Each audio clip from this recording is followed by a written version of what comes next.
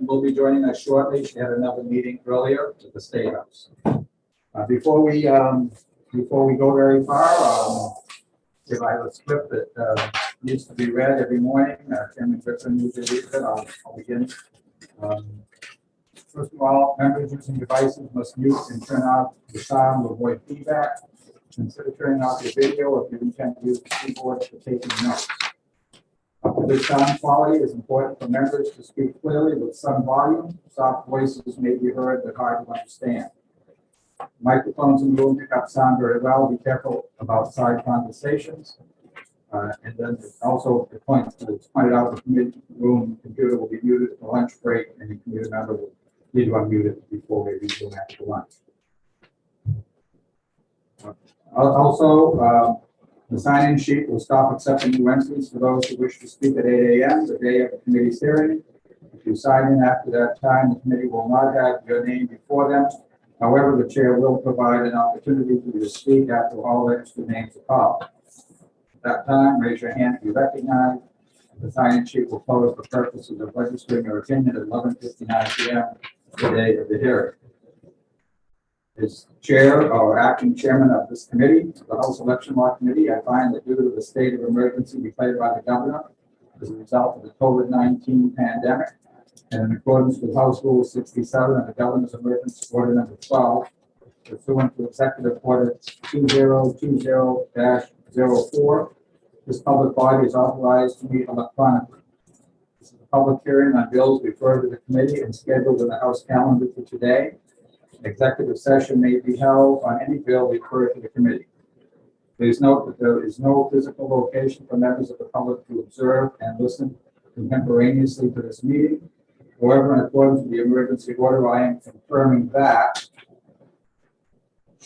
all members of the committee and select legislative staff have the ability to communicate contemporaneously during this meeting through the Zoom electronic meeting platform.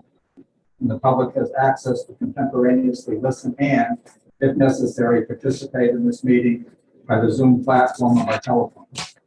All necessary access information has been made available in the House calendar, including the electronic calendar on the General Court website. The notice for this meeting complies with House rules and RSA 91-8.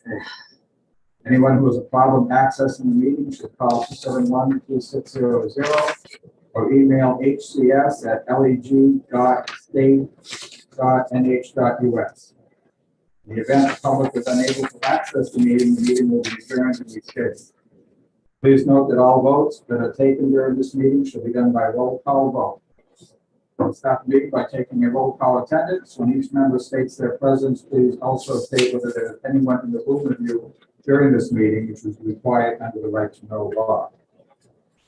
And with that, I will begin the roll. Again, Chairman Griffin will be joining us shortly. Wayne McDonald, I am present. Representative Blue O'Brien. Present. Representative Sweeney, present. Representative Haywood, present. Representative Mooney. Here in Merrimack alone. Thank you. Representative Tamosia. Here. Representative Berry. Here. Representative Bowen. Here. Representative Quilly. Here. Representative Wells. Here. Representative Cody. Here in Nashua alone. Thank you. Representative Ward. Here in Portsmouth, one family member in the house. Representative Bergeron.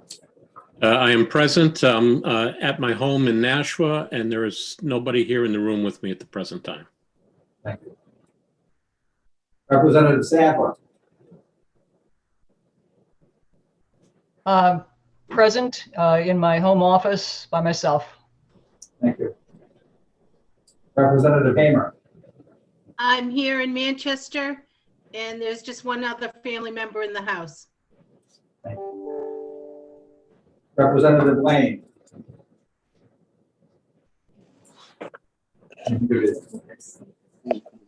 Sorry, I couldn't unmute myself. I'm present alone in my home office in Concord. Representative Representative Freitas. Here, and I'm at home alone. Representative Hamlet. Hi, I'm here in my home in Portsmouth, and there's another family member in the house. Representative Muirhead. Present and alone in Hanover, New Hampshire. All members are present, except, again, Chairman Griffin will be joining us shortly. So clearly we have a quorum.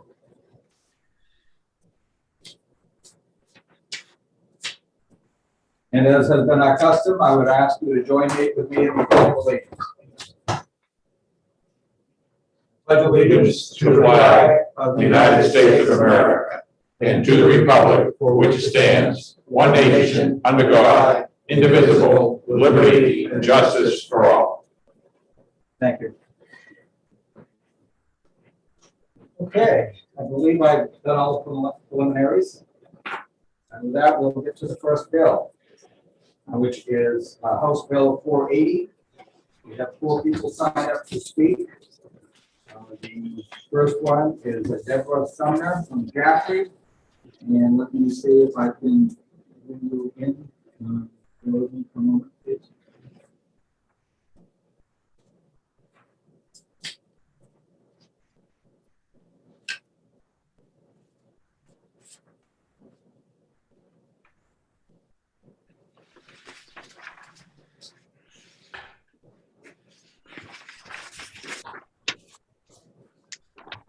Ms. Sumner, can you hear me? No, muted. Mr. Chairman, Representative Edwards has his hand up in the audience as the sponsor, I believe. I'm sorry. Yes, the sponsor should speak, but I apologize. It's okay. You're ahead of the game with Deborah Sumner being in. You upgraded it, promoted him, or do I need? I have not. I would be happy to if you'd like me to. If you don't mind, that'd be great.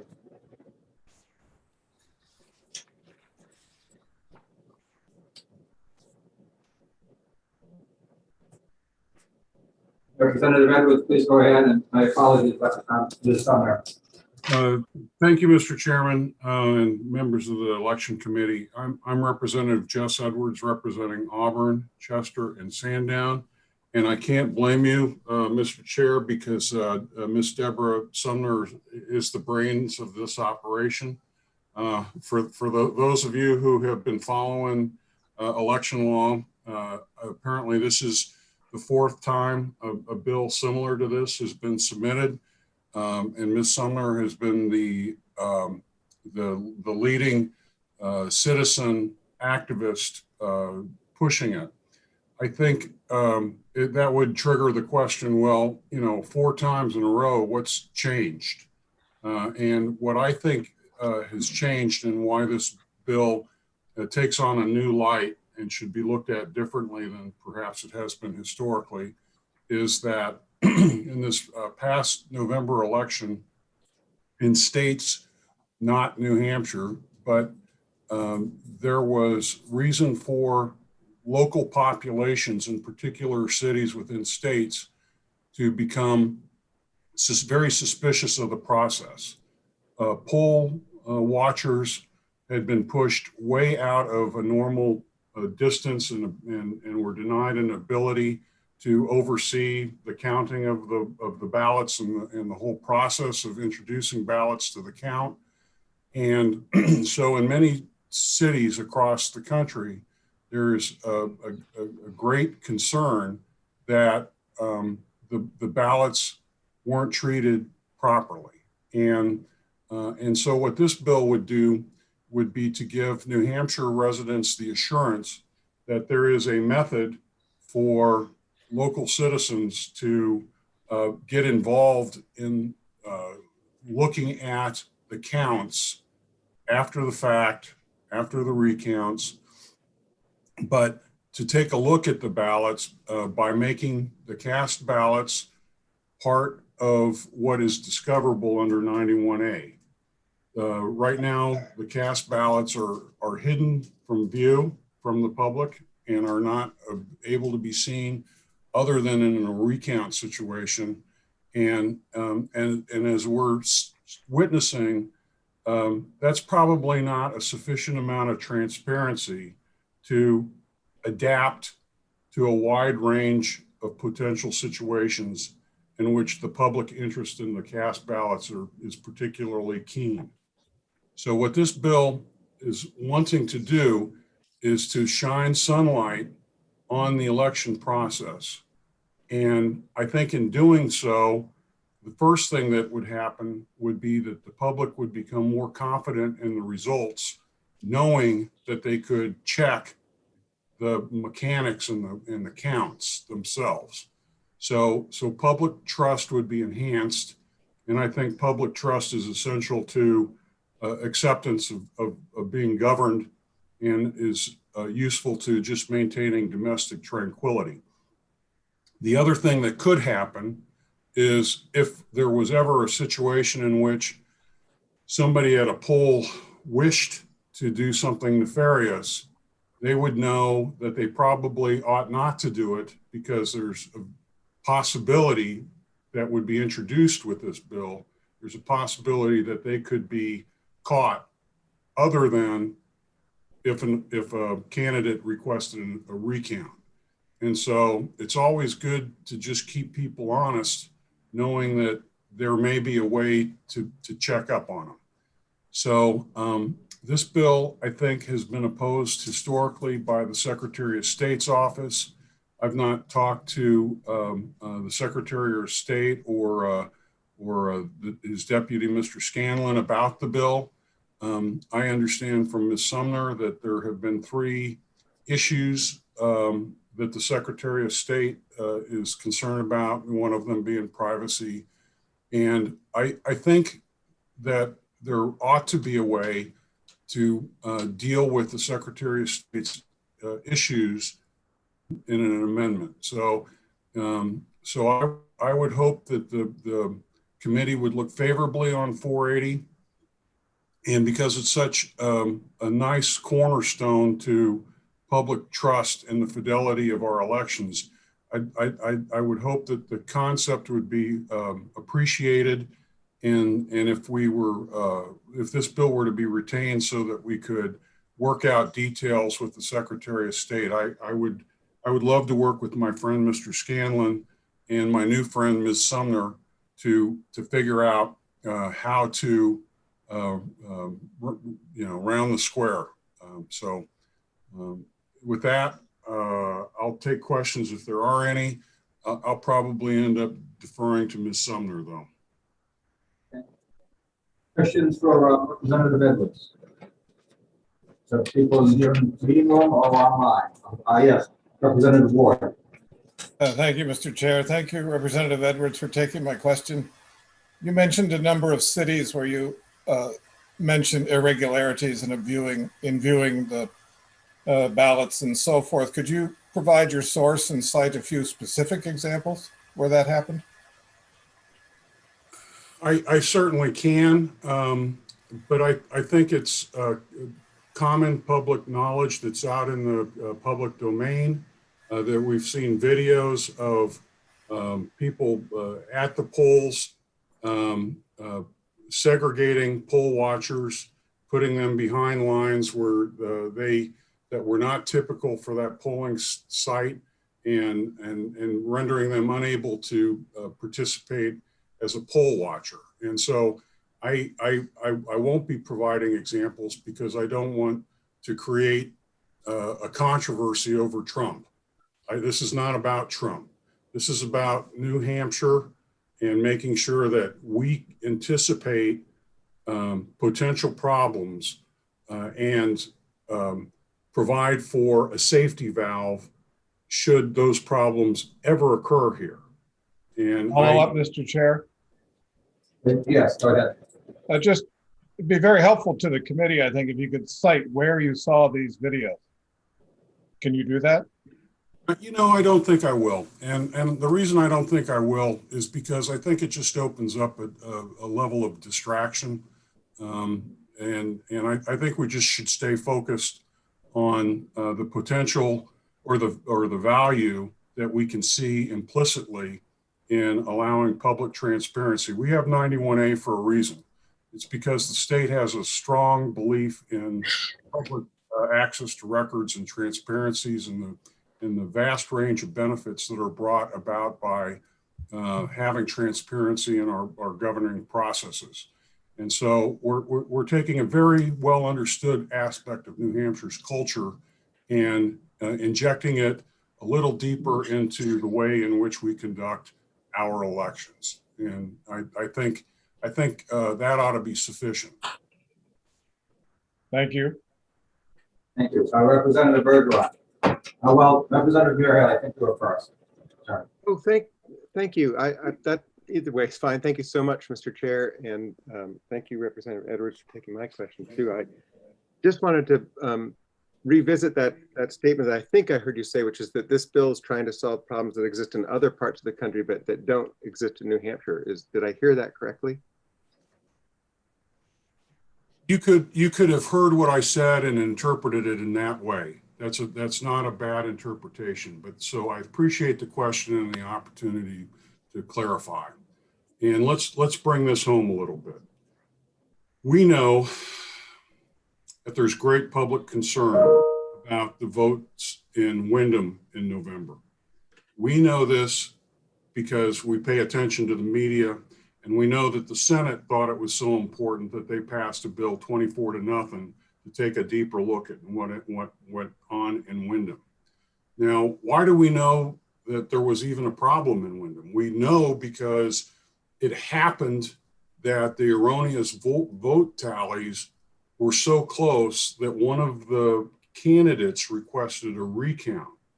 Had a recount not been requested or not been appropriate, the obvious issues in Windham would not have been exposed to the public. So, I know that there were people in Windham who've been watching the results of their elections for years and years who that night of the election, when they saw the results, they believed something was wrong. Had there not been a recount, they never would have gotten satisfaction to their question.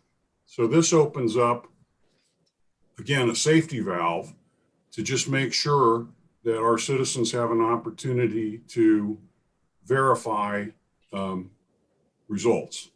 And, there's a saying, trust but verify. I think in New Hampshire, we're able to lend our election officials across the state a great deal of trust. But there are those situations where the verification process would be beneficial. I hope that answers your question, sir. Thank you very much, sir. Yes. Representative Bergeron. Thank you, Mr. Chairman. Representative Edwards said a couple of quick questions, if I may. Supposing some individuals came in to examine the ballots and they did their own count of ballots cast for a race or multiple races in a ward. I come from Nashua. And they come up with a number that's different than what was reported on the official return of votes form. There's no saying it's accurate, but what happens if then these folks go to the press and say, well, we found a different number than was recorded with the Secretary of State? The information's out there, the claim is out there, but what happens next? Well, so that's a great question, really a great question. And it could be really stimulative of some discussion around a potential amendment to this bill, and speaks to why retaining it might be the right strategy. But in the first instance, even before we get to the heart of your question, is if there really has been a problem, is society benefited by ignorance? If there was a problem, but nobody is aware of it, are we better off than we would be if we knew there was a problem or thought there was a problem and it gave us something actionable to look at? And I would say that I am anti-ignorance. I am pro-information. And if they do the count, we have additional relevant, important information. What we do with that information I think, would depend on a number of factors that get into a bunch of hypotheticals that I don't know if I can address on the fly. But if it's a credible enough set of information to where it appears as though, you know, serious errors or a crime occurred, then I imagine the AG office could step in at that point and conduct a separate investigation. But I prefer sunlight. I prefer information over ignorance. And I think we could figure out what to do with that information, either prospectively as we look at this bill, or maybe in the years to come as we have some experience with it. Further question, Mr. Chairman? Sure, go ahead. Okay, and this is my last question. The bill says that towns and cities may request reimbursement of additional expenses. I'm not quite sure what additional expenses means, but I would estimate in Nashua for individuals to come into City Hall, examine ballots for 4 hours for whatever purpose. The city clerk would probably have to have 3 people on staff to assist them and monitor their behavior. So the cost could and the ballot boxes would have to be retrieved and returned from off-site storage. I would expect that the cost would be about $500 for a 4-hour block of time. And this can be done multiple times for the same ballots by different people over the course of 22 months in the case of a federal election. So who's going to pay for it? Should it be the people requesting access to the ballot? Should it be the towns and cities? Should it be the Secretary of State? You know, I'm not exactly sure what's in what 480 says to that particular question of who pays. I think it cites some fund that's at the state level that I haven't double checked to make sure that that is a funded line and how much money's in there. I would think that if I were sitting down and working it out with you, I would want the people requesting the survey or the review of the ballots to have a substantial, if not 100%, requirement to pay for the incremental costs. And I would want some assurance that the costs were indeed fair and incremental and not intended to be so high that nobody ever challenged it. So you'd have to walk, I think, a line there to protect the taxpayer and also protect the right of the public for access. Okay, thank you, Representative Edwards. Thank you. Anyone else, any other committee members wish to ask Representative Edwards a question on this? Anyone here in the committee room, anyone online? Seeing none, I guess we're all set. Representative Edwards, thank you very much. Yes, sir. Thank you, and thank you to the committee. Thank you. And now Ms. Sumner, if you'd like to testify, I'd already upgraded you, and if you want to unmute, you may proceed. All right, can you hear me? Confusion earlier. Yes, okay. Yes, Deborah Sumner, and I would say that in 4 tries, we have actually made some progress. And I think if Representative Cody remembers my first try, I spoke way too long, and he was very, very polite and finally wrapping me up. So I've learned to read most of my testimony from then on. So if you have copies of my testimony, what I'll try to do is skip through and try to, Representative Edwards did a wonderful job. I would like to hire him to do my presentations next year. Thank you very much, Representative Edwards. That was very impressive. I think you know a lot more than you think you do about this subject. Okay, so I'll skip my introduction, and I would just say I've been to state court twice to ask to review ballots in my town for November 2010 and November 2012. If I'd been able to raise $10,000 to $15,000 to pay an attorney, I would have asked to review ballots for one questionable contest in November 2016. Okay, yes, election transparency. Representative Edwards already dealt with that. Election transparency equals trust in elections, trust in government. So we say we believe in transparency, but what does that actually mean when we look at ballots that are counted inside a computer instead of required to be voted to be counted in public as our Constitution and laws require? So I hope the legislature will expect and direct the Secretary of State to shift from his power over style of winning at any cost to one of power with emphasis in cooperation, problem solving with local communities and citizens. The likely result would be better use of all of our time, energy, and money in elections we voters have reason to trust and be proud of. Developing mutual trust and respect between citizens and our government needs work on both sides, and we acknowledge that.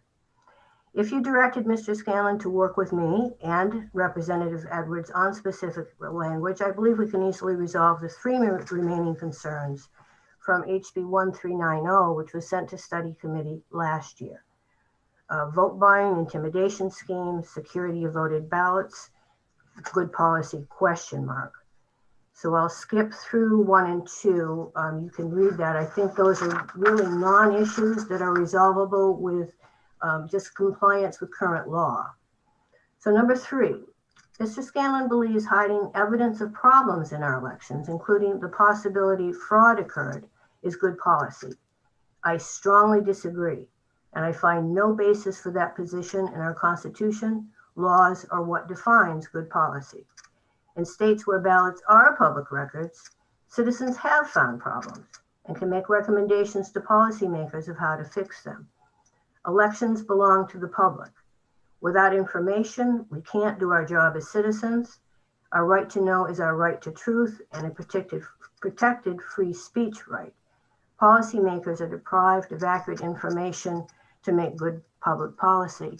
And this is something that I think is common to people who are involved with right to know issues. We are seen as the enemy of government. We citizens are often seen as the enemy, that we are troublemakers, instead of starting to work in a partnership to make things better for all of us, to start having more of a cooperative instead of an adversarial relationship. So this is not unique to this particular situation. This is an issue we are trying to deal with with right to know throughout the state. So examples of how how we can do better, use information cooperatively and make better choices. We know that dust in the scanner can cause false overvote readings because in Wisconsin, where ballots and images are public records, citizens investigated that issue. Number 2, specific to New Hampshire, the SOS and AG successfully argued against the court granting the access to November 2012 Jaffrey ballots that showed a 2.5% overvoted ballot rate. If I had been able to look at ballots, I knew of 2 fraud possibilities at that time. I know of 4 now. I might have found no evidence of fraud, but that voter intent on 68 of the 71 ballots showed they contained legal votes that would have been counted in a hand count town or a recount. I could have come to you sooner than 2018, and maybe that problem could have been corrected earlier. In his recent testimony on SB 79, Mr. Scanlon acknowledged 2 to 3% of votes not counted by the scanner are legal votes. And HB 491, which will be your next hearing, will attempt to correct that problem. The Attorney General has been asked to investigate specific issues in Windham and Derry from November 2020 election, but seems to be confused about his statutory authority to do so.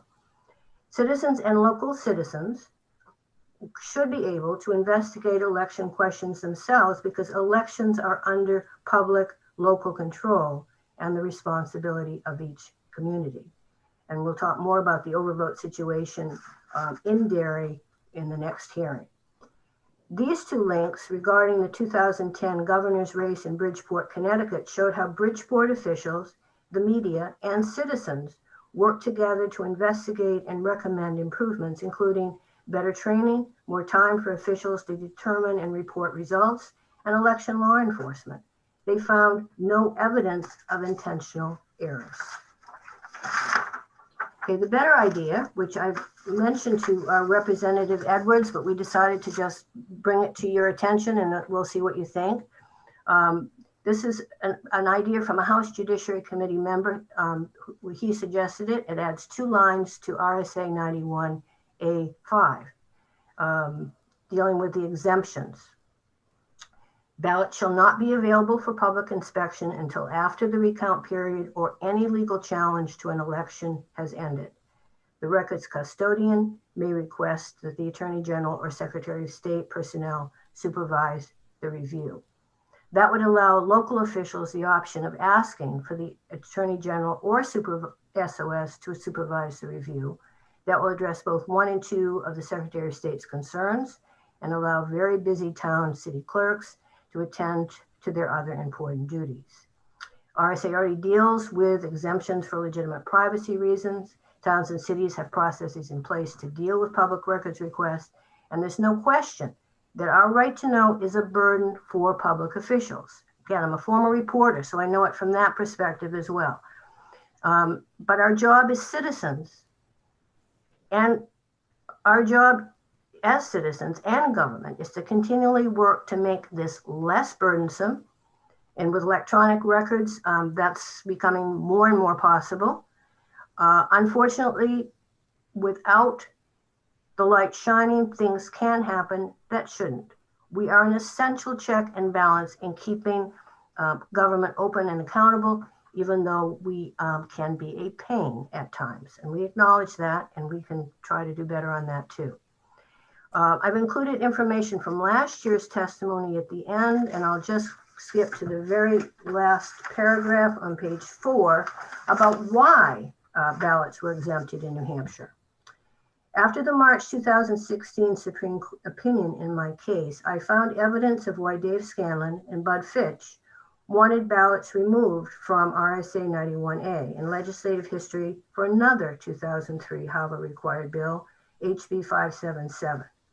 They said a superior court had granted a petitioner access to ballots because they hadn't been exempted. That was the reason.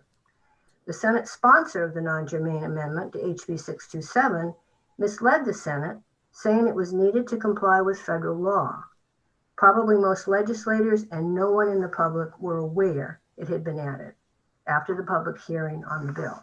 So there was no specific reason for exempting them in the first place. All right. So with right to know, if anybody has some experience with that, you need to have a good reason to exempt a record. You can't just do it because it's inconvenient, or it might cause some embarrassment if someone found something that some official didn't want them to find. All right. So there has to be a good reason if you're going to exempt something, any public record. So I think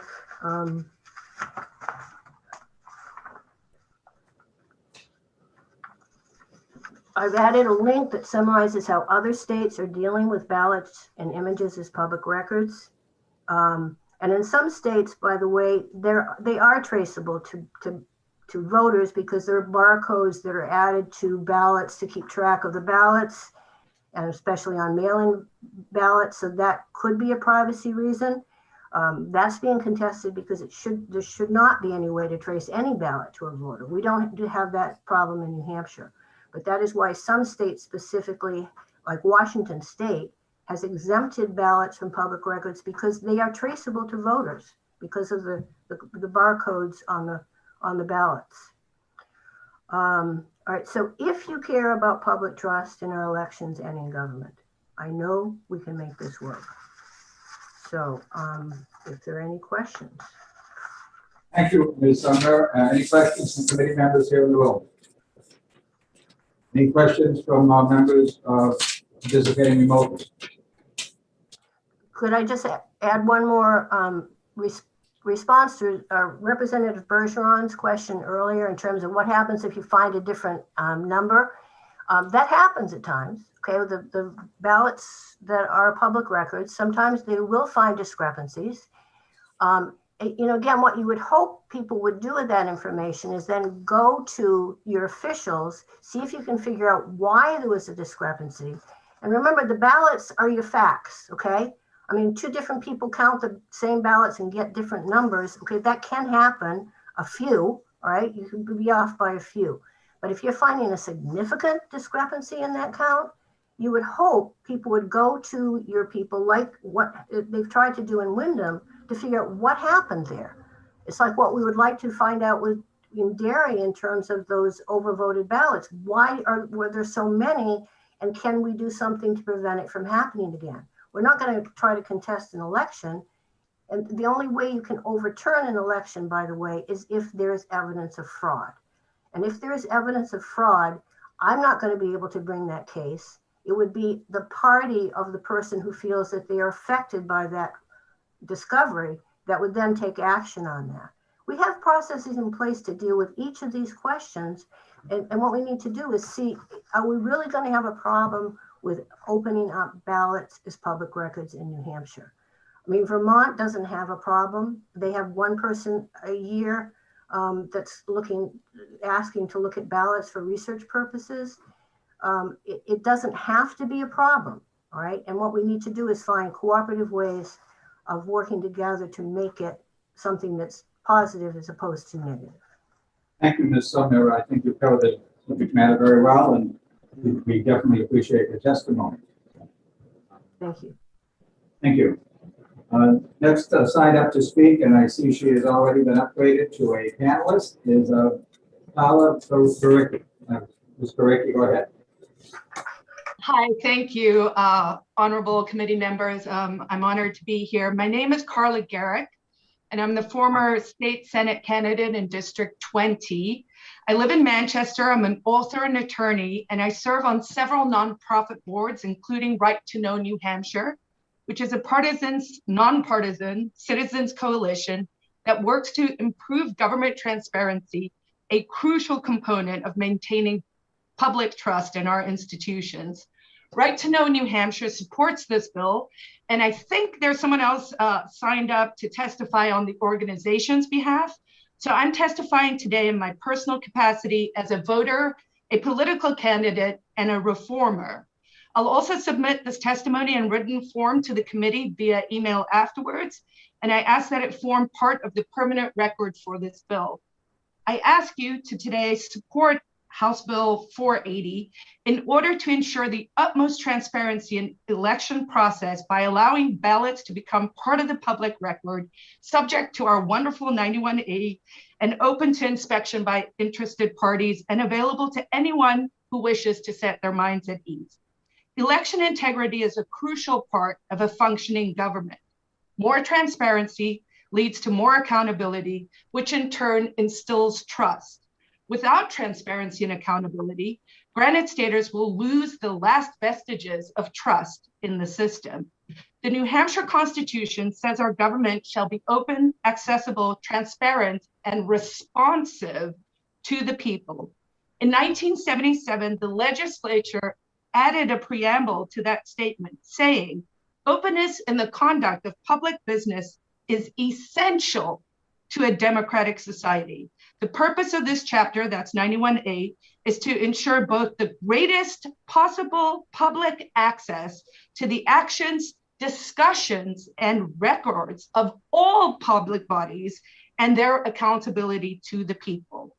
House Bill 480 increases accountability by increasing checks and balances. In 2018, I was the Republican candidate for state Senate in District 20. During the primary, the Libertarian Party launched a write-in campaign, meaning if I got 30 write-ins, I would appear as a fusion candidate on both the Republican and Libertarian, as the Republican and Libertarian candidate on the election ballot. District 20 has 6 wards, and I picked up about 20-something write-ins in 5 of the wards, but I only got 1 write-in in Ward 11, which is my home ward, and I know a lot of voters there, and I knew people were writing me in. So it was clear to me that when Ward 11's results came in, something was horribly amiss. I filed for a recount, and yes, something was amiss. The moderators somehow failed to record any of the write-ins correctly. And I did, in fact, receive enough votes to qualify as a fusion candidate. My question was, why were there write-in votes that were recorded incorrectly? I'm sure it was, as everyone else says, a mistake or an oversight or something went wrong. And fortunately, the checks and balances that we had in place because of the recount did mean that we caught the problem. But why did the system fail in the first place? Why was the original tally wrong? And how often does this happen? And where does it happen? Everyone on this committee is aware of the current investigation of the Wyndham incident, where more than 300 votes were found for each of 3 Republican candidates during a recount. Much like in my case, this raises more questions than it answers. House Bill 480 will help address these sorts of troubling scenarios by allowing follow-up audits by ordinary concerned citizens, by our Granite Staters who are registered voters. And this will help us have the most unimpeachable and solid election process. This would help us to identify, say, if there's an isolated polling station where there's a problem, or maybe there is, some kind of repeat offender. And part of this goal of this bill is to ensure the accuracy of the vote count and to evaluate the performance of election officials. In other words, it's a check and balance on the check and balance that the recount already gives us. It gives us that opportunity to see if there's weird and strange stuff happening. It seems like this seems to be happening more and more. So I think the time is now to try and pass this bill. Obviously, increasing transparency serves to increase accountability and trust. So let's empower our citizens. Let's empower our Granite Staters to exercise their own audits to ensure that that trust remains. I want to address one question that came up from the gentleman from Nashua, and sort of something that Deborah Summers said as well, regarding this notion. I think, there's this idea now that people who want government to be open and transparent are troublemakers.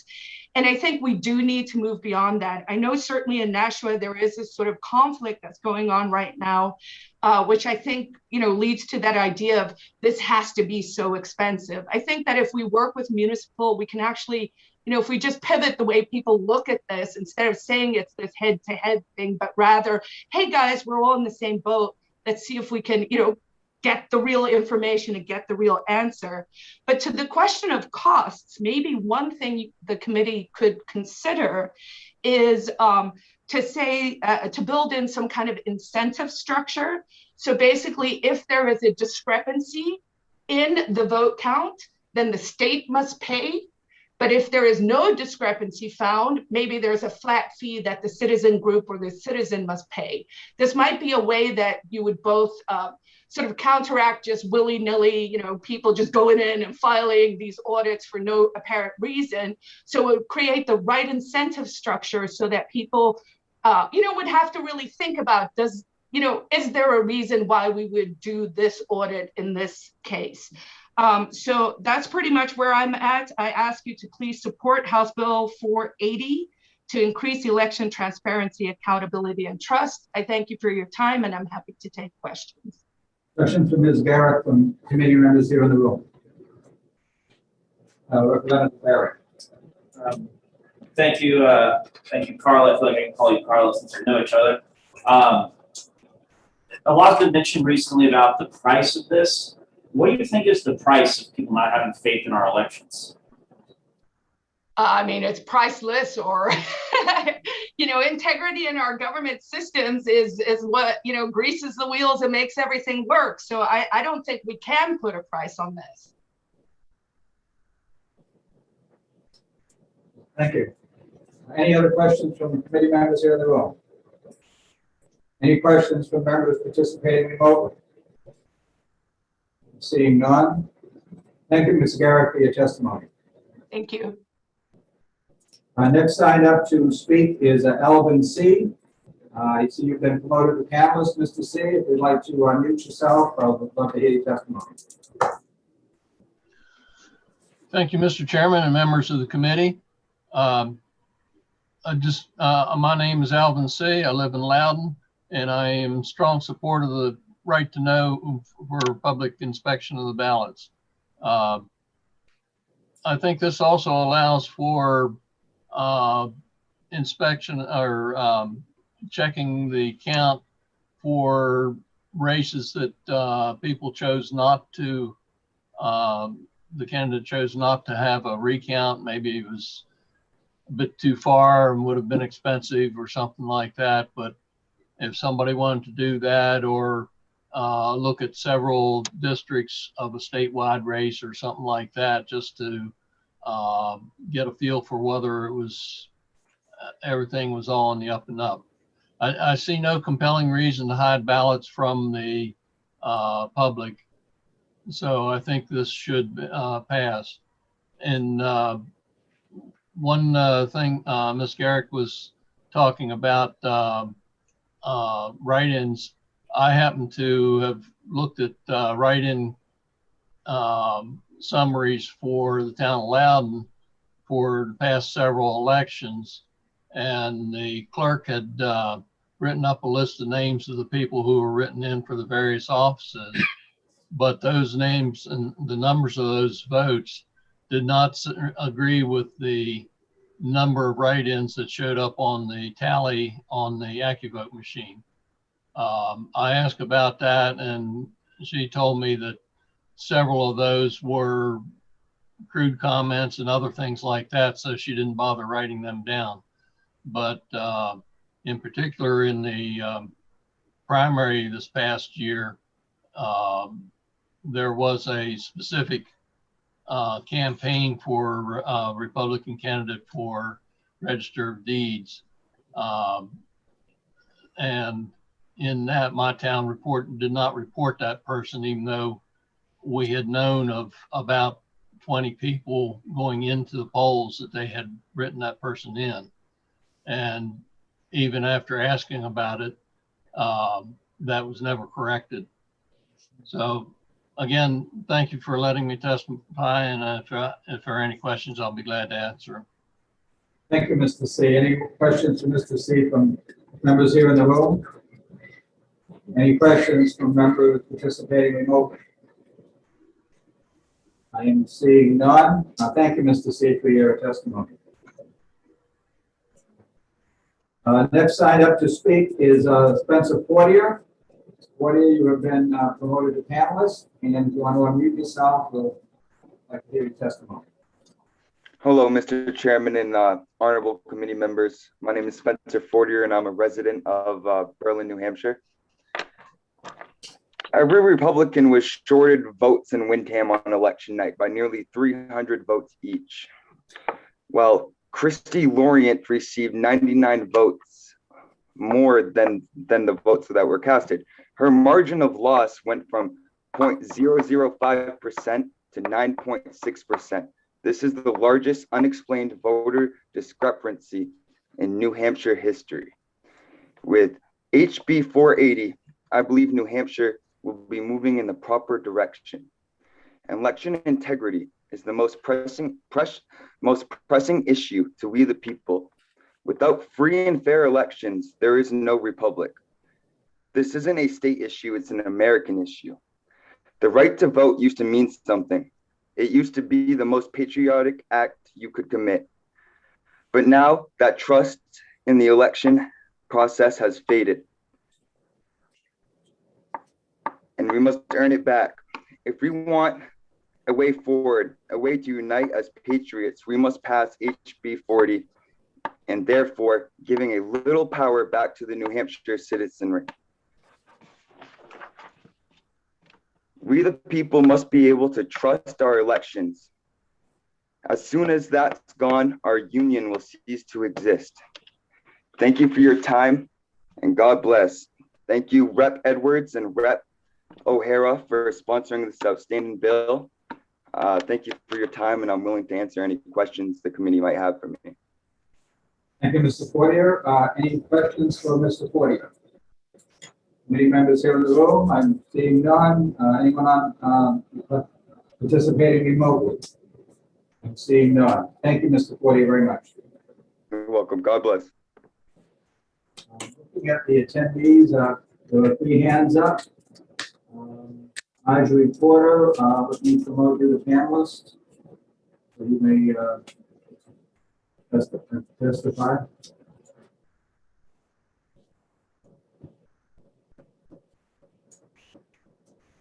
Ms. Porter? You want to unmute? Ms. Porter? I've got it. Thank you. Excuse me, Mr. Chair. I'm here to introduce the next bill, not to speak on this one. Thank you. Oh, okay, I'm sorry. Okay.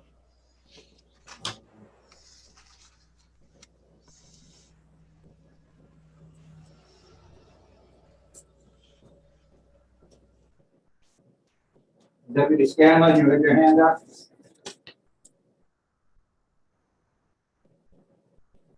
Deputy Scanlon? Thank you, Mr. Chairman and members of the committee. I'm David Scanlon, Deputy Secretary of State, appearing today in opposition to House Bill 480. Before I make my remarks, I will say that when Ms. Sumner was giving her comments, she did attribute some positions and statements to me that I simply never made. And I just want to make that clear before I move on. There are obviously competing public interests in this topic. Citizens of New Hampshire have the right to know how their government operates. They have the right to see certain documents. But in the case of elections, it is a different situation. Ballots have never been available for public inspection after an election and after the recount process has been over. There was a law that passed a few years ago that did make ballots specifically exempt from the right to know law. And that was because at the time when the retention period for holding ballots was up and when the ballots were to be destroyed, there were some academic requests to take a look at those ballots to see if they could determine certain voting trends in New Hampshire. Those requests were not honored, but to make it perfectly clear that ballots were not subject to public inspection, that statute was created. I disagree with the version that Ms. Sumner described on how that law was established. She's connecting some dots that simply are not there. And I have expressed this in the 4 or 5 times that this bill has been before the legislature in the past. And the 2 court cases, Sumner v. Secretary of State, that she took all of the way to the Supreme Court twice, and she lost in every court along the way, citing these same issues. So why is it important that ballots are exempt from the right to know law and they are to be kept private? First, there is a process after an election where it is very easy for a candidate involved in the election to request a recount. After the recount is over, if there are still unresolved issues, the candidate can appeal to the Ballot Law Commission. The Ballot Law Commission will review whatever evidence it is that the candidates bring forward in determining the final outcome of the race. And when they make a decision, that's it. After that, ballots are sealed and they are not to be reopened unless there's an act of the legislature. And that currently is underway in the Wyndham situation that you heard mentioned before, or unless a court says, open the ballots. They have to find that there is a valid reason for doing so, but a court can do that. It is incredibly important that there is finality to the election after it's over, so that the elected officials can assume their office and carry on their work. In New Hampshire, they have very little time to do that job. As all of you know, you hold your position for 2 years and then you're up for election again, and you get to go through the cycle all over again. We all know that there are groups and agencies and entities out there that will do surveys and polls, and the outcome of those polls can be biased. I mean, they can come up with findings that suit their positions over somebody else's based on looking at the same information. The same would be true if we allowed groups to go in and assess what happened with, with the ballots in election. They can use different standards for counting the ballots in a race, and the conclusions can be different from another group. They may want to look at those ballots and do the same thing. That is not helpful. All that does is sow doubt into the outcome of the election, which should already have been decided. That is a very important public interest that we need to uphold. The other issue that comes to mind is the privacy of the voter.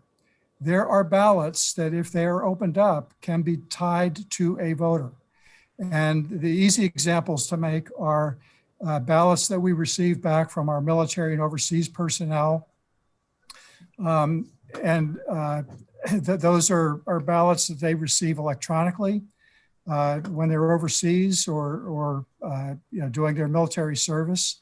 They print the ballot off on using whatever paper they have, on whatever printer they have, and whatever font is being used.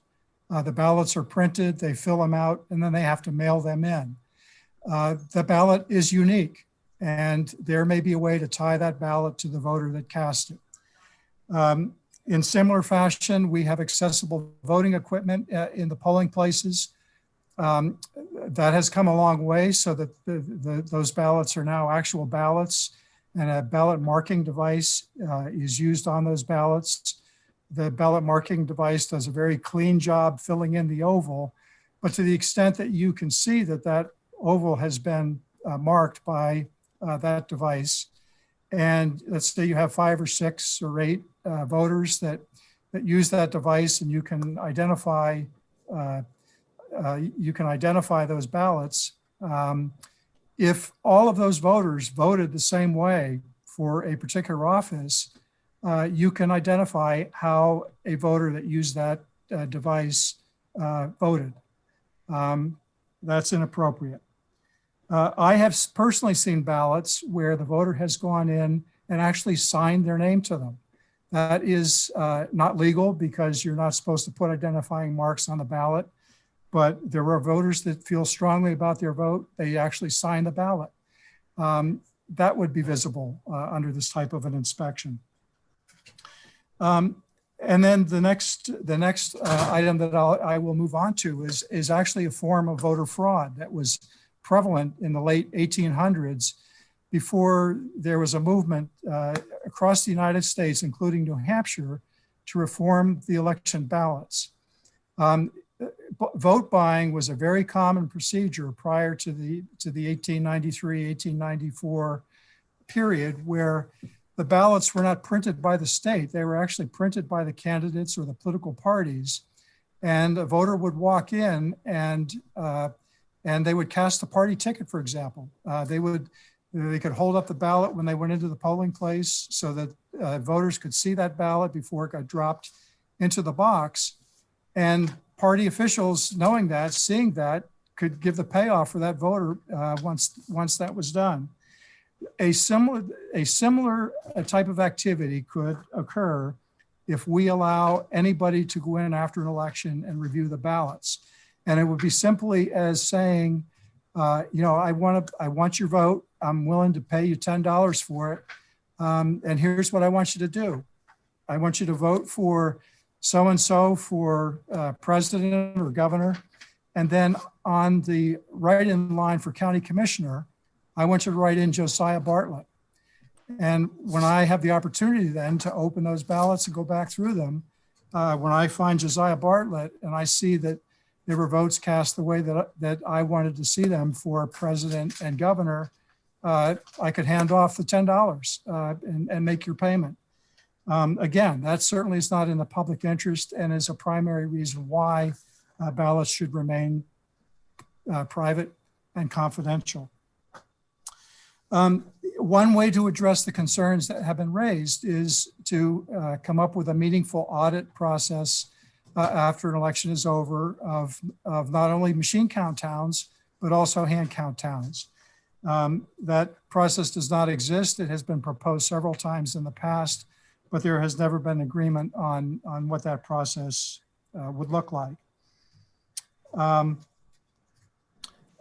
think that that pretty much covers everything that I've covered in the past on this topic, but I just wanted to reiterate that there are very valid reasons for the practice of not making the ballots public after an election. And we would encourage this committee and the legislature to find this bill inexpedient to legislate. Thank you, Deputy Scanlon. Any questions for Deputy Scanlon from committee members here in the room? Representative Bowen. Thank you, Mr. Chairman. Deputy Scanlon, are you aware of any other states that allow this? And is there anything in federal law that allows or prohibits this?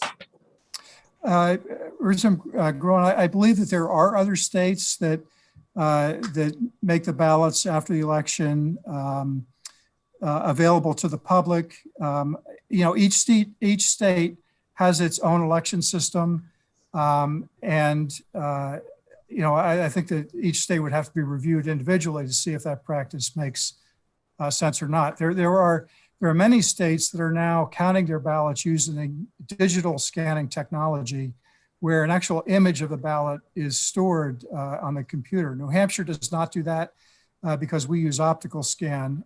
The digital scan states can actually isolate the individual marks on the ballot so that you don't have to look at the ballot itself in aggregate, but you can see how the marks are being made. And it will identify marks that are unusual and need some adjudication to determine what the voter intent was on them. So that information is stored in some states and is available in others. Thank you. Any other questions from members here in the committee room for Deputy Scanlon? Anyone participating remotely have any questions? Thank you, Deputy Scanlon. Thank you. Nice. One other hand raised. Actually, Chad Kelly.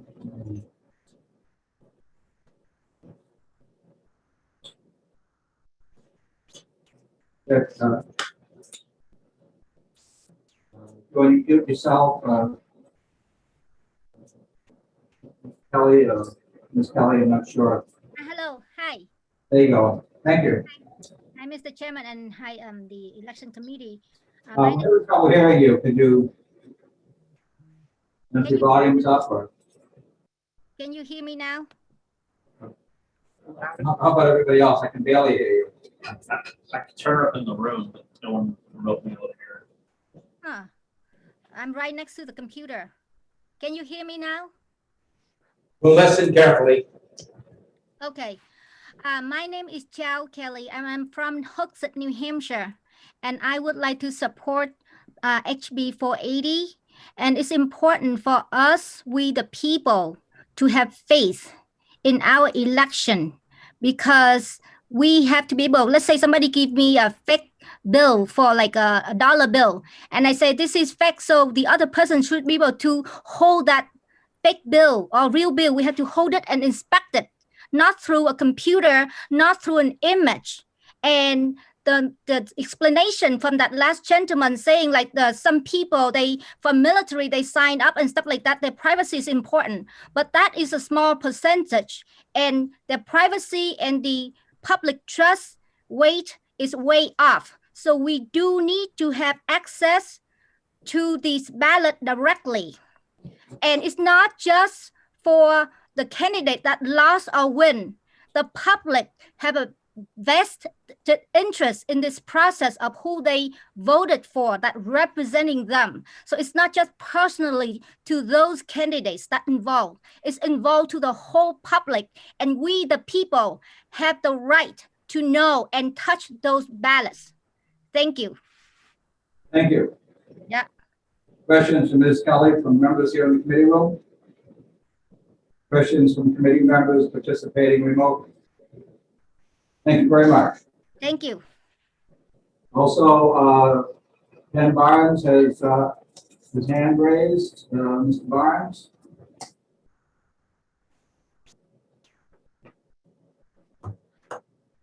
Unmute. Oh, good. Am I unmuted? Yes. We can hear you. Great. Thanks so much. Mr. Chairman and members of the committee, I appreciate your allowing me to speak at this important hearing.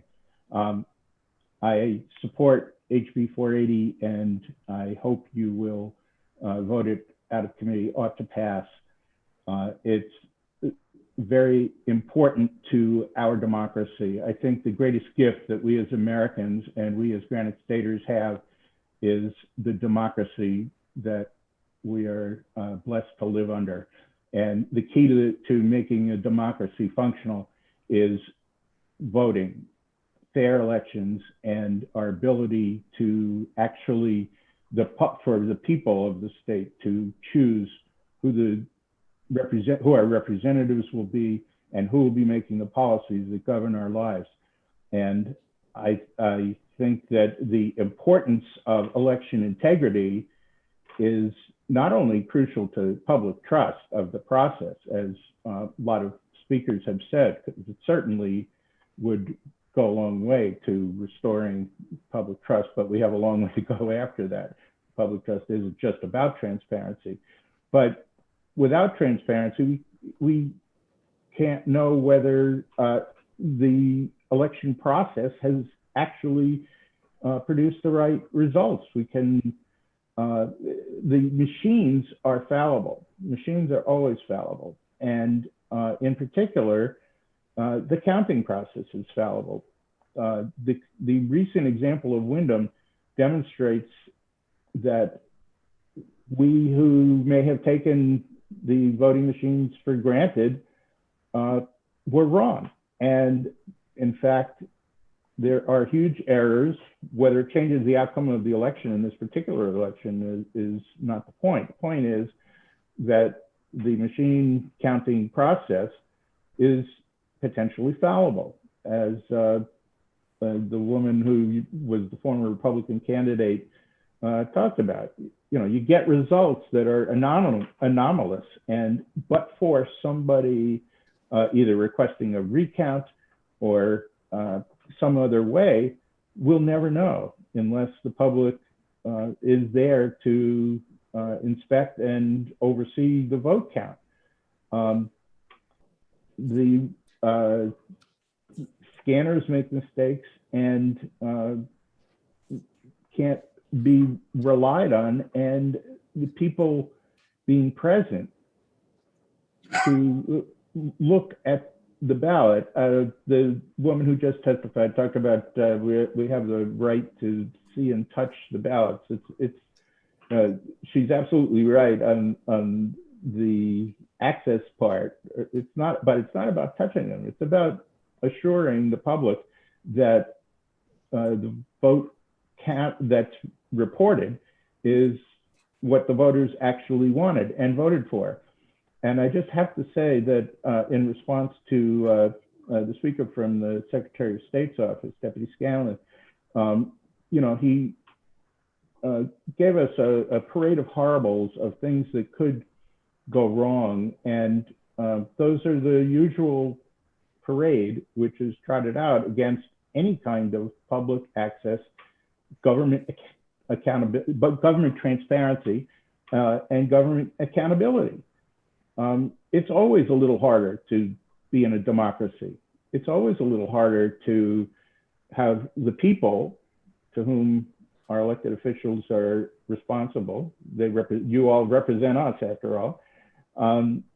It's harder. And as somebody said, it may cost a little more money, but the process of a democracy is worth a little more.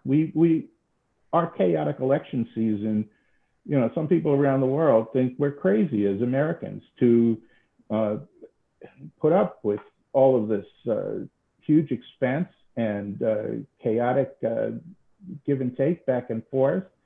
But that's what a democracy is. It doesn't, not that it should be with personal invective, but we have a robust debate, and then we transition power and move on, and the will of the people is put into place with representatives like you folks. And that is why it's worth putting up with all of the chaos and the expense that we Americans and Granite Staters put up with to participate in a fair voting system.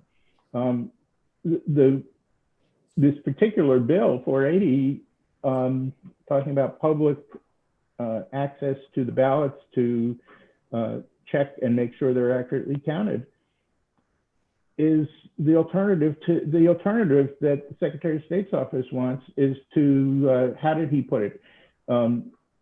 A candidate can request a recount, and if it's denied by the town, the recount, it goes to the ballot commission, and the ballot commission decides yay or nay, and then it's over.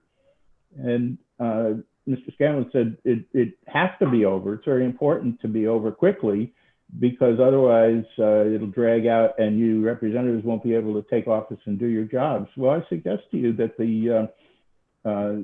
the Georgia Secretary of State showed us very clearly that it doesn't have to drag out and take forever to have public checking of the accuracy of ballots. They did three recounts, hand recounts of every single ballot, of millions of ballots, and they were done in a matter of weeks. So in our state, the boogeyman of representatives will not be able to take their office and do their jobs if the dirty public comes in and looks over the ballots and checks for accuracy. That's just not reality. And I don't think the committee should be scared by that parade of horribles. So I ask you to please vote ought to pass on HB 480. Thank you very much. And thank you for listening. Sorry I took so long. Thank you, Mr. Barnes. I understand that we are here finishing up the hearing on House Bill 480. My name is Barbara Griffin. I'm chair of the committee. Thank you for everybody for indulgence in regards to the morning. We are significantly behind schedule, which was not expected. We have a hearing scheduled for 10:30 with over 400 people expected to be logged on. So I am sort of I logged on to this meeting much earlier this morning. So in regards to 480, I'm going to ask, and I don't quite have my program up, but I'm going to ask the vice chair, how many more people want to speak on this bill because they get a minute? Representative Gay and Alicia. Okay, have each of you, given that this hearing has taken an hour and 15 minutes and is scheduled this morning, why don't you recognize one of those people for a minute? Thank you. Okay, Representative Gay, I will promote you to panelist. You're next on the list.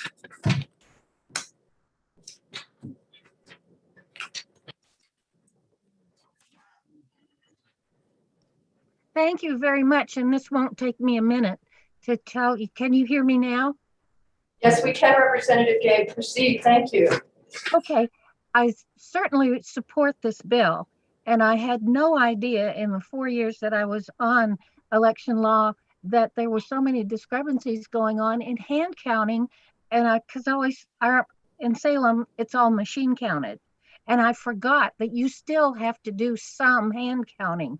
And after going to a recount that's very carefully supervised by the Secretary of State's office in Concord, and it was so impressive how it is carefully done and well observed, it just didn't dawn on me that we didn't get that kind of care guaranteed in all the towns that do all count, hand count, and some. So please support House Bill 480. Thank you. Representative McDonald, who's next, please? Alyssa.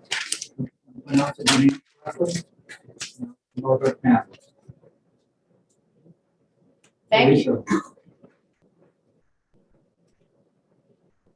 Lisa, if you unmute yourself, you may testify.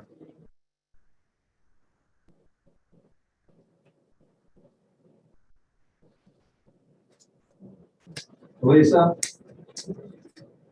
All right, next speaker, please. Can you hear me now?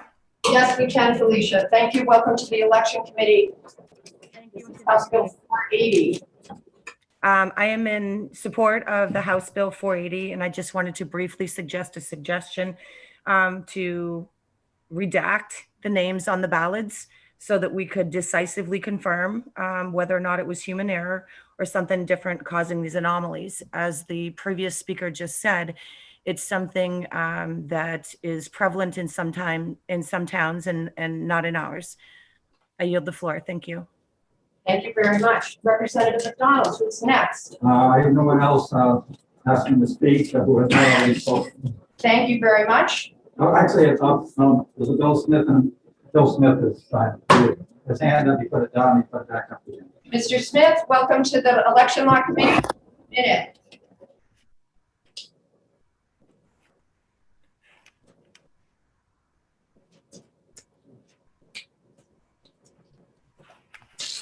Mr. Smith promoted to panelist.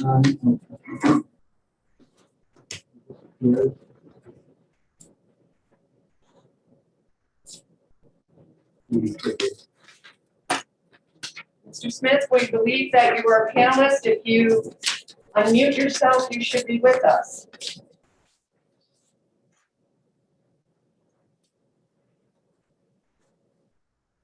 Hello, sorry, this is Bill Smith. Can you hear me now?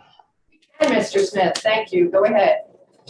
Thank you. I am in support of this bill. Election integrity is essential. Should votes be counted accurately, or are large error rates okay? I think the answer is obvious. Large vote tally errors of the type uncovered in the Wyndham recount should cause us all great concern. An error pattern that systematically disfavors Republican candidates and favors a Democrat candidate looks suspicious. We must determine how these large errors happen. Might this have been caused by malfunctioning voting machines? If so, due to erroneous software algorithms or deliberately misprogrammed algorithms, or were the numbers manually changed somehow, and if so, by whom?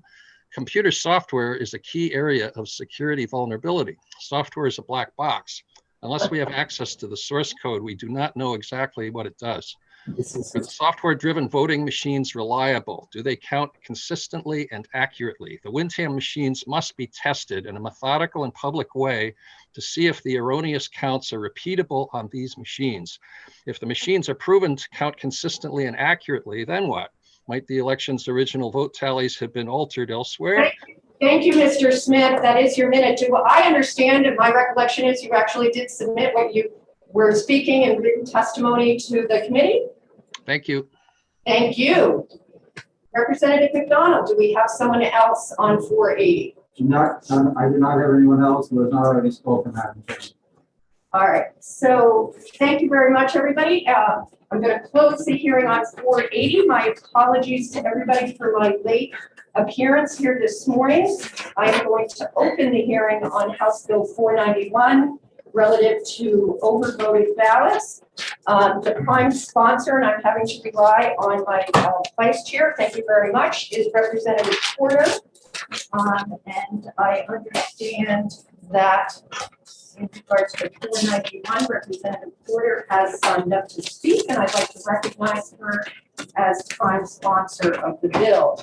I just promoted him, Madam Chairman. Representative Porter, if you unmute, you will be with us. And Pam, if you are listening, could somebody come down from IT to get me logged on to this meeting? I really need to be logged on for 490 for SB 42, and I'm having problems.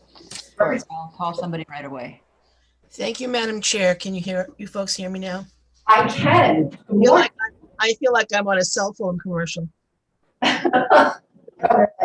Good morning, Madam Chair and members of the committee. It's good to see you all again. For the record, my name is Marjorie Porter, and I represent Hillsborough District 1, the people of Antrim, Hillsborough, and Windsor, and I'm here to introduce this bill to you.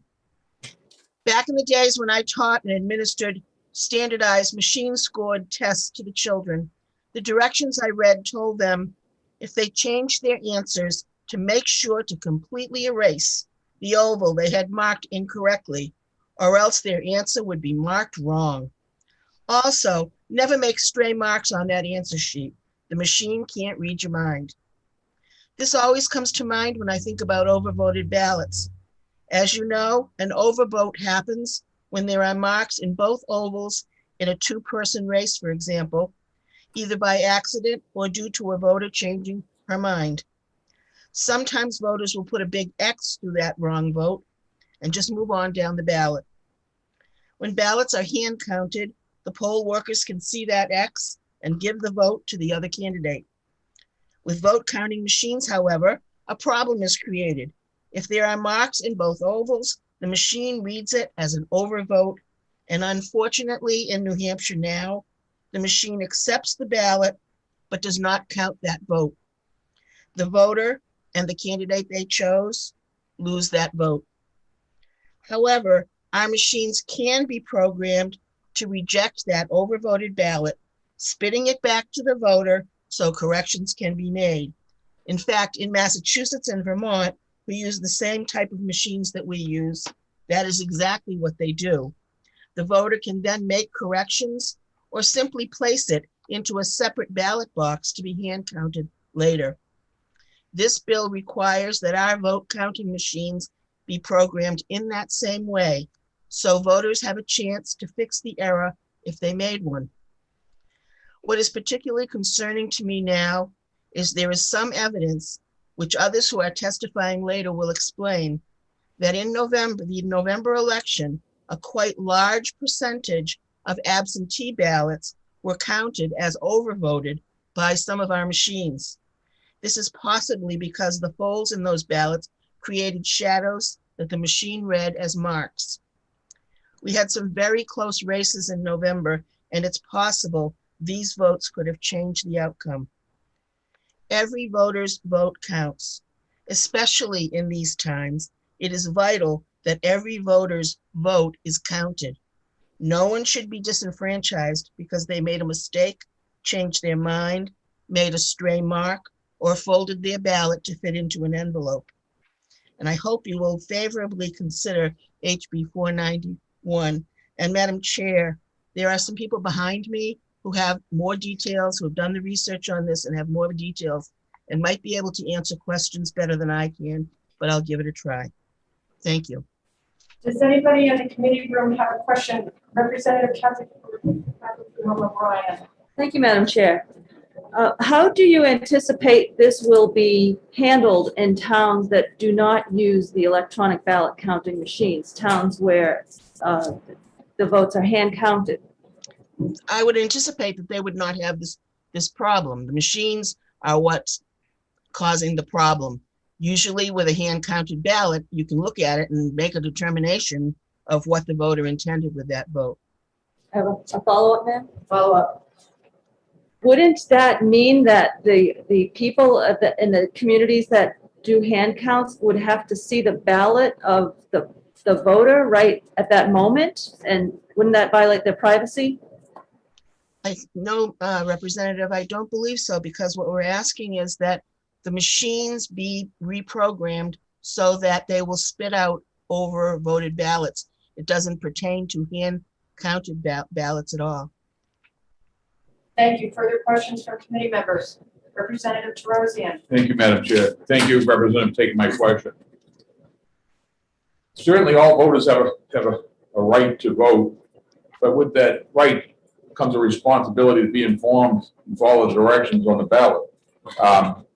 So my question is, it seems if this legislation passes, some people will get a second chance to correct an error they may have made, but others may not.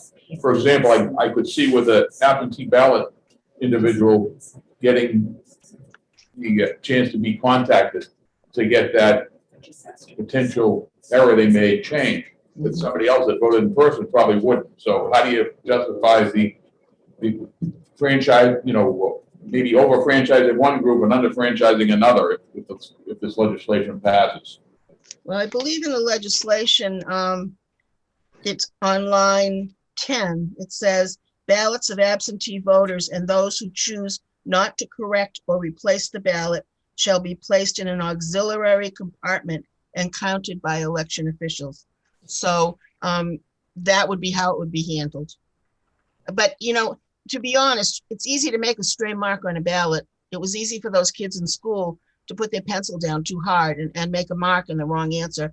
And believe me, I looked over my kids' test scores. My tests papers after they had been scored by the machine, and I saw one of them had a incorrect answer. When I looked at his paper, it was because there was a stray mark.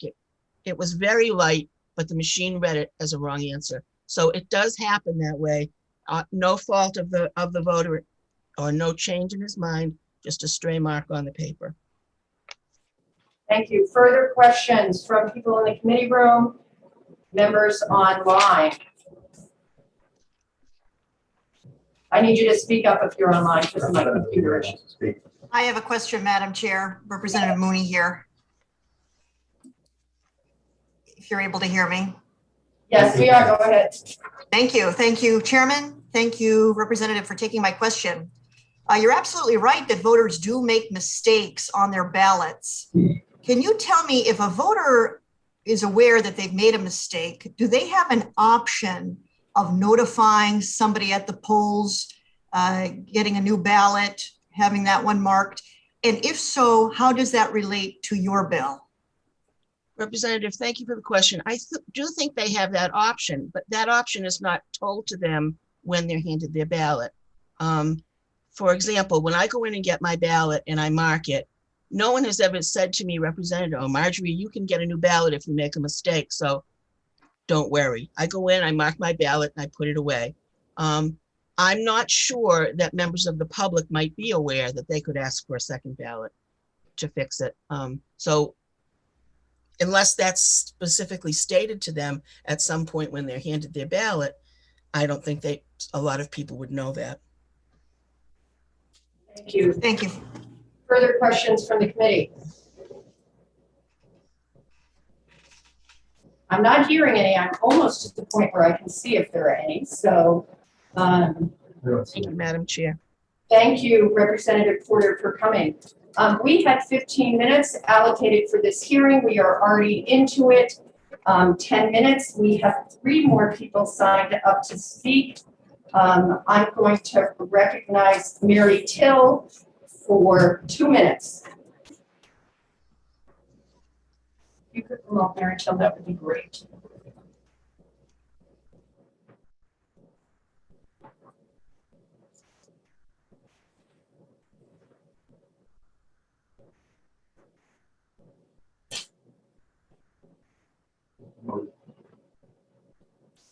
Good morning, Ms. Till. You unmute. You are with us.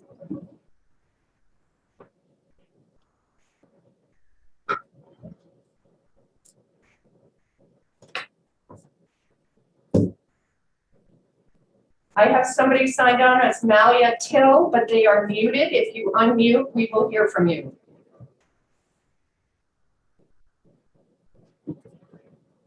Okay, we're going to move on. Also signed up to speak on this bill is Deborah Sumner. Good morning, Ms. Sumner. You have 2 minutes. You will be promoted by Vice Chair Wayne McDonald.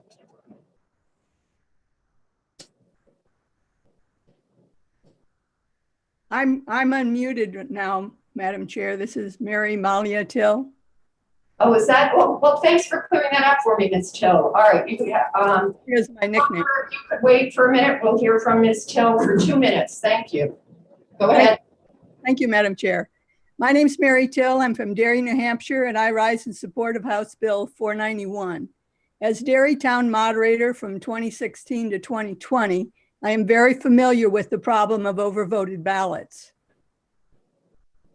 In counting votes, moderators are guided by the standard of the intent of the voter.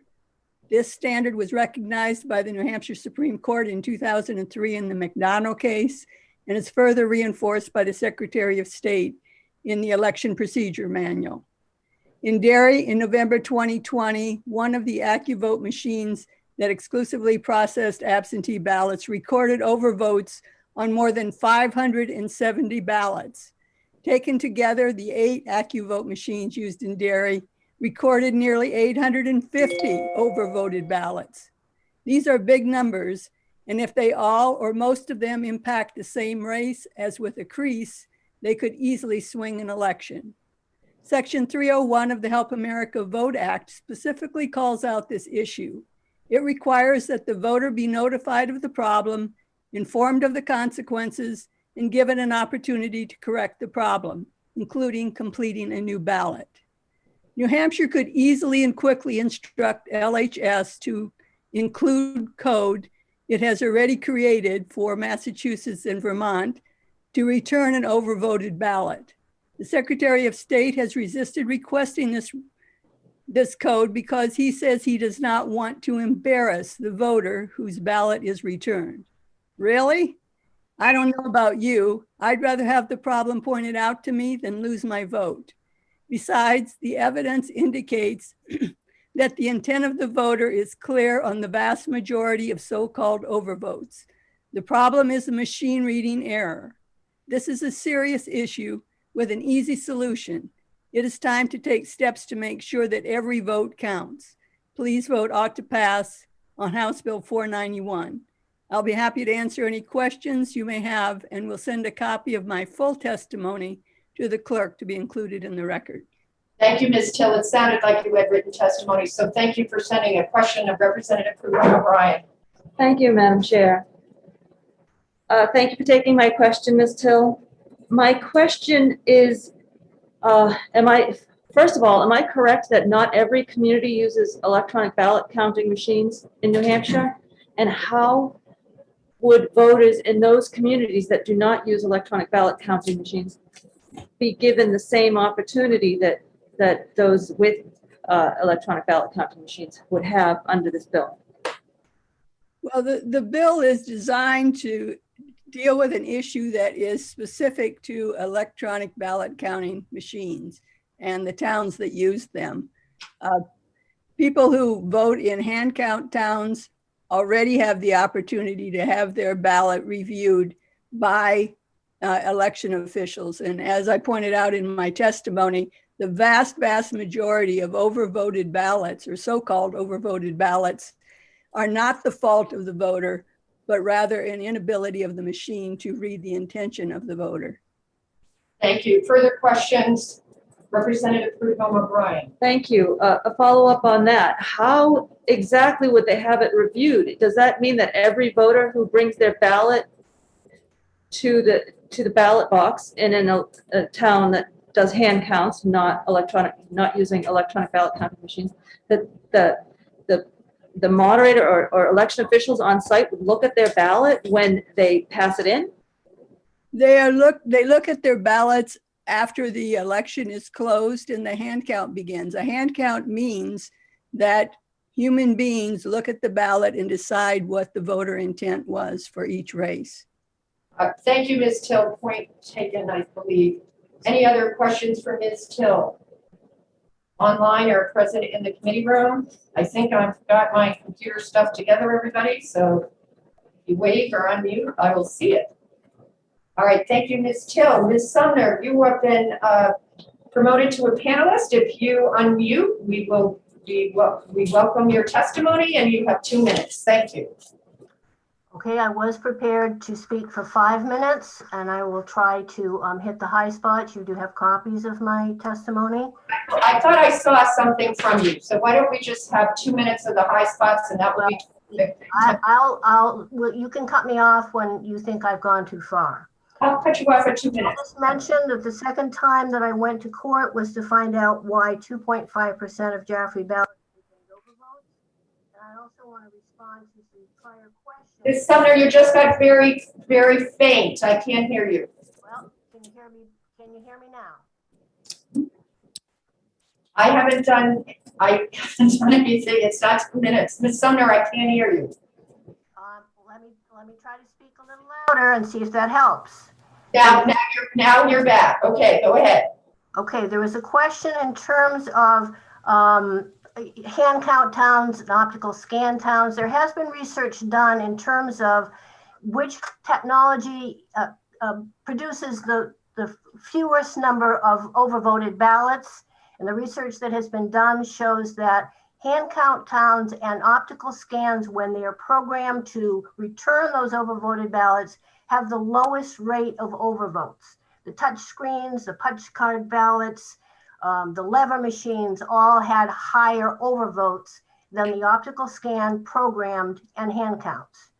The other issue in terms of New Hampshire is that when we were using the lever machines, and this goes back to 1800s, the law required those lever machines not to allow overvoted ballots.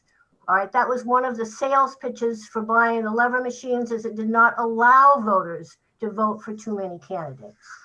Okay, so back to my testimony here. Okay, the problem currently is that New Hampshire has two contradictory policies. RSA 659:64, voter intent is the legal standard in New Hampshire and every other state that I'm aware of. The Secretary of State's policy Mr. Scanlon, Mr. Fitch, and I interpret the federal requirement differently, but I believe we agree neither the New Hampshire Attorney General nor the U.S. Department of Justice is enforcing the law, saying this is a policy question for the legislature to decide. Okay, research, anecdotal evidence shows less experienced voters, those of lower income and education, are more likely to be disenfranchised by overvoted ballots. This has been known since the 2000 general election and reported by the Election Assistance Commission.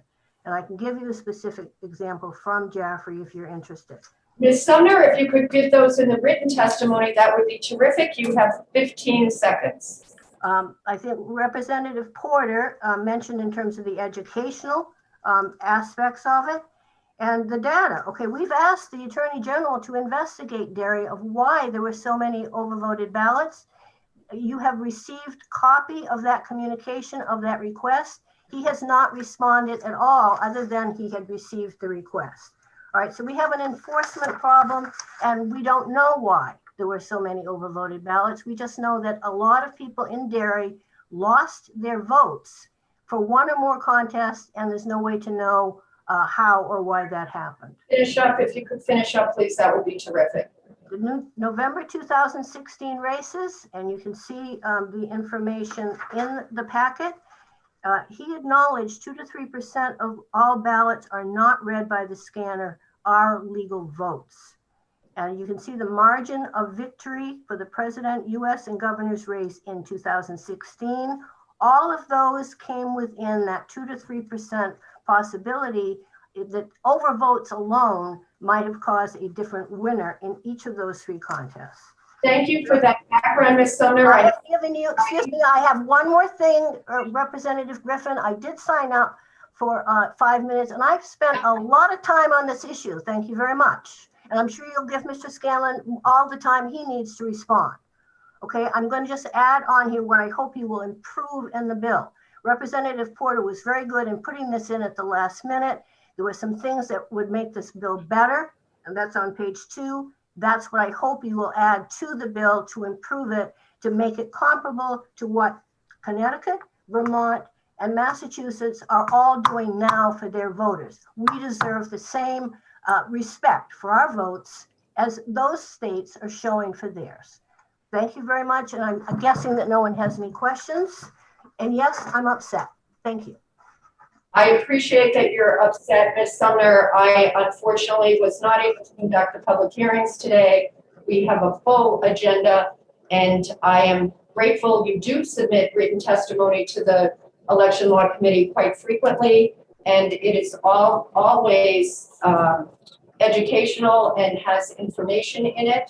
Does anybody on the committee have questions for Ms. Sumner? I'm not seeing or hearing any. So thank you for being with us this morning. Also signed up to speak on this bill this morning is Mr. Barnes. Representative McDonald, is Mr. Barnes here?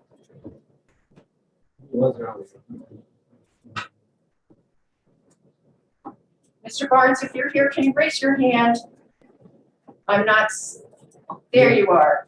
Mr. Barnes, you're being promoted. If you unmute, welcome to the committee, and you have 2 minutes. I couldn't unmute. It wouldn't let me unmute. I'm sorry. I won't take even my full 2 minutes. You can give it to somebody else, but I ask you to vote this bill ought to pass. It's very important, and the reasons stated by the sponsor and Ms. Sumner support the bill. Thank you very much. Thank you, Mr. Barnes, for indicating your support.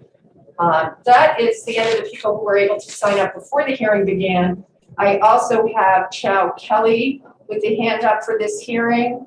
I am promoting to panelist and welcome to the election law. Chow Kelly, if you are there, I hope that I have promoted you, and if you unmute, you can speak. You have 2 minutes.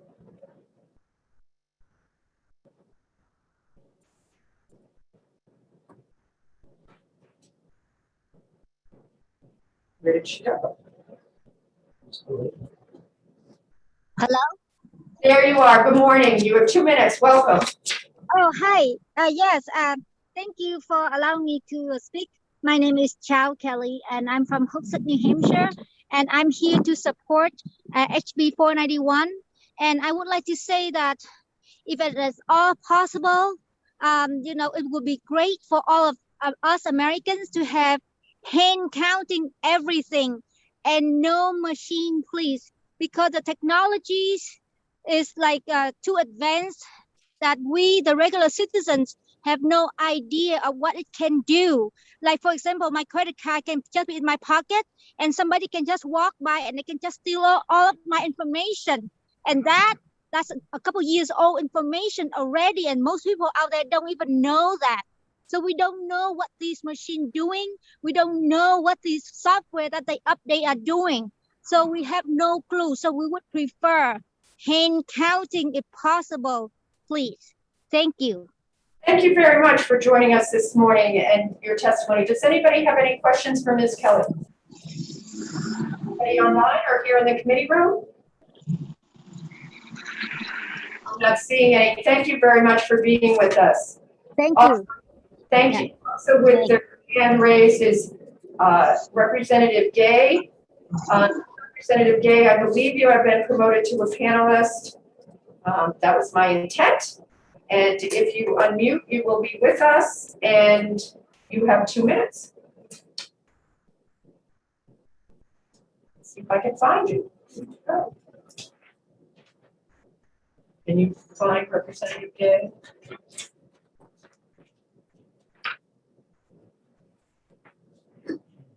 Representative Gay, if you're with us, if you can raise your hand, or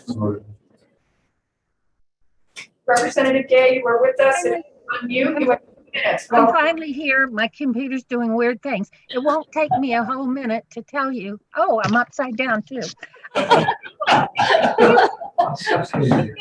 It won't take a minute to tell you that this sounds like a great bill, and for all the reasons that have been told to us, and the fact that I'm not worried anymore about somebody's privacy being embarrassed by a machine kicking out a ballot, because there's ways to keep that private. There's a way to shield that, and the person, it's going to be so fast that a person could be standing there and you just say, wait a second, because it's obvious that some of the reasons, it's not somebody being careless and voting for too many people, it's because of the machine reading something incorrectly. So I think it's a really good idea. So please vote for 491. Thank you. thank you, Representative Gay. Any questions for Representative Gay? I'm not seeing any here in the committee room. I'm not hearing anybody online, so thank you very much.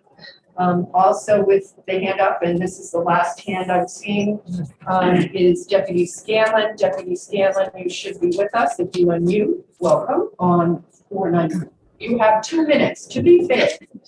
Thank you, Madam Chair, members of the committee. I'm David Scanlon, Deputy Secretary of State, and I'm here in opposition to House Bill 491. Earlier in testimony, you heard that Section 301 of the Help America Vote Act requires that overvoted absentee ballots be rejected. What you were not told is that there is an exemption that applies to the state of New Hampshire in Section B that says a state or jurisdiction that uses a paper ballot voting system, which New Hampshire does, may meet the requirements by establishing a voter education program specific to that voting system that notifies each voter of the effect of casting multiple votes for an office, and providing the voter with instructions on how to correct the ballot before it is cast and counted. New Hampshire does both of those things. When a voter receives their ballot, I have a copy right here. This section up here is the instructions to voters on how to mark their ballot and what happens if they mark it improperly.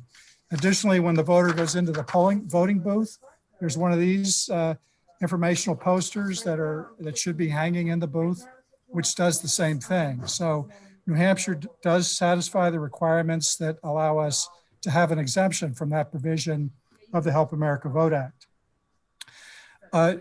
Representative Perdomo Brian touched on the other really important component of this issue, and that is if you allow overvotes to be rejected by a machine so that the voter can correct the mistake, you are creating different classes of voters in the state of New Hampshire. A voter that is voting on a hand count paper ballot makes their marks, the ballot gets folded, it's handed to the moderator, and that ballot gets dropped in the box. The moderator does not open that ballot up and look at it and inform the voter if they've overvoted, giving the voter an opportunity to go back and fix their ballot. That simply does not happen. That ballot, whether the voter overvoted on it or not, goes in the box and gets counted at the end of the night. The same thing is true of voters that vote by absentee, whether it's in a hand count town or whether it's in a machine count town. When they overvote, or if they overvote on their ballot, that's the way it is. They do not have another opportunity to correct any issues. So to make sure that voters are treated the same way uniformly across the board, New Hampshire does not reject overvoted ballots that go through the machine. I think that's under 2 minutes, Madam Chair. I'll be happy to answer any questions. We're a little bit over, but the timer is going to go off in 5, but so I'm going to ask if anybody here in the committee room has a question for Deputy Scanlon. Does anybody attending online have a question for Deputy Scanlon? I'm not seeing anybody. Also signed up, the hand raised to speak on this bill that has not spoken is Marilyn Todd. Ms. Todd, I have asked my computer to promote you to be able to speak, and indeed you can. And if you unmute, you are with us. You have 2 minutes. Can you hear me? You're all set. We can hear you. Thank you.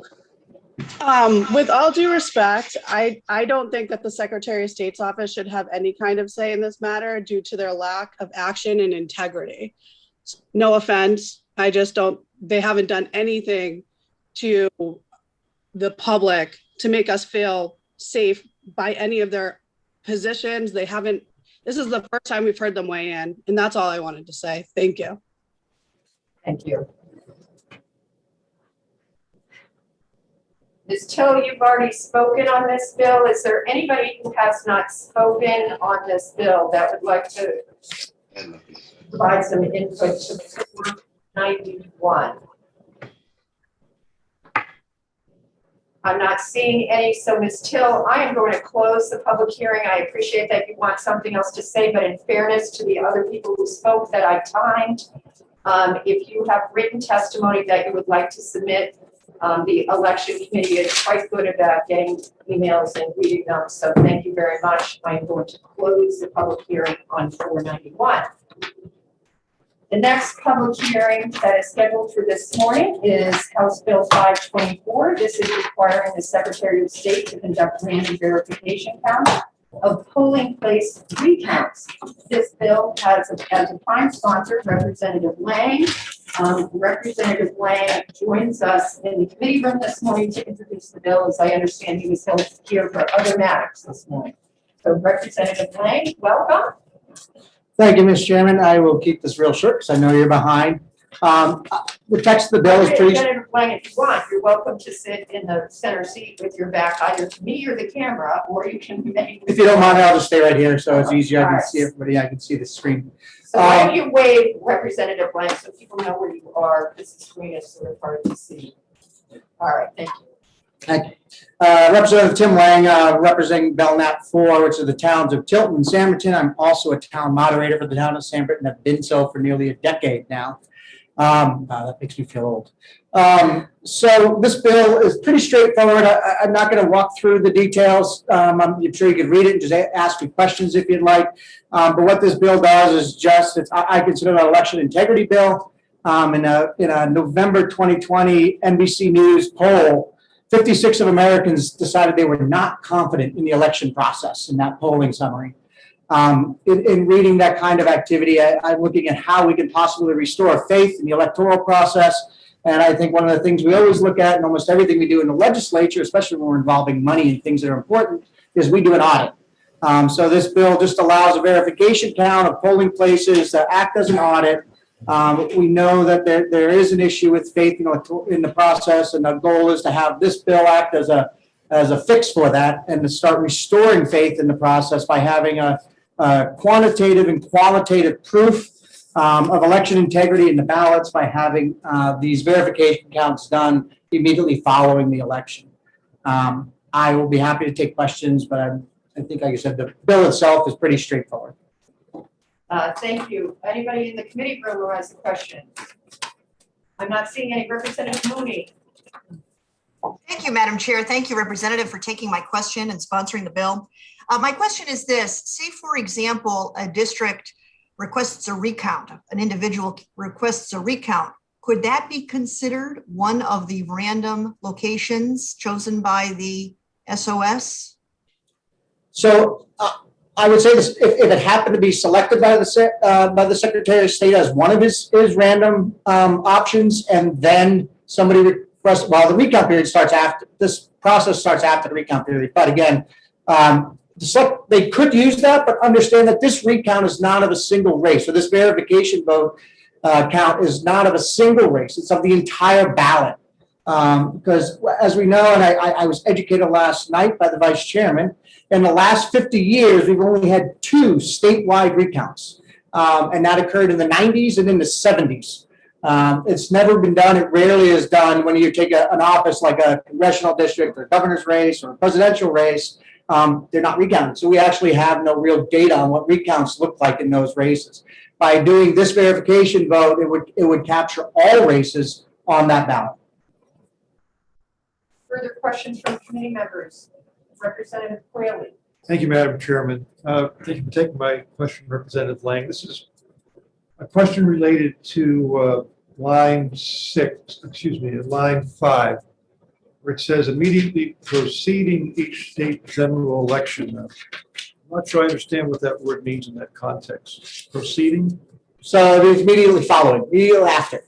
So as soon as the election is done, if you look at the line 24 on there, it talks about the verification count needs to be completed 21 days post-election, within that period of time from when the election ends and 21 days later. I just wasn't sure what the word proceeding meant in that context. Thank you. Any other questions from committee members? Representative Trudeau O'Brien. Thank you, Madam Chair, and thank you, Representative Lang. Why did you choose 5? There is none done now, and then it would just be jumped up to 5. But where did that number come from? Thank you for your question. So again, in 2020, we had over 800,000 ballots cast, a new record in the state of New Hampshire. I used a 2% margin, saying I wonder if we were to count 2% of those ballots, what number would that be? And if you do the math based on the number of 5 polling places and the way we've broken it up, the minimum number, if the Secretary of State took the easiest course possible, he would hit 17,500 ballots would be hand counted. And that would represent just over 2% of the ballots total cast in the 2020 election. Further question? A follow-up, thank you.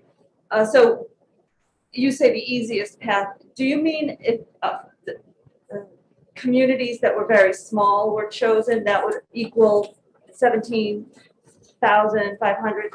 What if larger communities were chosen, because this is done randomly? So what if it was Nashua, Manchester, Concord, Derry, Portsmouth?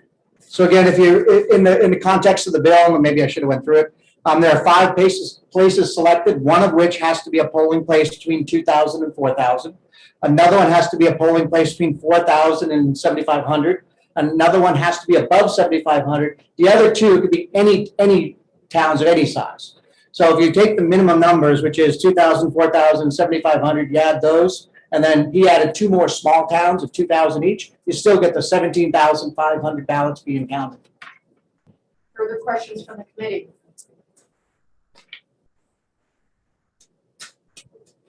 Representative Prudhomme O'Brien, last question. Thank you. How long would this take our state officials to do?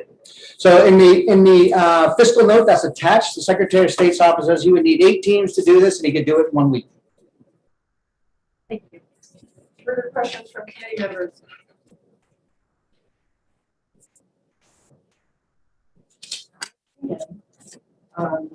Thank you, Representative Lang, for introducing the bill. Also signed up to speak on this bill is, actually with their hand raised, is Representative Baldessaro. I recognize you, Representative Baldessaro, and you have 2 minutes. Representative Baldessaro, you were with us, and if you unmute, we're set to go. Okay, thank you. This is Representative, Madam Chair, and this is Representative Al Baldessaro, Rockingham County, District 5, Londonderry. And I am testifying from an undisclosed location. But anyways, I am definitely in support of this bill. And one of the reasons why, and I'm going to be quick, is I've got more phone calls on people questioning the integrity of our vote that has gone on in the past. And whether it's a fair election or whether it's not, we'll never know. I think the Secretary of State needed this authorization because, like Wyndham, I was there for the recount, and they should have been, somebody should have been on that right then and there or a week later and got Wyndham done.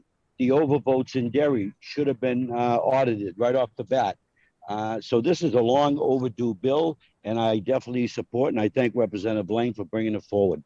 And that's all I have. Thank you. Thank you, Representative Baldessaro. Any questions for Representative Baldessaro? Besides what the temperature is. It's 80 degrees. No, I didn't want an answer. All right, thank you. All right. So with a hand up to speak on this bill is Mr. Barnes. Mr. Barnes, I am promoting you to panelist. If you can unmute, we'd love to hear from you for 2 minutes. I'll be brief. I support this bill and random audits. I would like to have faith in the Secretary of State's office to do random audits that are thorough and protect the accuracy of the votes. Again, as I said earlier this morning, I believe that the machine count votes are subject to well, tampering, fraud, mistake, error, and all kinds of inaccuracies that will undermine or could undermine the accuracy of the vote count, and that means of our democracy. And the more checking that there is on the accuracy of the vote, the better. I supported the voters, the public's rights to come and review the ballots as well. And I think that random checks from the Secretary of State's office would also not only be able to catch some machine errors, but also would serve as a deterrent to districts districts to use machines that are not subject to such issues. As somebody mentioned in an earlier hearing, the software of the machines is the biggest problem. It's proprietary software usually. Nobody knows what's in it, how it works, or who can tamper with it. And just to have some actual checks on it and shedding some light on errors like occurred in Wyndham, I think it's a good thing to have public checks on the machines. Thank you. That'll yield my time, and I appreciate your hearing me. Hope your vote ought to pass. Thank you, Mr. Barnes, for staying with us this morning. Does anybody have any questions for Mr. Barnes? I see none in the committee room, and I'm not seeing any on screen. So thank you very much for joining us. Oh, sorry, I thought I had turned you off. Also signed up to speak on this bill is Mary Till. Ms. Till, I am promoting you to panelist. If you can unmute, you should be with us. Can you hear me? I can, thank you. Welcome, 2 minutes. Thank you. Thank you, Madam Chair. So my name is still Mary Till, and I'm from Derry. I rise in support of House Bill 524. I applaud Representative Lang's effort to address the need to verify the machine count after the election. It is long past time that we stop blindly trusting that the machine count is infallible. I would like to share some suggestions for strengthening the bill.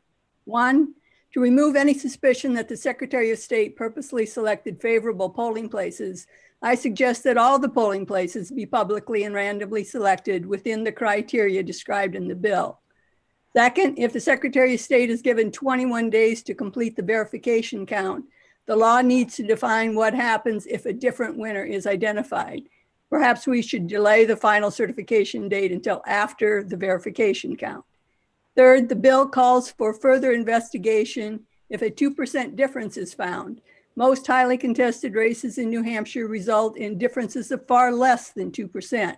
Perhaps 1% is a better standard.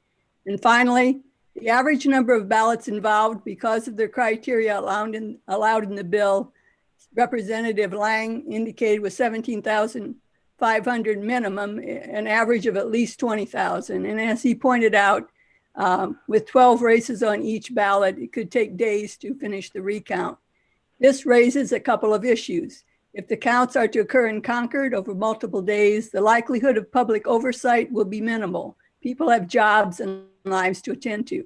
Also, to the, the designated races would be randomly selected such that the number of races could be limited to 1 federal, 1 state, and 1 county race for each polling place. The designated races would be randomly selected such that every race is verified in at least 1 polling place. Again, I believe this bill is a good start and a companion to a local public post-election hand count verification by local election officials. I'll be happy to answer any questions and will send a copy of my full testimony to the clerk. Thank you for your written testimony. That would be terrific. That was nearly dead on 2 minutes. So that was pretty impressive, Ms. Till. Does anybody have any questions for Ms. Till? I'm seeing none in the committee room. Anybody attending electronically? I'm not seeing any. So thank you, Ms. Till, and we look forward to the written testimony. I have Representative Gay has requested to speak on this bill. Representative Gay, you've been promoted. You have 2 minutes. Hi. Y'all don't even have to promote me. If you just let me speak for my minute, I'll be happy. I'm calling in because I really want to offer my support for this bill. After the nightmare across the nation from this last election, I think we could set a standard in New Hampshire for care in documenting and making sure things are verified.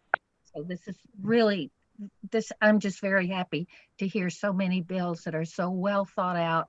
And we know we have lots of people who offer to do recounts, but I would want to make sure that all the recounts that are done with the same care that the Secretary of State's office has always done, with multiple people watching of multiple parties, so that there's nobody walking out and say they cheated. You know, they're there. So I really appreciate this. So OTP, thank you. Your input, Representative Gay. Any questions for Representative Gay? I'm not seeing any, so thank you for coming. I also appear to have a telephone that says Plymouth Town Hall.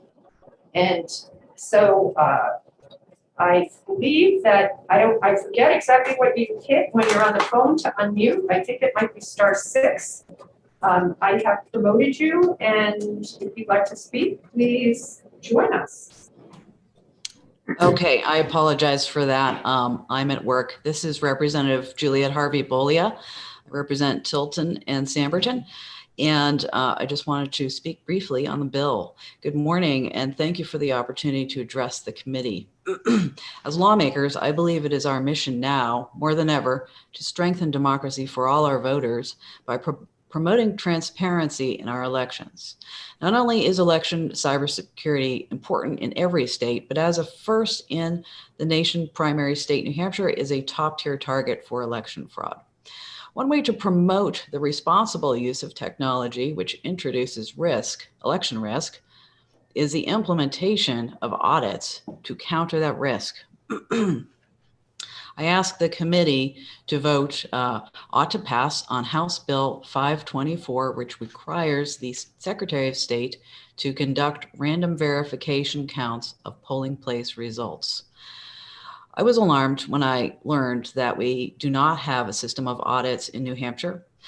With informed voters in mind, I launched a website entitled the New Hampshire Election Integrity Project at nhelections.us to provide voters with information about our voting machines and transparency issues.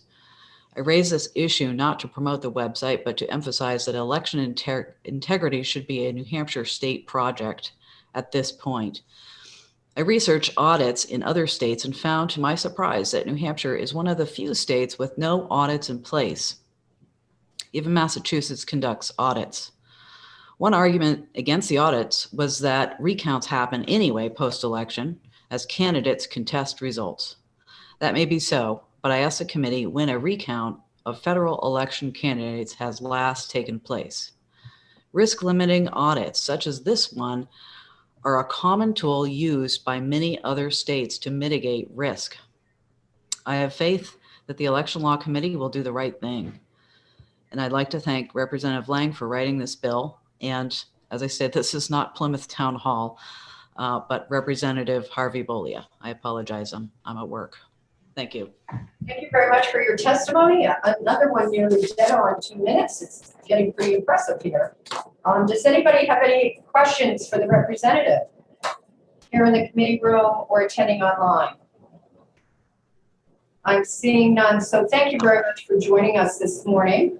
Also, with a hand raised to speak to this is a Richard Contos. You have been promoted to a panelist, and if you unmute, you're welcome to join us for 2 minutes, but if you could identify yourself for us, that'd be great. We're all set up. Looks like you're ready to go if you unmute.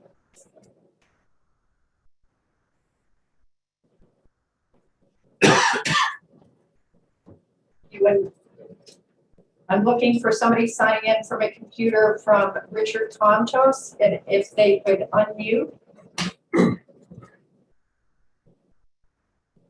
We're having a little technical difficulty, I think, here.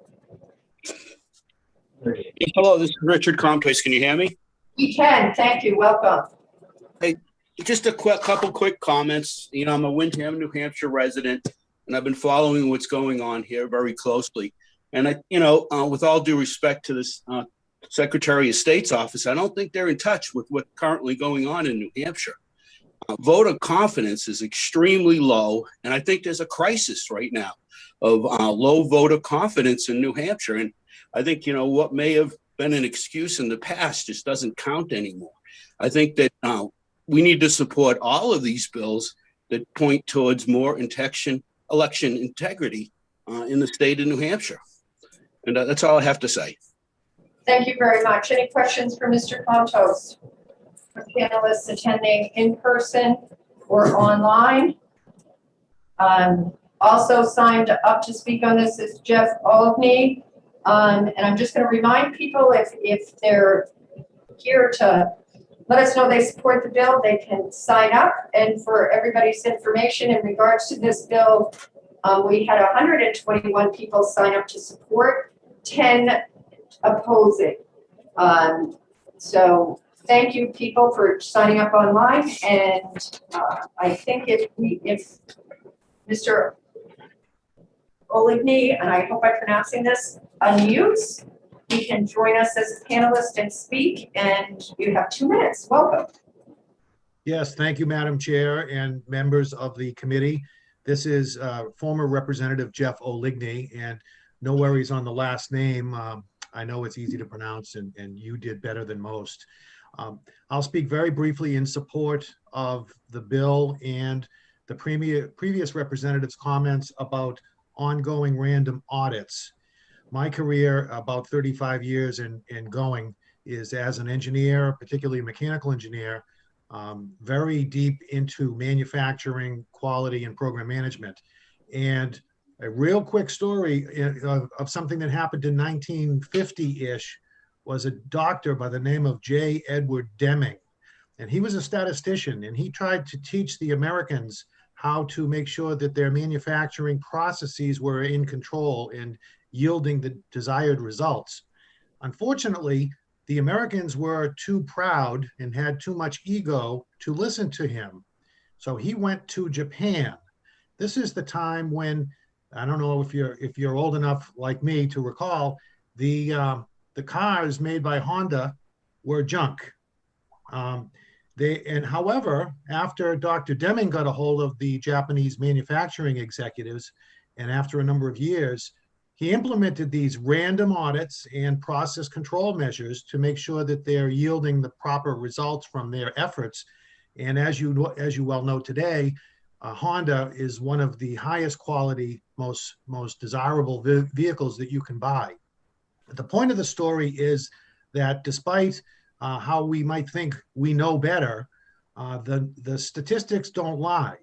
And there are experts in this field, and I named one, Dr. Deming, who dramatically improved the performance of an entire nation, Japan, and a brand, obviously the Honda automobile brand, through the use of random audits. If you are not continuously monitoring your process for performance, in this case, random audits is the way to do it, then you really don't know how well you're performing. And likewise, I'll end with this.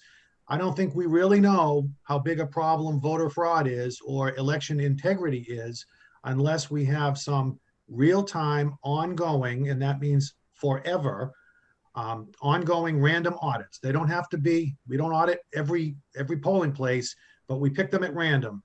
And again, the statistics don't lie. Anomalies will come forward, and that will give us an opportunity to improve performance and correct some causes of anomalies. So that's it for me. Thanks for entertaining me, and I highly support the bill. Best to you all. Thank you. Does anybody have any questions for Mr. Oligny?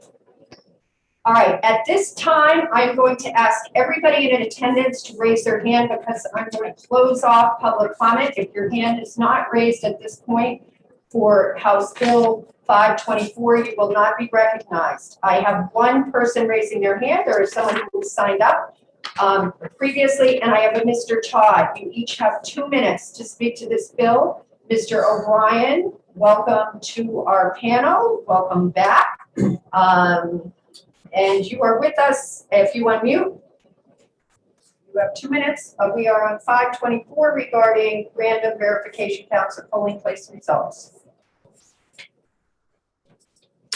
Mr. O'Brien, if you can unmute. Apologies, Madam Chair, my computer cut out for a moment.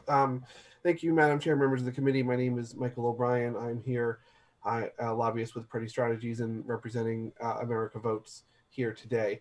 We're here in support of the audit bill. We have seen audit bills in front of this committee in the past and do believe that they are a good check on elections. I will say for this bill in particular, just to get into it a little bit, I would encourage the committee. I've spent some time talking with some folks who are experts around audits in preparation of this bill.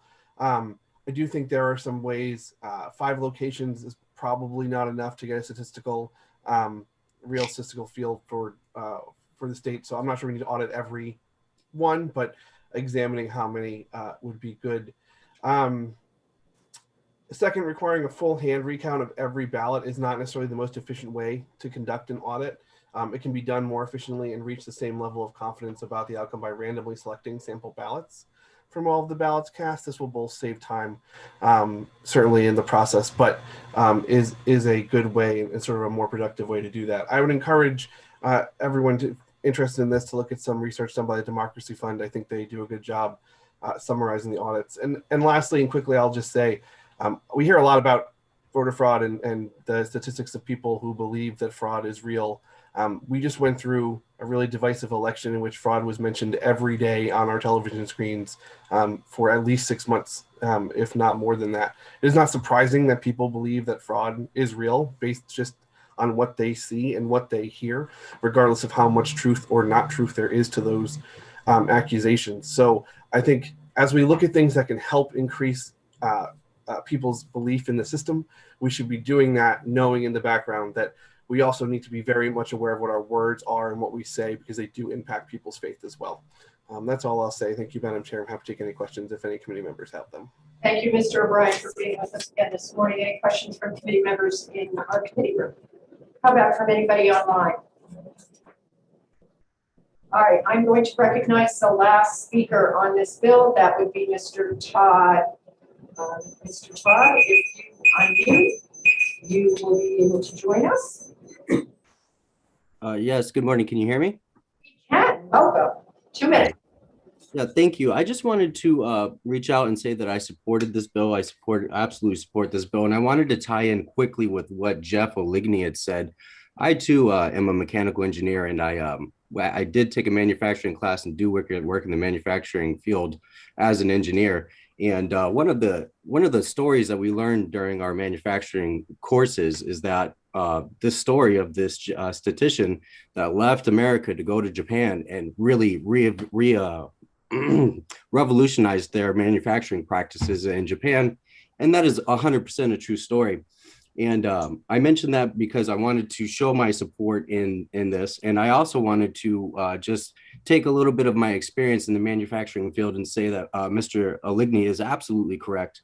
We are constantly bouncing our processes off of our prints and making sure that we are yielding the correct results. And this is, I 100% support a random audit, and that audit should be bouncing our results off of what we said should be happening, right? How we're running it, and what the results are, making sure we're yielding the correct results. And that's all I had to say.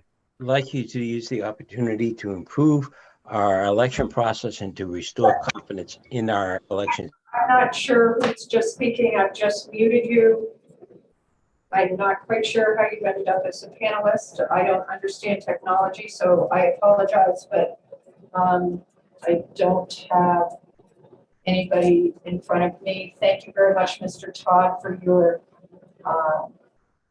comments as the last speaker on this bill. Does anybody have any questions for Mr. Todd who I can bring back? If you do, I think I might have deleted or taken off the panel. Does anybody have any questions? Okay, I'm not seeing any. So I'm going to close the public hearing on House Bill 524. This bill, as I said, had a significant amount of people signed up in support. And I just will, we have a number of people attending.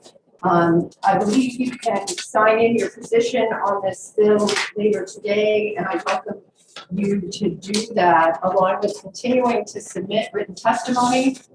Bill material on bills is received right up until the House committee execs it, and that is votes on it. And we won't be voting on 524 today or our next bill. So please submit your written testimony. I am going to open the public hearing on SB 43. SB 43 is a matter of some interest. I apologize to everybody for how far behind we are this morning. It is my worst job at scheduling all year. I apologize. We have not been this late at any other time. SB 43 is here from the Senate. It is a bill authorizing an audit of the Rockingham County District 7 state representative race. You have heard testimony in the previous bill in regards to issues regarding audits and elections. And I understand that Senator Gray should be with us to introduce this bill. And Senator Gray, if you can raise your hand, we will find, I've got you, Senator Gray.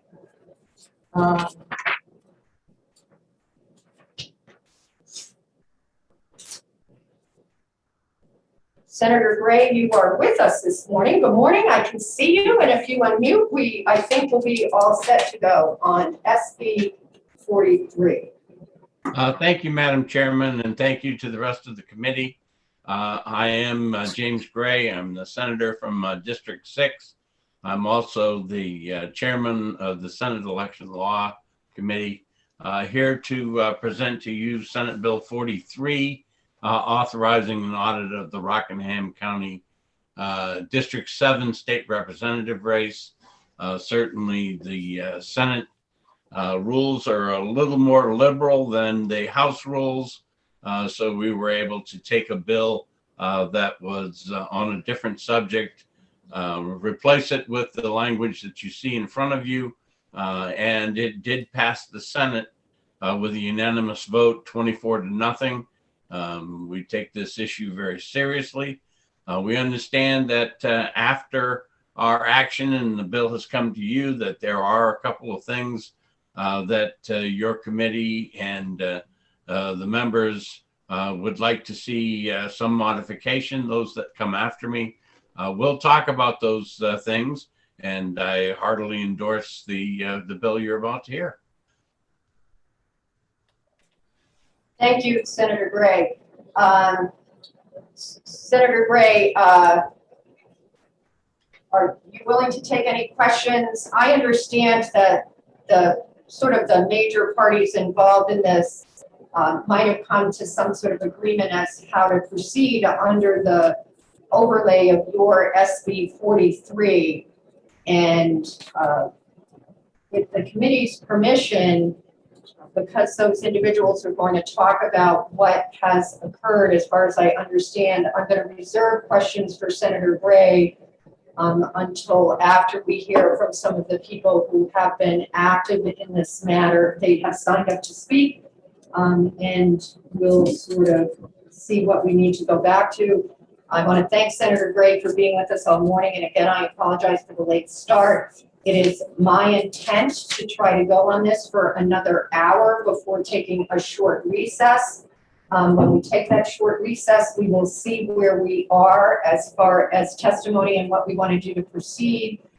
For members of the public and committee members, we do have executive sessions scheduled today, and it is my hope and intent that, given I understand there seems to be a consensus and agreement as to how to proceed with the issues raised by the Wyndham voting results, that we will indeed be able to get our business done, because there are a number of people who have done a lot of hard work in regards to this bill.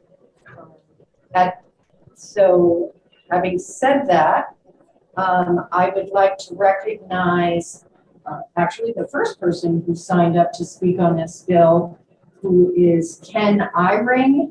Mr. Eyring, if you are online, I believe you are, if you can raise your hand, or if you're already online. Madam Chair, this is Dave Scanlon. My name is going to appear on the block. There's 3 of us in the Secretary of State's office that may testify on this, starting with Ken Eyring. So he's going to be in the box that has my name on it. Thank you very much, Deputy Scanlon, for bringing that to our attention. Mr. Eyring, welcome to the Election Law Committee. You've signed up to speak on this bill, and we look forward to hearing from you. Great. Thank you very much. I've been asked to speak on behalf of a lot of people who are concerned about this issue, and I appreciate the opportunity, Madam Chairman, for speaking. I just, before I get into this, I want to thank Senator Gaida for all the work that he's done. It's unbelievable how much time and effort he's put into this concern and finding a solution to it over the past couple of months. Everybody wants to make sure that our elections mean something, that our votes count. And I think without the work of Senator Gaida, we wouldn't be here today. I also want to thank Secretary of State Gardner. I reached out to him on my own yesterday, realizing that when the hearing happened today, that there might be a lot of people that wanted to speak, that there might be different consensus as to which way to move forward. And it was my concern that maybe this solution might get derailed. So I reached out to the secretary to see what his concerns were and to share mine.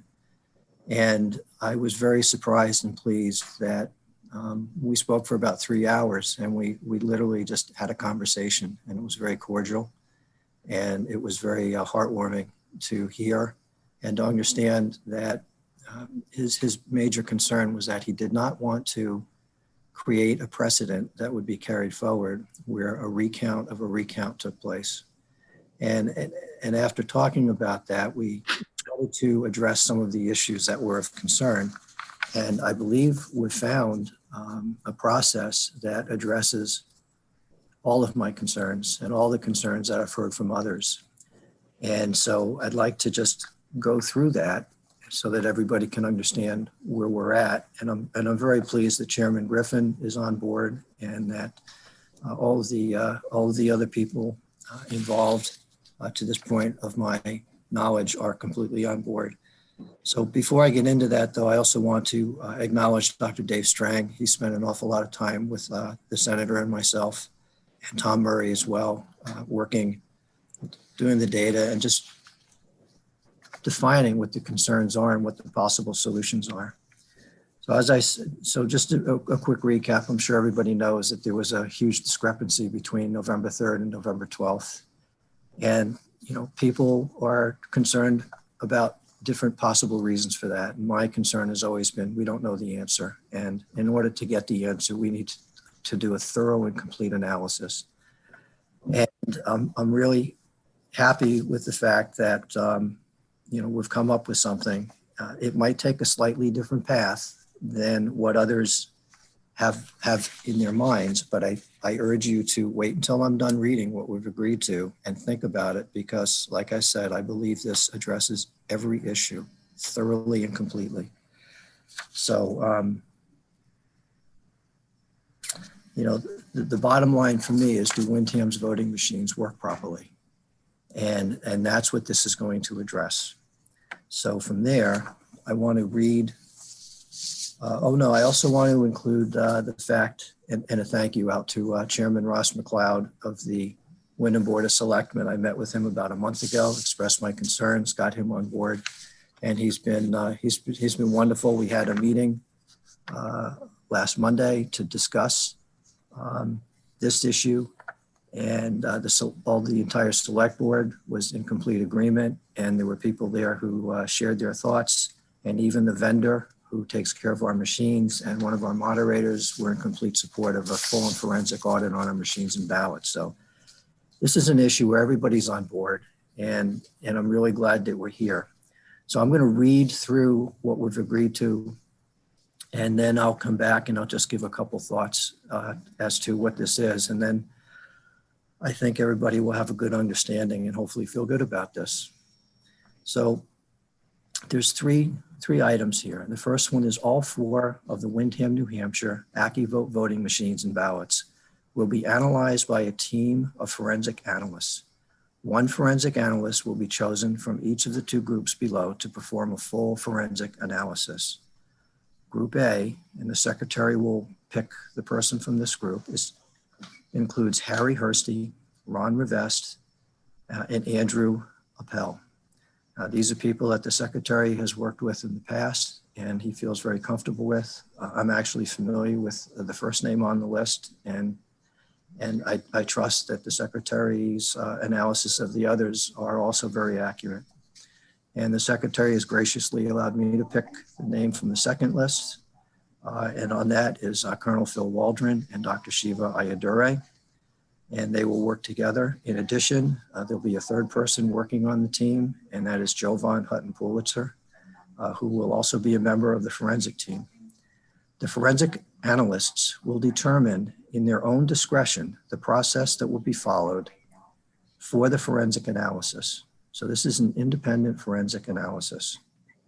The New Hampshire Secretary of State and the town of Windham will provide the forensic analysts with whatever resources the analysts deem necessary to perform a complete and thorough forensic analysis, including but not limited to full access to the AccuVote machines and all of the ballots from the Windham, New Hampshire, November 3rd, 2020 election.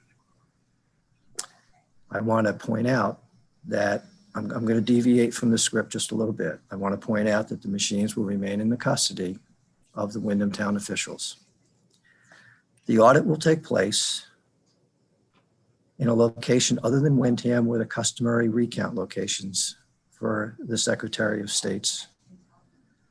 Right now, what's being proposed is the Police Standards and Training Facility in Concord because it's set up to handle a process of this size, and there's a lot of cameras that can be made available to ensure the integrity and the transparency of the process, which is utmost importance to all of us.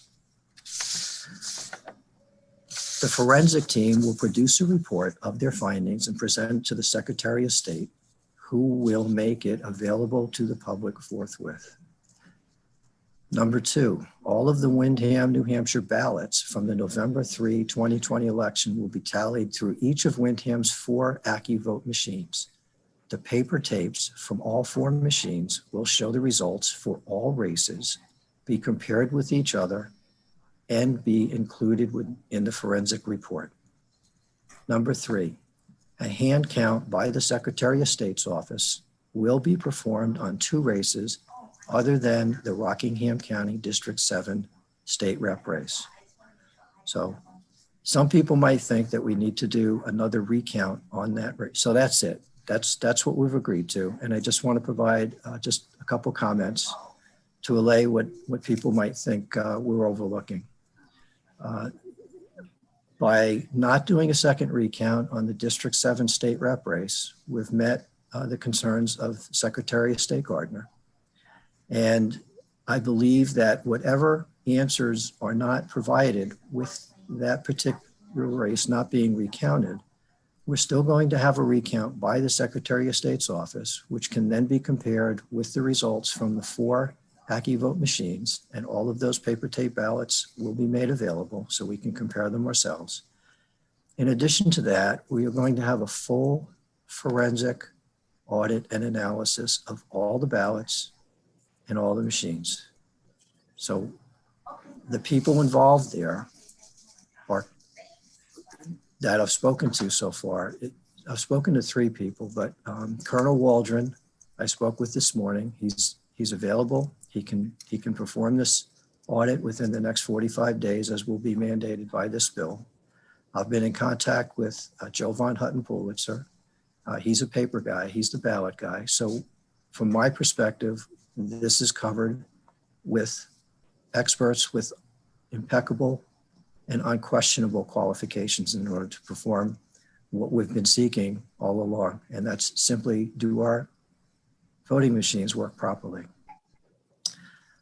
We've also been assured that concerned citizens like myself, Senator Guida, Dr. Dave Strang, Wyndham residents Tom Murray, and Christy St. Laurent, and people that she feels comfortable with, will be given the ability to be present up close, to provide for observations where we can confidently relay that this is a completely and transparent process, and that and also thorough. So I think with that, I'm done. I'm very happy and very grateful again to the Secretary of State for his taking my call and for us talking last night. I was really pleased with the essence of who he is, and I'm quite grateful for the solution that we've come up with. I believe that we're going to do whatever is possible to find out as much as we can regarding what happened with our machines on November 3rd. So thank you, Chairman Griffin, for allowing me to speak. Thank you very much, Mr. Eyring, for your testimony here this morning and your work on this issue on behalf of both Wyndham and the state. Are there any members of the committee who have a question for Mr. Eyring? Anybody online? Was that a hand, Representative Lane? Thank you. Go ahead. I do need to unmute. Thanks. We can't hear you.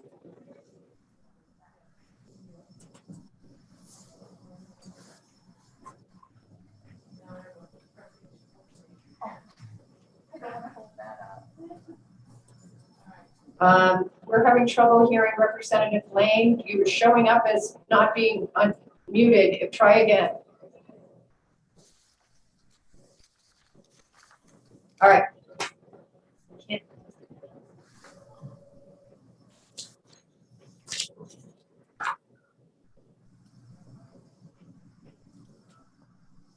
not coming through. Can she call in on the phone? Well, Representative Gay, thank you. If you could be muted, please. Representative Lane will have IT. All right. We'll work on that. I'm not quite sure why people are coming through that shouldn't be. All right. Does anybody else on the committee have a question for Mr. Eyring? And when we get, I don't think Mr. Eyring is going anywhere. So if we figure it out, we can go back to Representative Lane. Representative Prudhomme O'Brien. Yeah. Oh, yeah, Representative Lane, you're with us. Go ahead. Can you hear me now? Yeah, everything's fine. Okay, all right. So I put in my headsets. I don't know what I did, but and I'm sorry. I came in just a few minutes late, and I'm just, is this a bill that is being proposed to us, and have we received copies of it, or is this, we're not going to have a hearing on the bills and the amendments?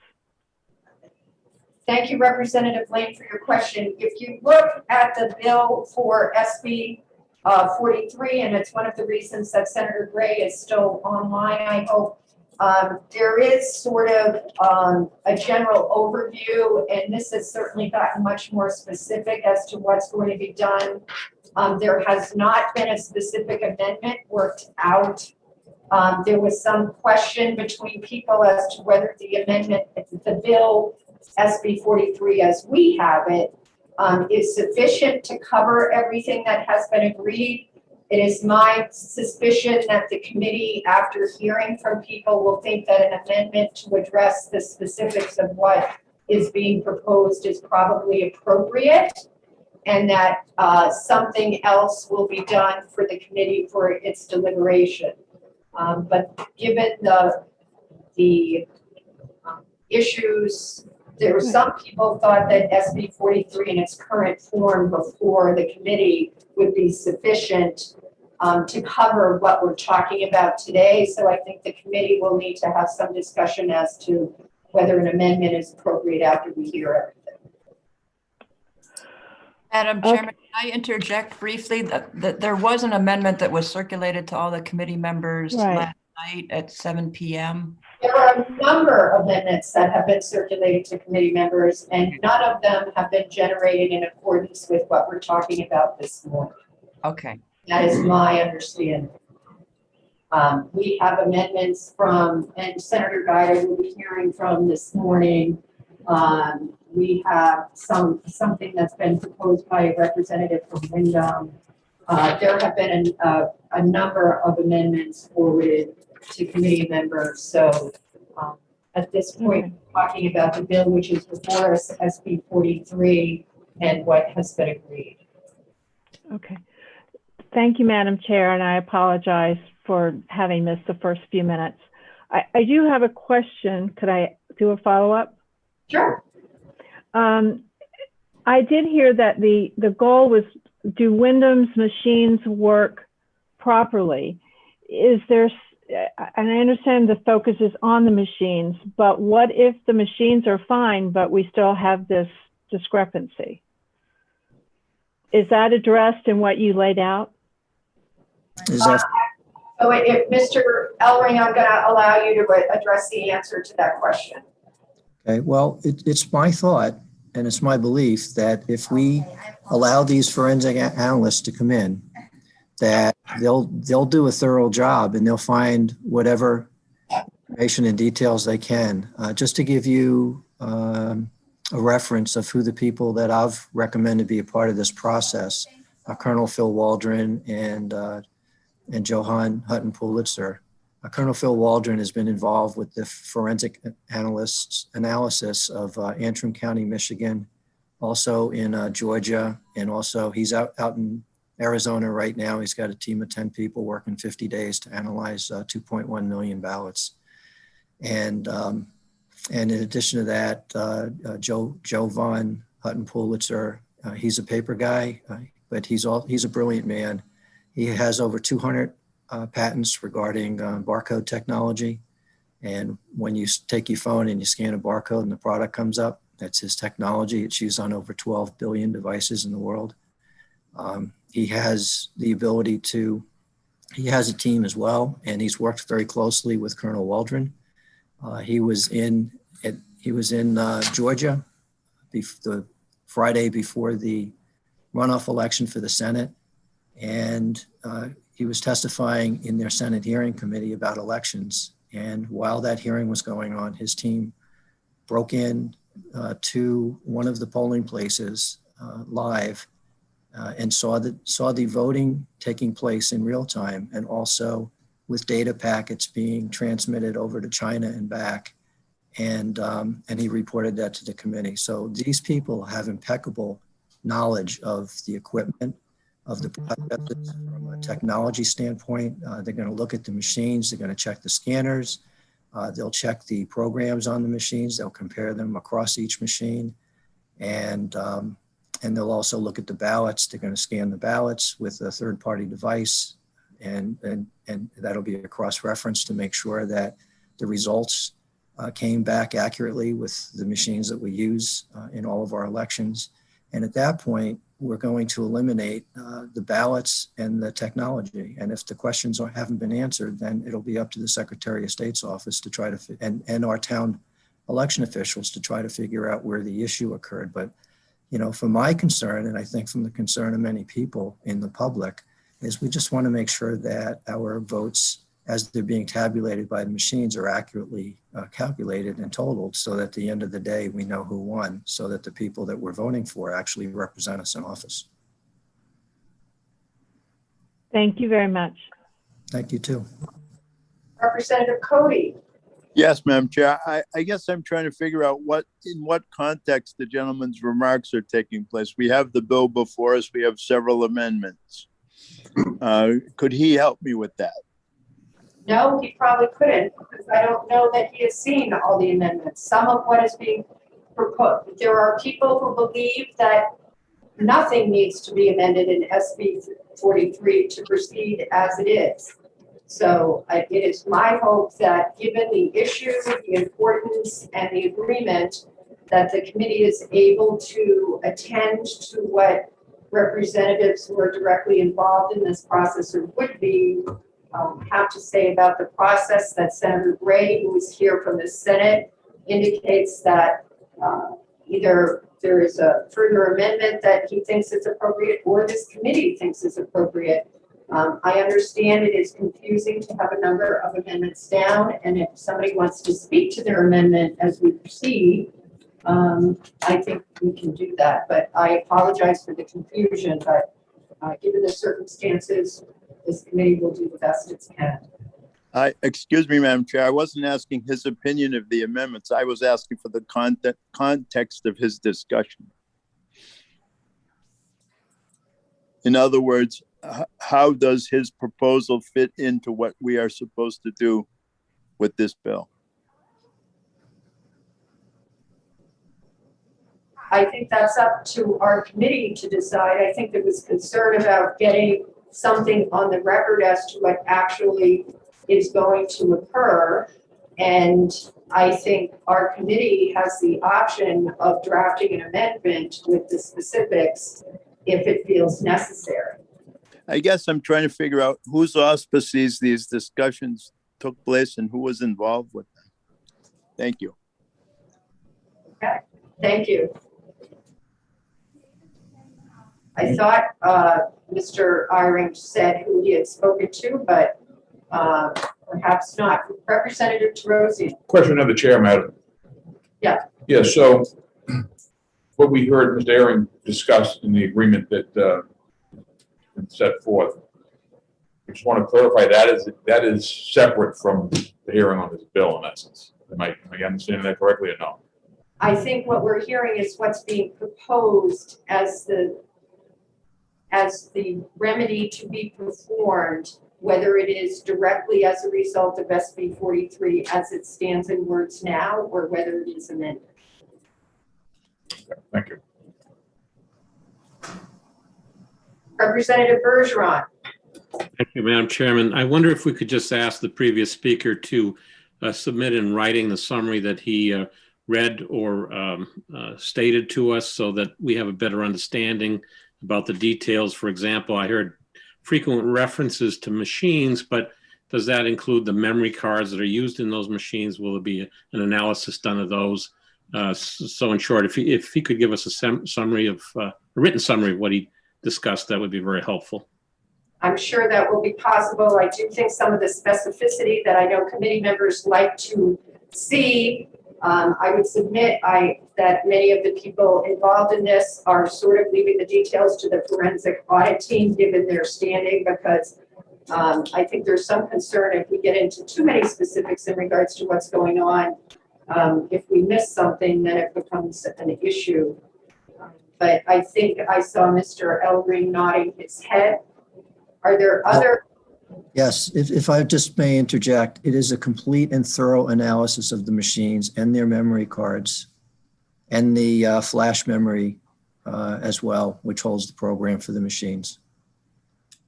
Thank you. So we'll get that detail in writing. Thank you. Thank you. Is there anybody else on the committee with a question for Mr. Elring? Oh, I'm sorry. Representative O'Brien. Thank you, Madam Chair.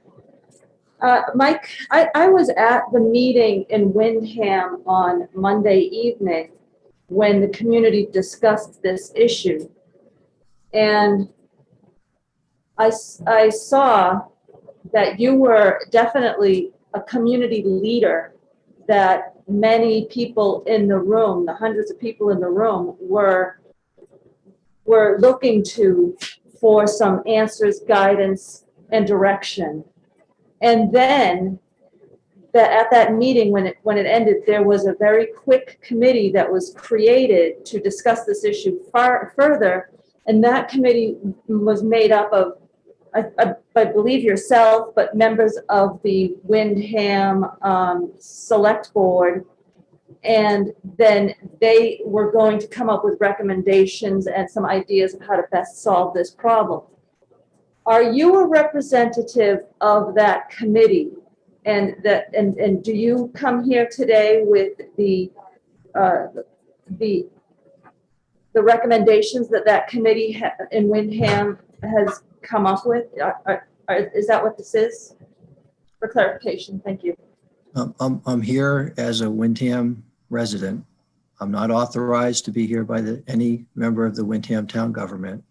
I took it upon myself yesterday out of concerns that I knew how important this bill is, and I wanted to reach out to the Secretary of State to express my thoughts and to see if he could help guide through the process some of the concerns that I had. I served on that committee. The committee put out a bullet point of, I believe, 11 items. I don't have that list in front of me, but apparently, I believe you guys have received it from what I've heard last night at 7 o'clock. And I believe, to the best of my knowledge, thinking off the top of my head, that all of the issues on that are covered and then some. So I think that all of Windham's interests, as expressed by the committee that was put together by the Board of Selectmen, are being addressed. And I believe you'll hear from some other people from our town as well in a little while. Further questions from panelists? All right, I'm seeing none. Thank you, Mr. Elring.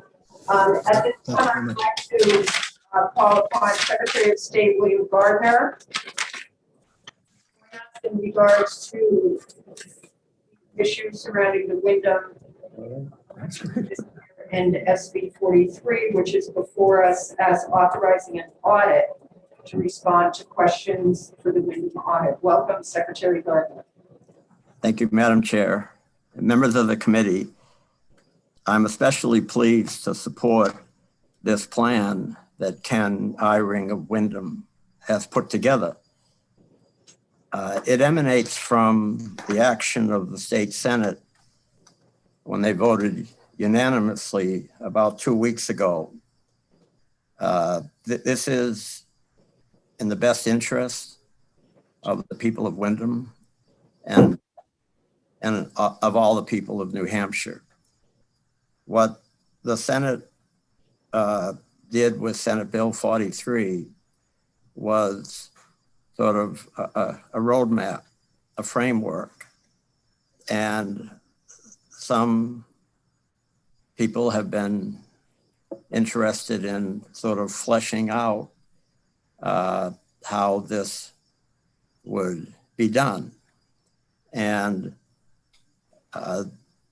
what Ken Eyring has presented to you is that.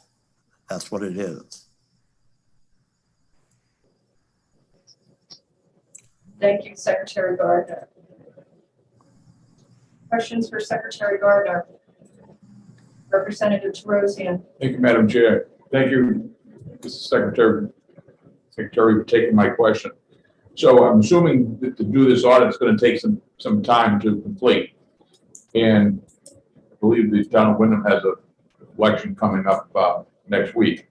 So do they have other memory cards that will be used on that town election, so that the memory cards in question that are going to be assuming looked at politically can be not written over? So that, thank you. Yes. Yeah, everything is protected. Everything related to the machines are in Wyndham. Other questions from panelists? They're going to use different machines. Representative Prudhomme O'Brien. Thank you, ma'am. Are they using different machines for the March election in Windham? Are they Yes. using different electronic ballot counting machines? Yes. Different ones. Other questions from committee members? Representative Berry. Yes. Does your office have a idea of what happened here at all? Do we have any sort of clue? Or is this, we're in the dark and we need this bill to try to figure out what happened? Do we have any idea what's going on? No, unfortunately, I do not.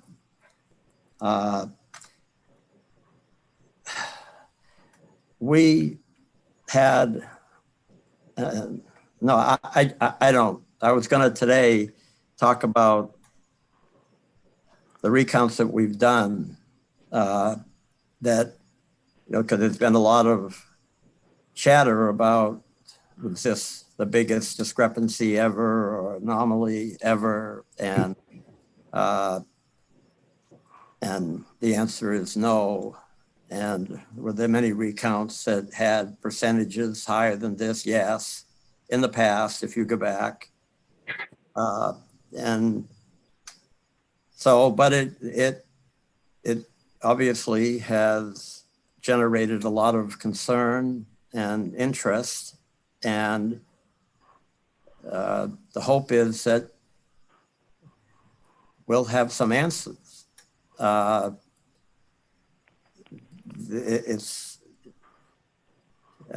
Sometimes it's hard to get the answers, and this is going to be an attempt to actually accomplish that. Further questions for Secretary Gardner?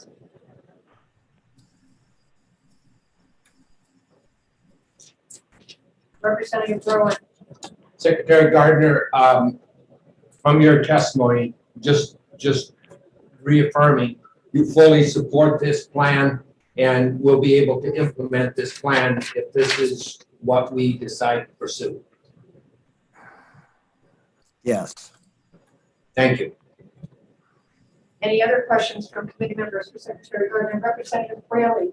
Thank you, Madam Chairman. Thank you, Secretary of State Gardner, for taking my question. If we follow the plan that was just described to us by Mr. Eyring, and if this focus on the voting machines indicates that the voting machines function properly, will we have gained any insight into why the roughly 300 vote discrepancy occurred in those state rep recounts? It seems to me that if machines work properly, then there is still more investigation to be done determine the exact cause of the discrepancy in the Rockingham 7 recounts. So will I know what caused that at the end of this investigation? Well, I certainly hope that we will. That's, and I think that this is the best and appropriate way to get there. Further question? Thank you for the follow-up, Madam Chairman. I noted in the plan as described to me, for which I've not yet seen any documentation, that it says there'll be no second recount of Rockingham 7, if I understood that correctly. So if the machines are shown to have worked properly, I'm not sure how I would get the answer to what exactly happened in Rockingham 7. I'd like to understand that better, please. Thank you. Well, this is not called in the bill that you have a second recount.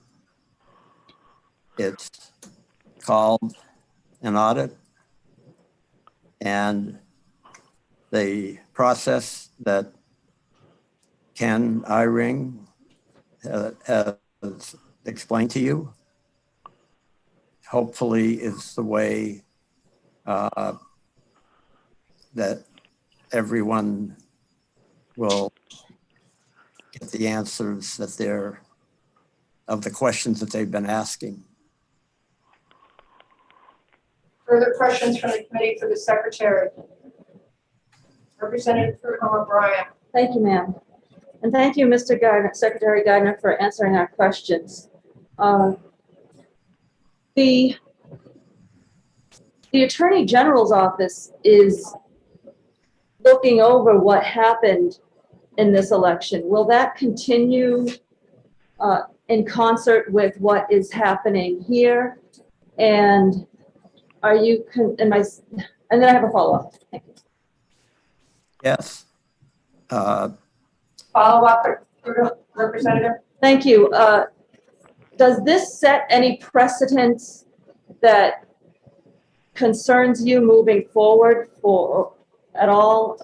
This is new. And how do you, what's your opinion on the newness of this and precedent setting? Well, there have been multiple recounts in the past that have had percentage of difference between the winner and the loser, and changes that occurred at the recount that have been greater than this one.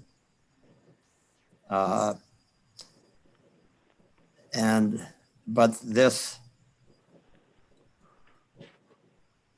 difference that only one candidate of 8 on the ballot for state representative lost votes in this recount. Only one. Every other candidate, 3 of the Democrats and 4 of the Republicans all gained votes.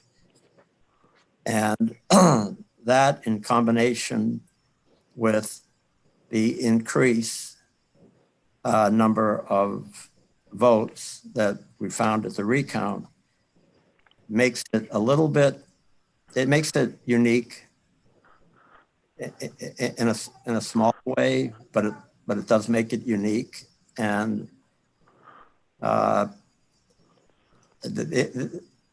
there's a lot of concern about it, and a lot of people feel really strongly about it. And you listen to the debate about the audit bill you've just had, and this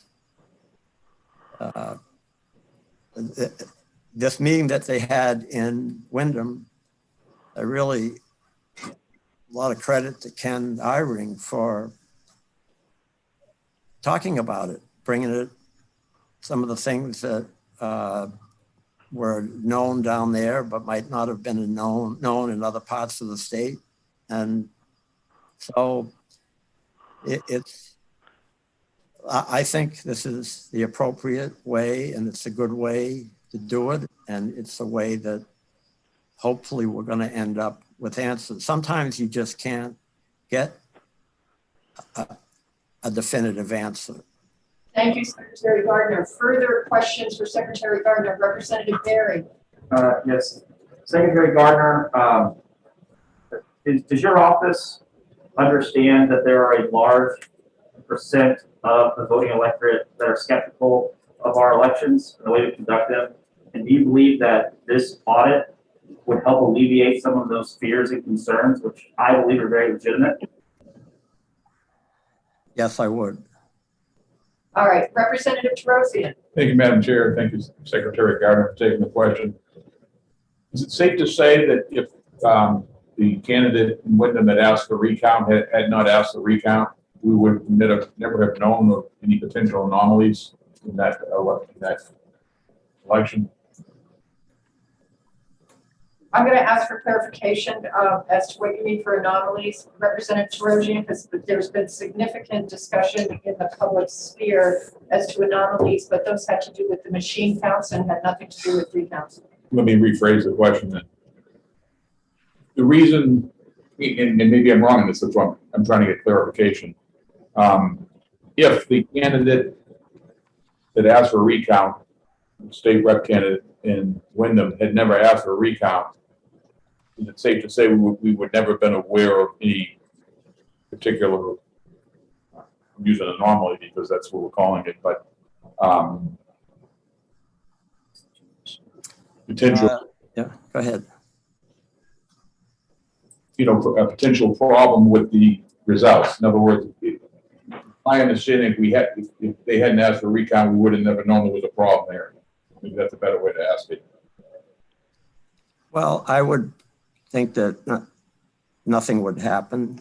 And because in this case, the winner, I mean, first of all, what's first and foremost is that we make sure that every person who serves an elected office was a duly elected person for that office. And I can unequivocally say that in my years, every person who has served has been the person who got the most votes. And in a case where you have a recount and the winner on election night is also the winner after the recount,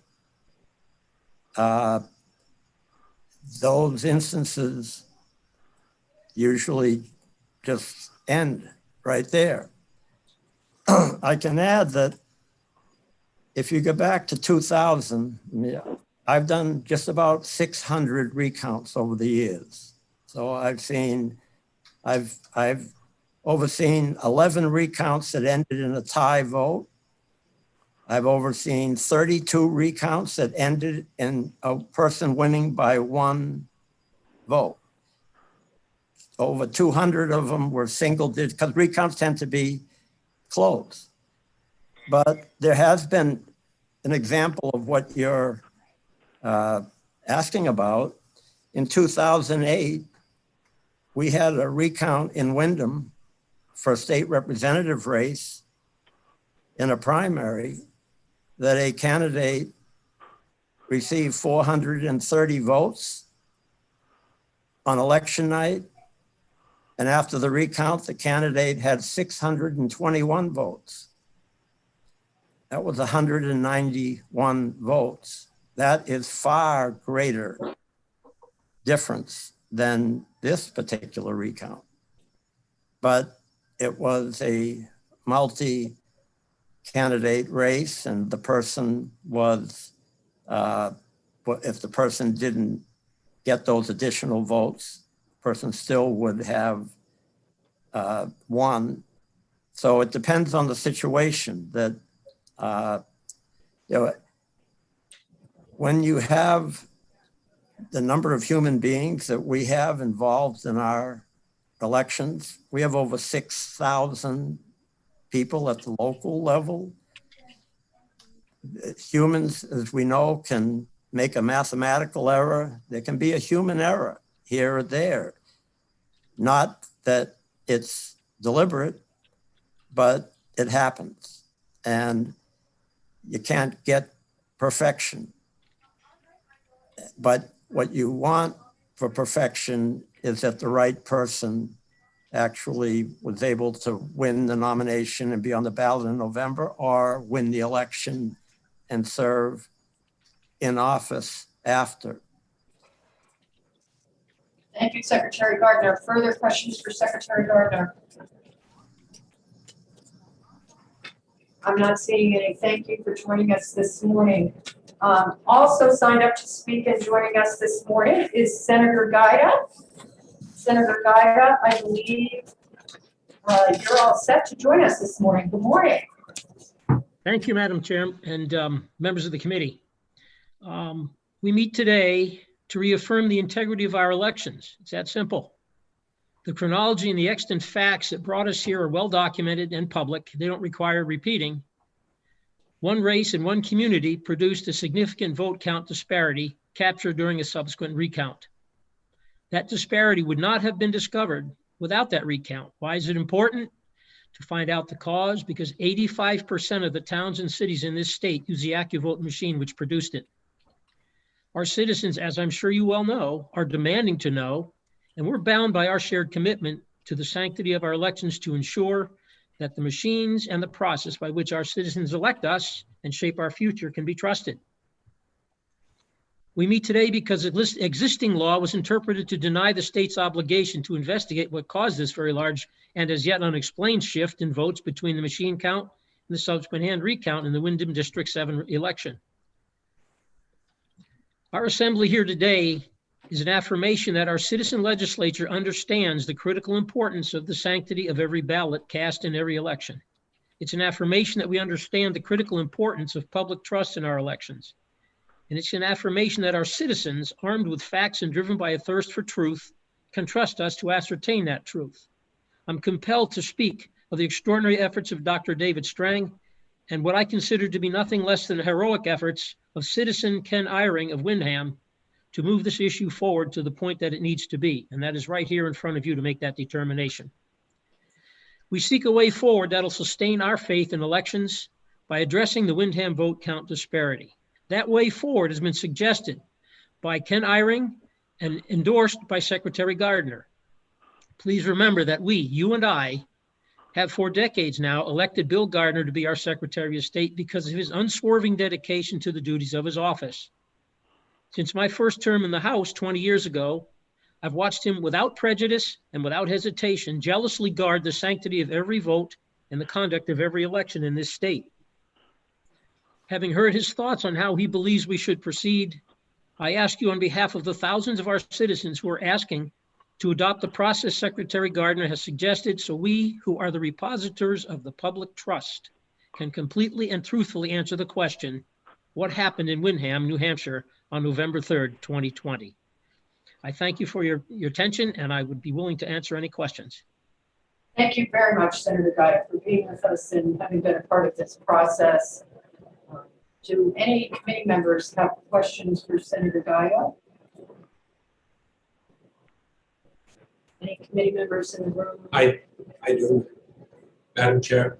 Oh, sorry, Representative Brown, I'm too busy looking at my screen. Senator Gaida, would it be your opinion that the Senate would also support this plan that is completely supported by our Secretary of State? I'm not authorized or qualified to speak for the other members. I, for one, would certainly advocate it. It's been the product of work that involved all the interested parties, the Secretary of State, the town of Windham, the citizen, myself. And I think that the Senate's passage of Senate Bill 43 in unanimous vote indicates the desire to move ahead with the process. And if we can better shape that process, I think that the Senate would support this, and I would be willing to advocate for that. Thank you, Senator. Thank you very much. Other questions for Senator Gaida?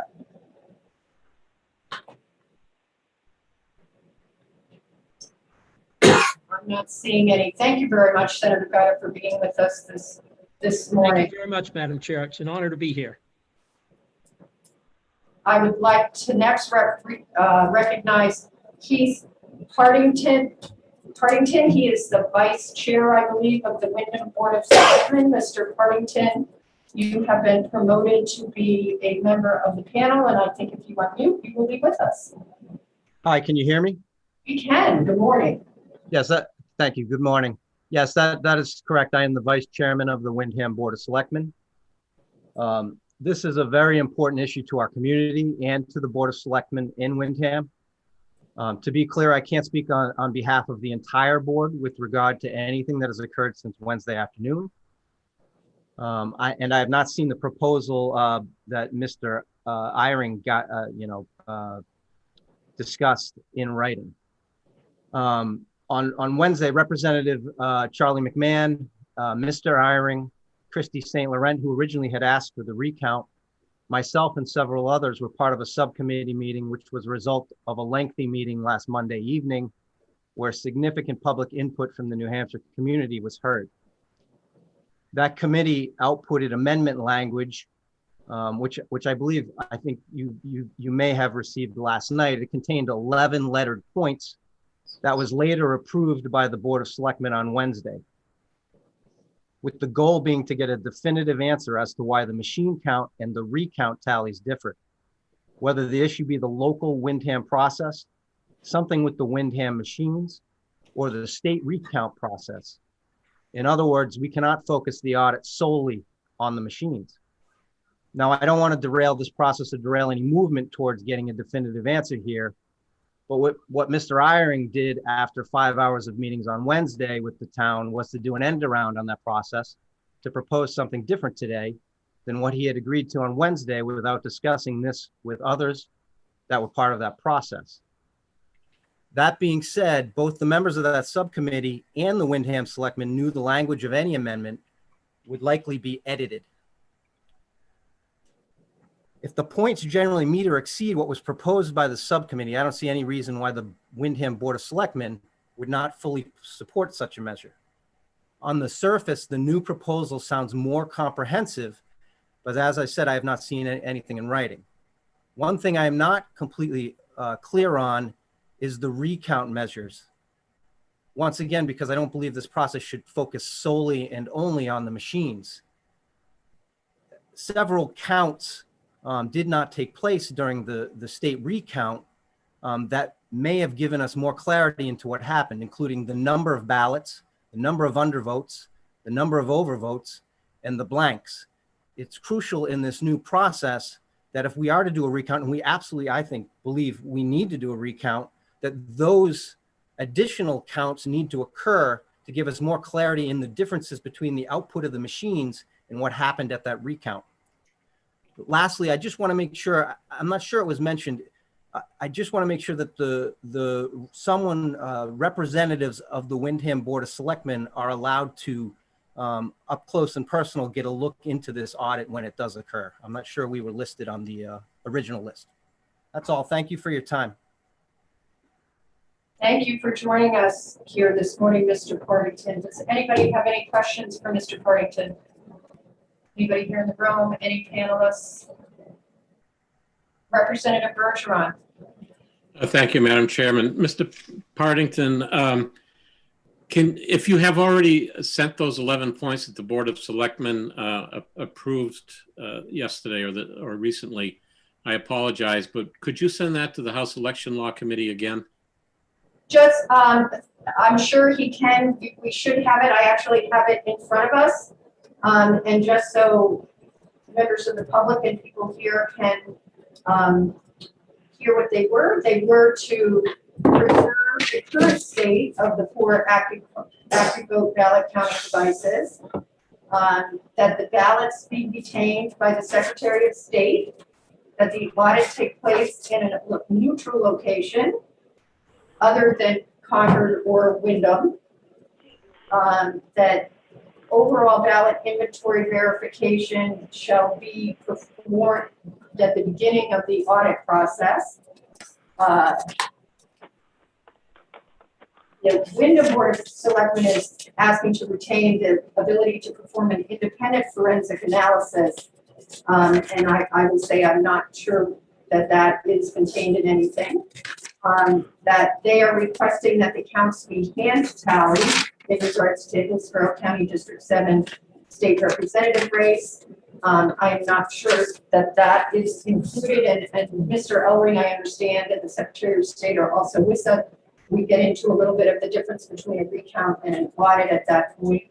100% of the ballots will be run in their entirety through all 4 of the machines. I believe that is part of it. The audit will be live streamed and recorded. And then they have some things that they would like in regards to who would do it. That the Wyndham officials will be responsible for transporting the ballot machines to and from the audit on the days of the audit. I understand that's part of what we're talking about. And that the audit will take place within 45 days of the passage of the bill. I understand that's what we're talking about. And that there'll be a accommodation made for designees from Wyndham to closely observe the audit in person. So if you go to your email, you should have those provisions. Representative Lane. Thank you. Hopefully you can hear me this time. All set. Thank you for your testimony. I just want to be clear. Was there a bill that you put together, or were these points that you wanted in a bill? If I can answer for Mr. Partington, because I'm not sure, because he's not part of the legislature, I believe you received a bill last night, which was an amendment to SB 43. That would be the election law committee email. It was amendment number 2021-638H. On this bill were Representative McMahon, Griffin, Sadi, and Lynn. These are Wyndham representatives. And I believe this was an attempt to incorporate the 11 things that I just listed into the bill. I would concur with that. Other questions for Mr. Partington?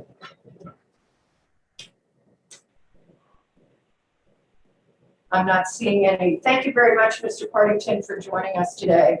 You're very welcome. Thank you. Also in attendance and signed up to speak on this bill is Dr. David Strang. Dr. Strang joins us, and I believe my Zoom system is promoting you to be a panelist, and welcome to the Election Law Committee, Dr. Strang. You unmute? I think we're all set.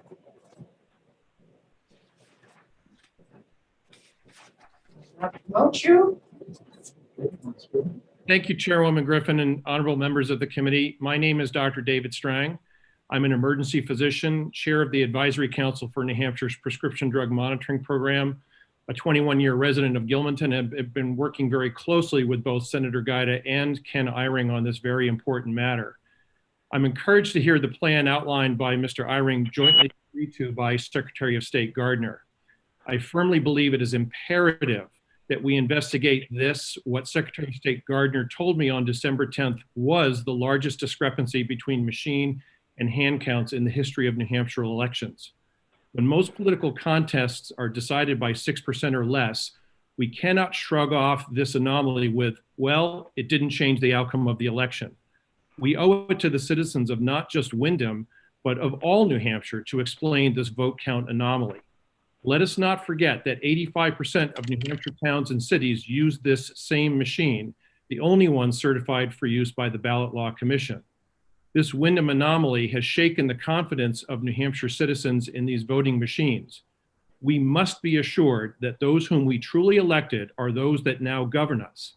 Do any of you want your constituents questioning your right to occupy the seat that you are in today? There is nothing more sacred in a democracy than the sanctity of the vote. If the accuracy of our elections is questioned, if we lose faith in their outcomes, then it will not be long before our society disintegrates into distrust and chaos. It is your undeniable duty to compel an investigation that will explain this vote total discrepancy. I strongly urge you to adopt Secretary of State Gardner's suggestions in writing. I thank you in advance for your support of this bill and any amendments to strengthen its resolve. Thank you for your time, and I will be happy to answer any questions you may have. Thank you very much, Dr. Strang, for joining us this afternoon. Does anybody have any questions for Dr. Strang? During the committee room or attending electronically? I'm not seeing anything. Again, thank you very much for your work and participation in this issue. Also, was that a question from a committee member? All right, thank you. Also here to speak before the committee this morning is Christy St. Laurent. Ms. St. Laurent, I have promoted you to join us on this Zoom platform here this morning. And I think if you unmute, you will be with us. Excuse me, question of the chair. I hate to interrupt, but I'm having a very difficult time seeing this amendment on my phone, and every once in a great while. I have a copy for it. Yes, I would like a written copy, and if anyone else is having the same problem. Okay. I want to hear the testimony. This is one of the problems of doing things by Zoom and remotely, in my opinion, because we don't have. And Madam Chairman, just so you know, there are copies of Amendment 0638H on the table where the bills are. Thank you very much. Thank you. And so actually Representative Colon O'Brien, if you could help pass those out, that would be great. Yay. And you all attending by Zoom should have them in your email box. I don't have what time they came through yesterday. All right. It was 7 p.m. Ms. St. Laurent, you're with us if you want to unmute so we can hear from you in regards to what the proposal is for what's going forward here with regards to the election that, as I understand, you were a part of. Yes. Yeah. So for the committee, my name is Christy St. Laurent, and I am the candidate who requested the recount.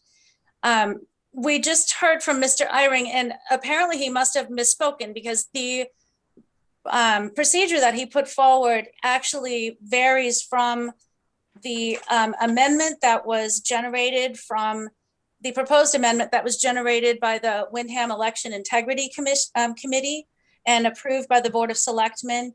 And that biggest discrepancy would be on line 29, line F. All of the counts shall be hand tallied pertaining to the Rockingham County District 7 state representative race. So recounting, hand counting any race other than the state rep race is not going to give us the answer in terms of whether or not the problem lied with the recount.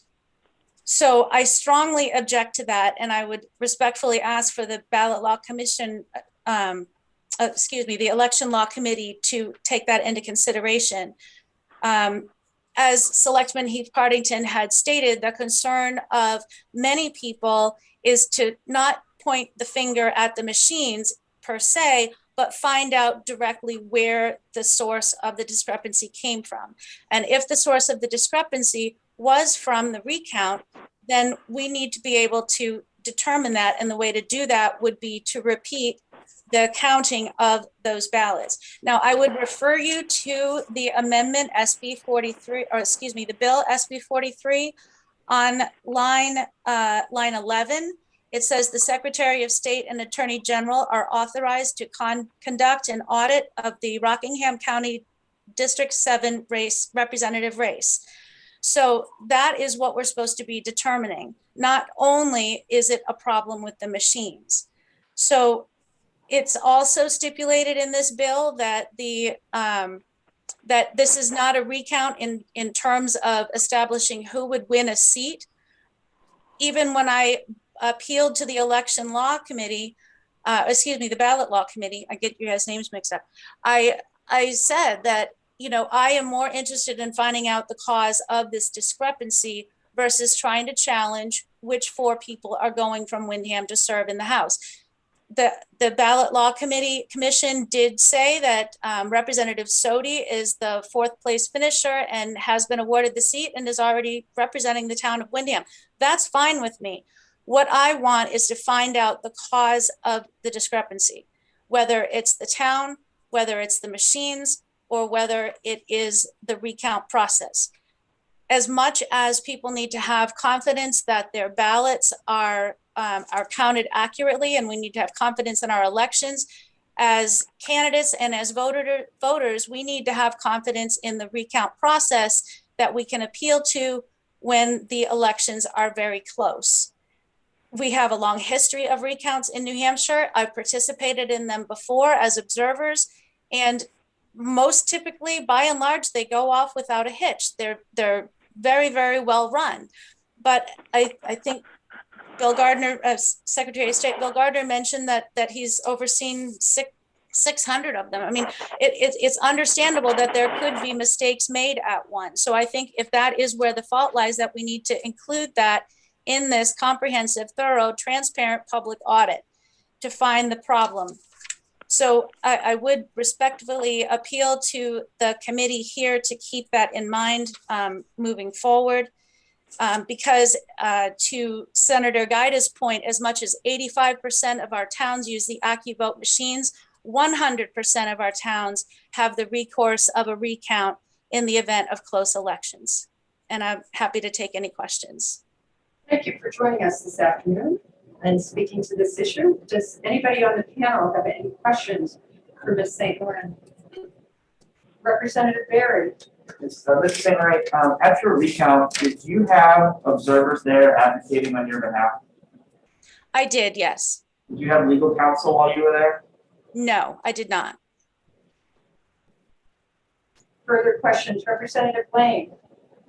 Yes, thank you, Madam Chair. Ms. St. Laurent, did the documents that you mentioned that you were comparing to, are those available? Have they been sent to us or provided to us? You could refer to a committee or a commission in the town? I know, and I apologize because I get your committee mixed up with the That's okay. The ballot law commission. So after the recount, because obviously the results were distressing, just in scale, my only recourse was to go to the ballot law commission. Most typically, and I did provide written testimony that hopefully you have, but most commonly what happens with those is if it comes down to a couple of votes and you disagree with how the Secretary of State interprets the intent of the voter on a couple of ballots, the ballot law commission will examine those and their determination stands.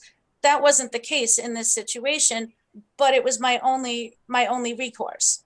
So I did appeal to them. They did establish that it was Representative Sodi to get the 4th seat, but they did call for an investigation from the Attorney General's office. Thank you. May I have a follow-up, please? Further question. Yeah. I guess maybe I misunderstood you when you were testifying. I thought that you said there was a local Windham group that had put together something, and that it was not all those, maybe it's the 11 points that our chairperson read out. I just would like to get a copy of what you were referring to. Right. So all of those points are included in, I have it listed as Senate Bill 43 Amendment 0638H. Okay. Right. So that amendment came out as a result of the Windham Election Integrity Committee that was established by the Board of Selectmen after the public meeting that was held a couple days prior, where the voting machine person representative spoke and a lot of public input was heard on the town's concerns with the election results and the recount. Thank you. Further questions for Ms. Laurent? Sorry. I'm not seeing anything from people in attendance or attending online. So thank you very much for being with us on this issue this afternoon. Thank you. Also signed up to speak on this issue is Tom Murray. Mr. Murray, I have promoted you to a panelist, and I believe if you unmute, you will be able to join us this morning.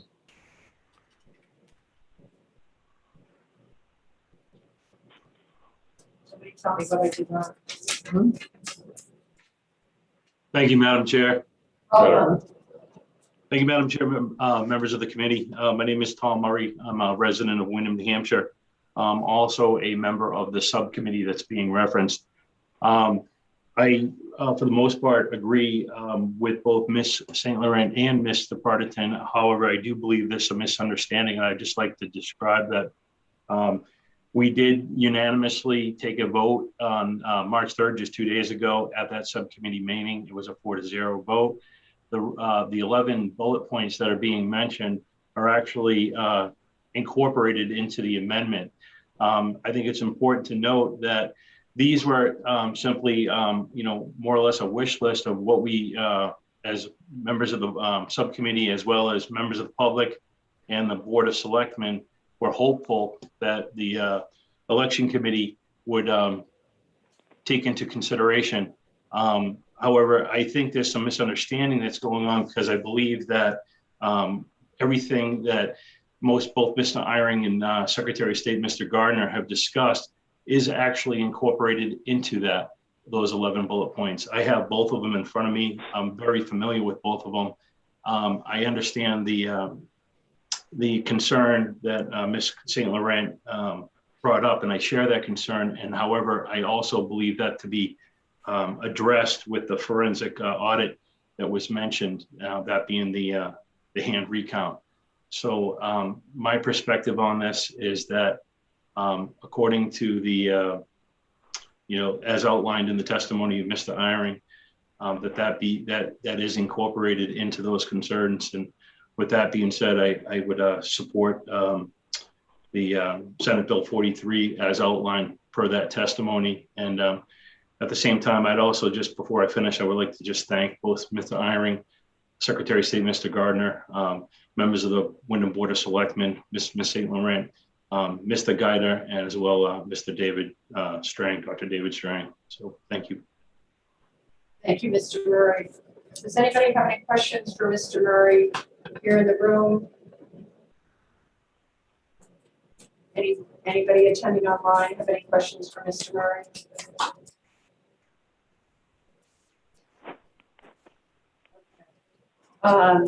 Next, I'm going to recognize Secretary Gardner has asked to begin, whether it's Secretary Gardner or Deputy Scanlon. If you want to join us, please do. Thank you, Madam Chair, members of the committee. This is actually David Scanlon. As I mentioned when we started off, we're all sharing this laptop in, there I see my name just got changed. Thank you. I just wanted to, try and bring this around full circle. There are shared concerns about the count in Wyndham, and there is a desire to get to the bottom of, what occurred. As was proposed, with an agreement or an understanding, the focus is going to be on the machines themselves. With a thorough forensic audit of them. And then, a recount of a couple of the other races that are on the ballot, just to, confirm that the machines are working properly. But I think everybody has to remember, as Secretary Gardner mentioned in his comments, that conducting elections in New Hampshire involves humans. And it involves a lot of them. And as we all know, humans can make mistakes. And that's a regular occurrence in New Hampshire elections. And as Secretary Gardner mentioned, that is borne out in the recounts that we see, that there are some differences between the election count and the recount that we can determine were caused by human error. And it might be something as simple as double counting write-in votes, ballots with write-in votes on them, after they go through the machine. It's, we've seen things like that in the past. Addition errors can happen. Ballots can be improperly handled. And those aren't deliberate or malicious. It's a mistake that somebody made. When we conduct a recount, and if we were to do a full recount again, it may be more evident where the issue may have occurred, but we still may never know what happened. And that's again, the human component of it. I think what we have done here with the conversations between Secretary Gardner and Mr. Eyring and others is come to those mutual areas where we want to try and get as much information as we can to at least confirm that the machines were working properly, and and if we can do that, we may be able to glean some other information about what happened in the actual physical counting part of it. But again, we may never know, and the more we understand, the better. We're hearing testimony on other bills related to audits moving forward. Those are certainly appropriate. But let's try and work together to come up with a process that will address the issues that we all believe are important, even though in the end we may not get all the answers that we're looking for. And with that, Madam Chair, I'd be happy to answer any questions. Questions from committee members? Anybody online? Anybody attending by Zoom? All right, I'm not seeing any. At this point, it is 1:10. The committee is going to take a 30-minute recess. This public hearing will reconvene in 30 minutes. At that time, I will be asking how many people want to testify in regards to this matter, and I will be determining how much time will be allocated to each speaker. We will not be executing this bill today or voting on it. I remind everybody that we remain accessible online for comments. And so SB 33 will continue for a certain amount of time, at which point this committee will then take up the scheduled executive session bills, obviously later than they were noticed for. I see our committee assistant, Pam Smarling, is on screen. Did you have something you needed to let us know, Pam? No, I'm just waiting to post your notice. Maybe Pam would like to leave her office too. So thank you, everybody. See you in half an hour.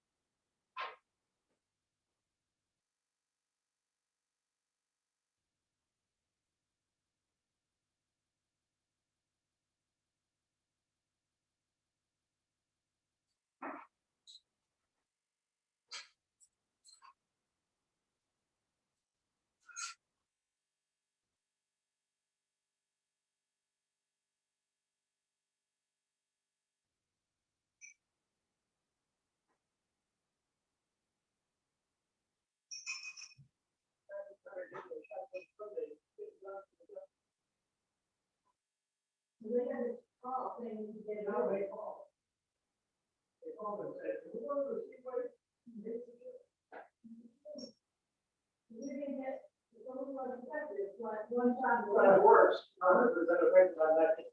Yeah, I know. And then.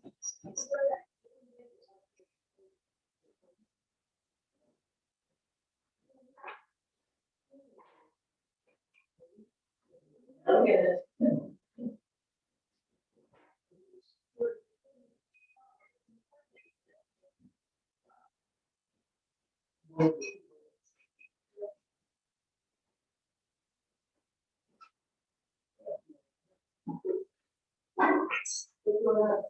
That's a lot of people attending or no?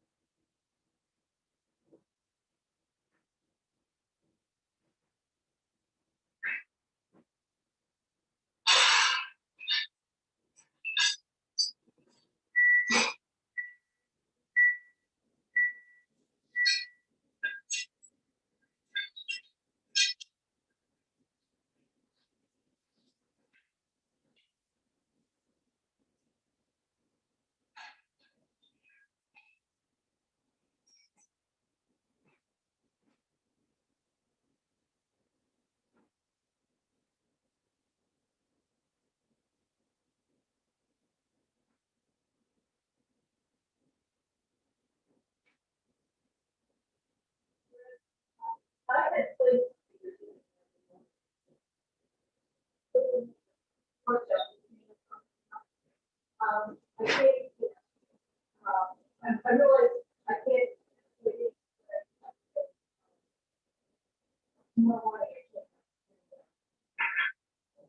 So, I don't know what it is.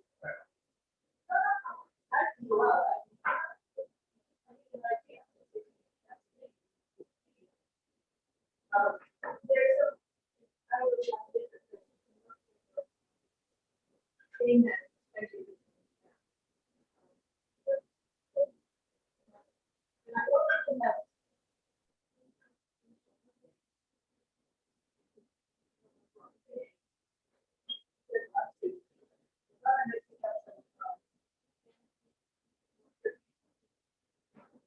So do it finish.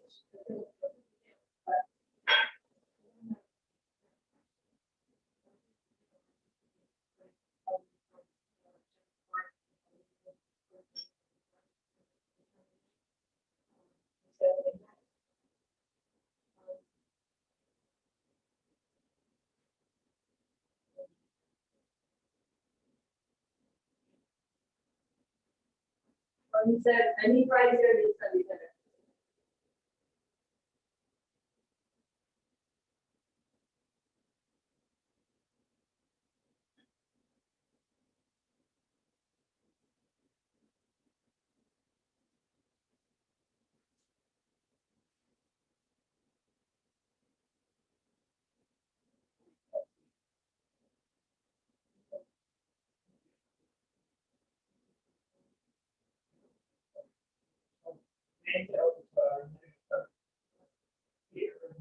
Oh, I didn't know that I was sorry.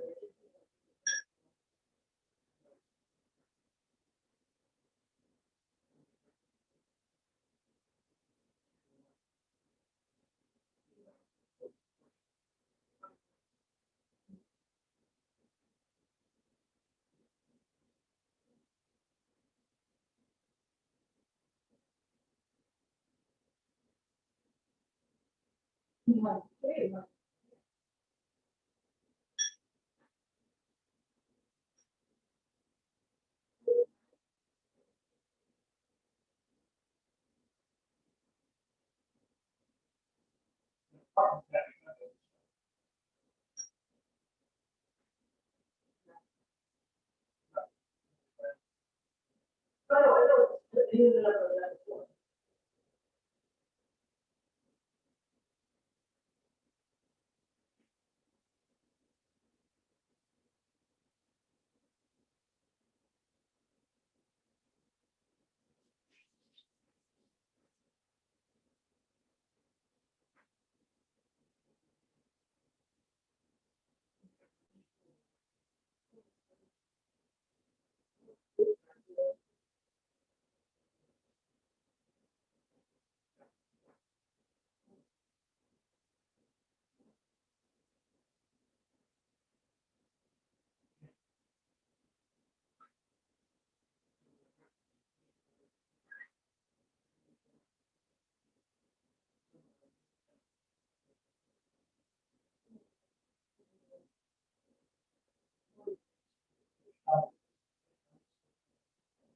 Oh, you told her.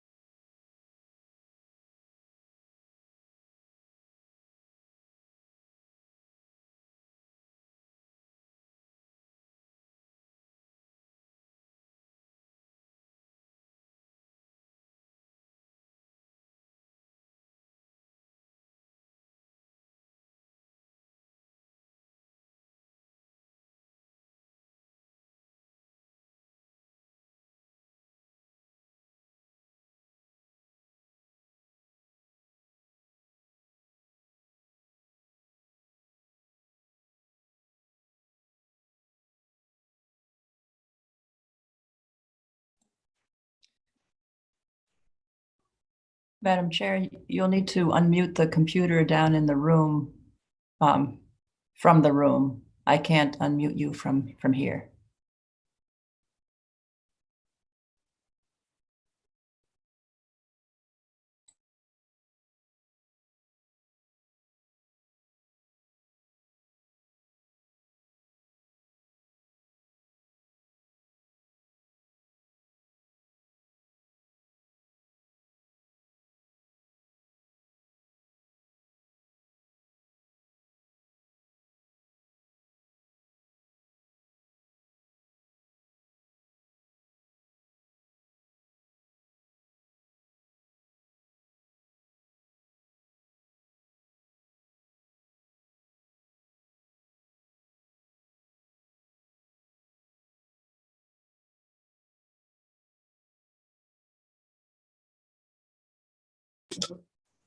Can you hear us now?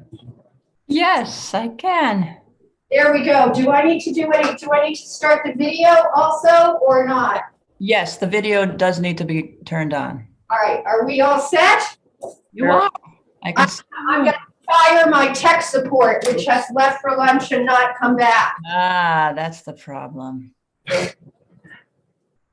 We had someone try it, and unfortunately, we got something completely foreign on the screen, so we were reluctant to continue. But I finally decided I needed to take matters into my own hands. So my apologies to everyone. The 30 some odd minute break has turned into be over 35, almost 40. So I apologize. I want to thank everybody for continuing to be with us. We are resuming the public hearing on SB 43. As indicated, a number of people signed up in regards to this bill. We had 45, as I said, 415 signed up in support. I believe that signups on this, Pam, correct me if I'm wrong, will continue through tonight, and we can continue to receive testimony. I have 29 people signed up to speak on this bill. That does not mean they're all here or that there aren't other people who want to speak. So the majority of the people who have signed up to speak have indicated that they need 2 minutes to speak. So I am going to run through the list of names that I have signed up with 2 minutes to a person. And then I will ask for people who have not signed up to raise their hand so we can hear from them on this matter. And the first person that signed up to speak on this is Nicole Batai. I hope that I've pronounced that correctly. You are still with us today, so thank you for sticking with us for a long day. And I believe if you unmute yourself, we will be able to hear from you. Nicole Batai? Yes, thank you. Can you hear me? We can. Thank you very much for joining us. Okay, thank you. Thanks for having me. Good afternoon, and thank you to the Election Law House Committee for your time and attention. My name is Nicole Batai, and I'm the Windham Town Clerk. I'm speaking in favor of a proposed amendment given by the Board of Selectmen for the town of Windham. I was also one of the subcommittee members involved with drafting this amendment proposal. Since the alleged discrepancy, my office has received dozens, if not hundreds, of emails, calls, letters, and many right-to-know requests from Windham residents, New Hampshire residents, media, etc. Everyone, especially the town officials, are deeply concerned, and rightfully so. There are many theories and speculations as to what could have happened, and to put these all to rest and have the warranted closure is paramount. This amendment of bullets will include more of a local presence, so this audit is accomplished with a collaborative effort across the board. Most of these bullets are basic, including preservation of the ballots and machines in their current state and control, along with the overall ballot count verification. Some of these proposals, such as the neutral location for the audit and all three of the parties abstaining from conducting the audit, are simply to make sure that all areas are covered with transparency and to be as unbiased as possible. In order to maintain public trust and continued transparency through this delicate situation, I would strongly encourage that this is handled with the utmost sensitivity. Some more concerns that many people have raised was the response time to this. When this all came to light, There wasn't much action taken, but we all know this wouldn't just go away, especially given the political climate that we've all been in. We are 4 months out from the November general, and it seems like we haven't progressed much, and it's been steadily on the forefront in Windham. Everyone just wants answers and closure, especially since we have a local election this coming Tuesday. The voters are losing trust, and it's disheartening to say the least. I can speak for Windham's local election officials that we put our heart and soul to make sure that each and every election is run to the best of our ability, while following all the laws and processes has always and continues to be of the utmost importance. This is exactly why we take the oath of office. Please consider voting in favor of this amendment, and please make sure to include our local Windham voice in this process. With that, if it's okay with you, Madam Chair, could I defer to the Windham moderators, because they're also with me in attendance here. That is a deviation from what I said I was going to do to the rest of the public, but given the fact that we're doing this electronically and ease of access and to expedite matters, we will. Before we do that, does anybody have any questions for Ms. Bowtie? Am I pronouncing your name right? It's Bowtie. Bowtie, thank you. Representative Prudhomme O'Brien.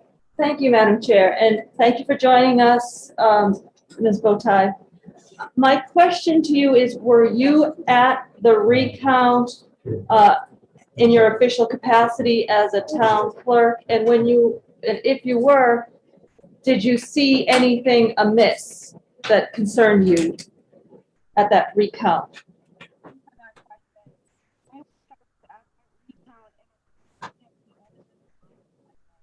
Oh, did we lose her? She's not muted, so. Can you hear me?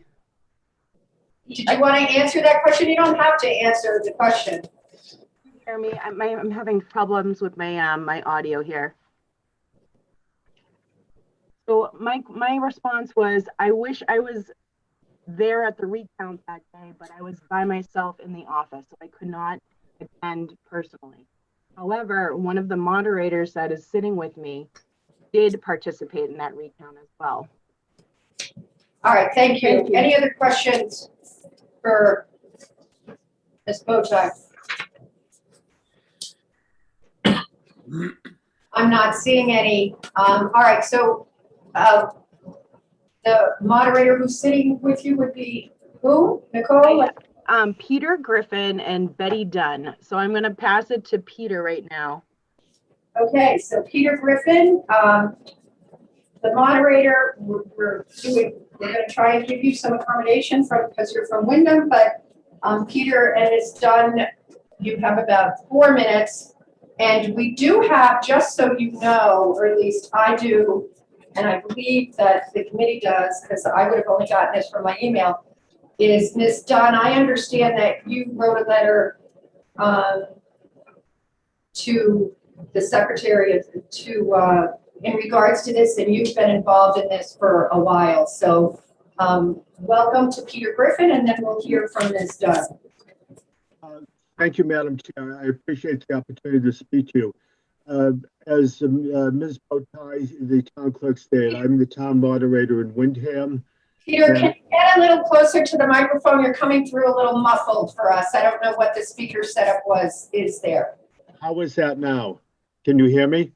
It is a little better. Thank you. You're welcome. Thank you, Madam Chair. I've been the moderator in Windham at the end of this term for 28 years. And we are really disturbed about what has occurred, and we want resolution to this very quickly. I was part of the committee that the selectmen assembled the other day. We spent over 3 hours crafting a list of bullet points, which you had read earlier in the session. I can recommend highly that you please adopt the selectmen's list of bullet points as part of your bill. I will now turn it over to Betty Dunn, who is my assistant moderator, who was in attendance at the recount. Thank you, Mr. Griffin. And I hope all is well with you, Peter. Peter and I serve on a board for many years together. Ms. Dunn, welcome.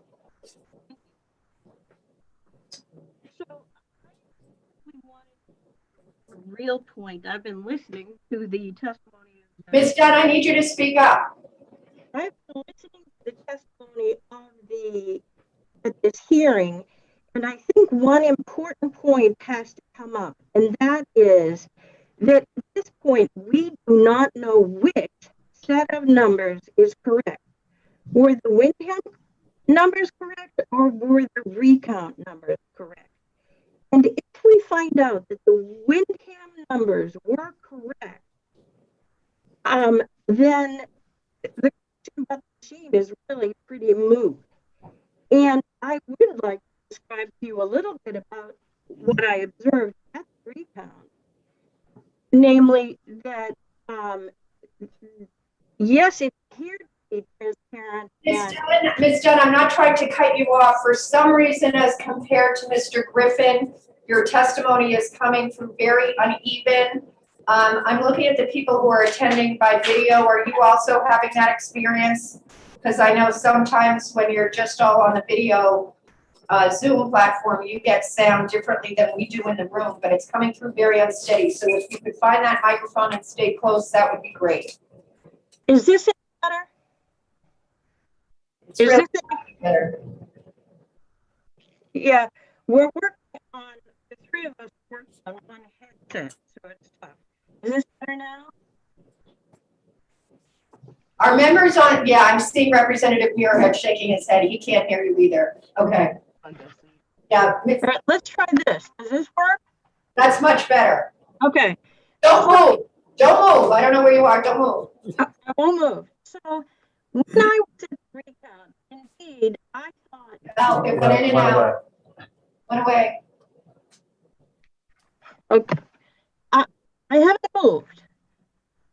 Yes.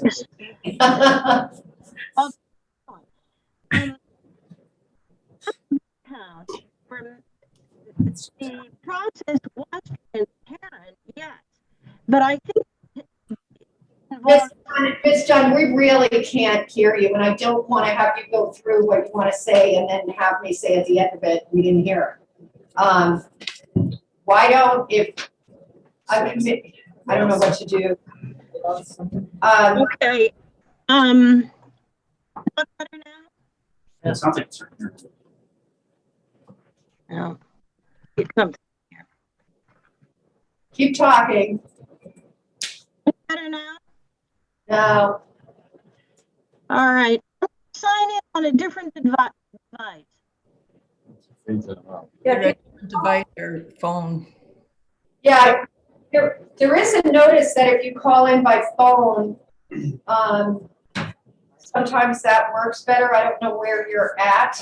If you want to try that with the Zoom notice, there should have been a call-in notice, and then maybe you can have, you can raise your hand and maybe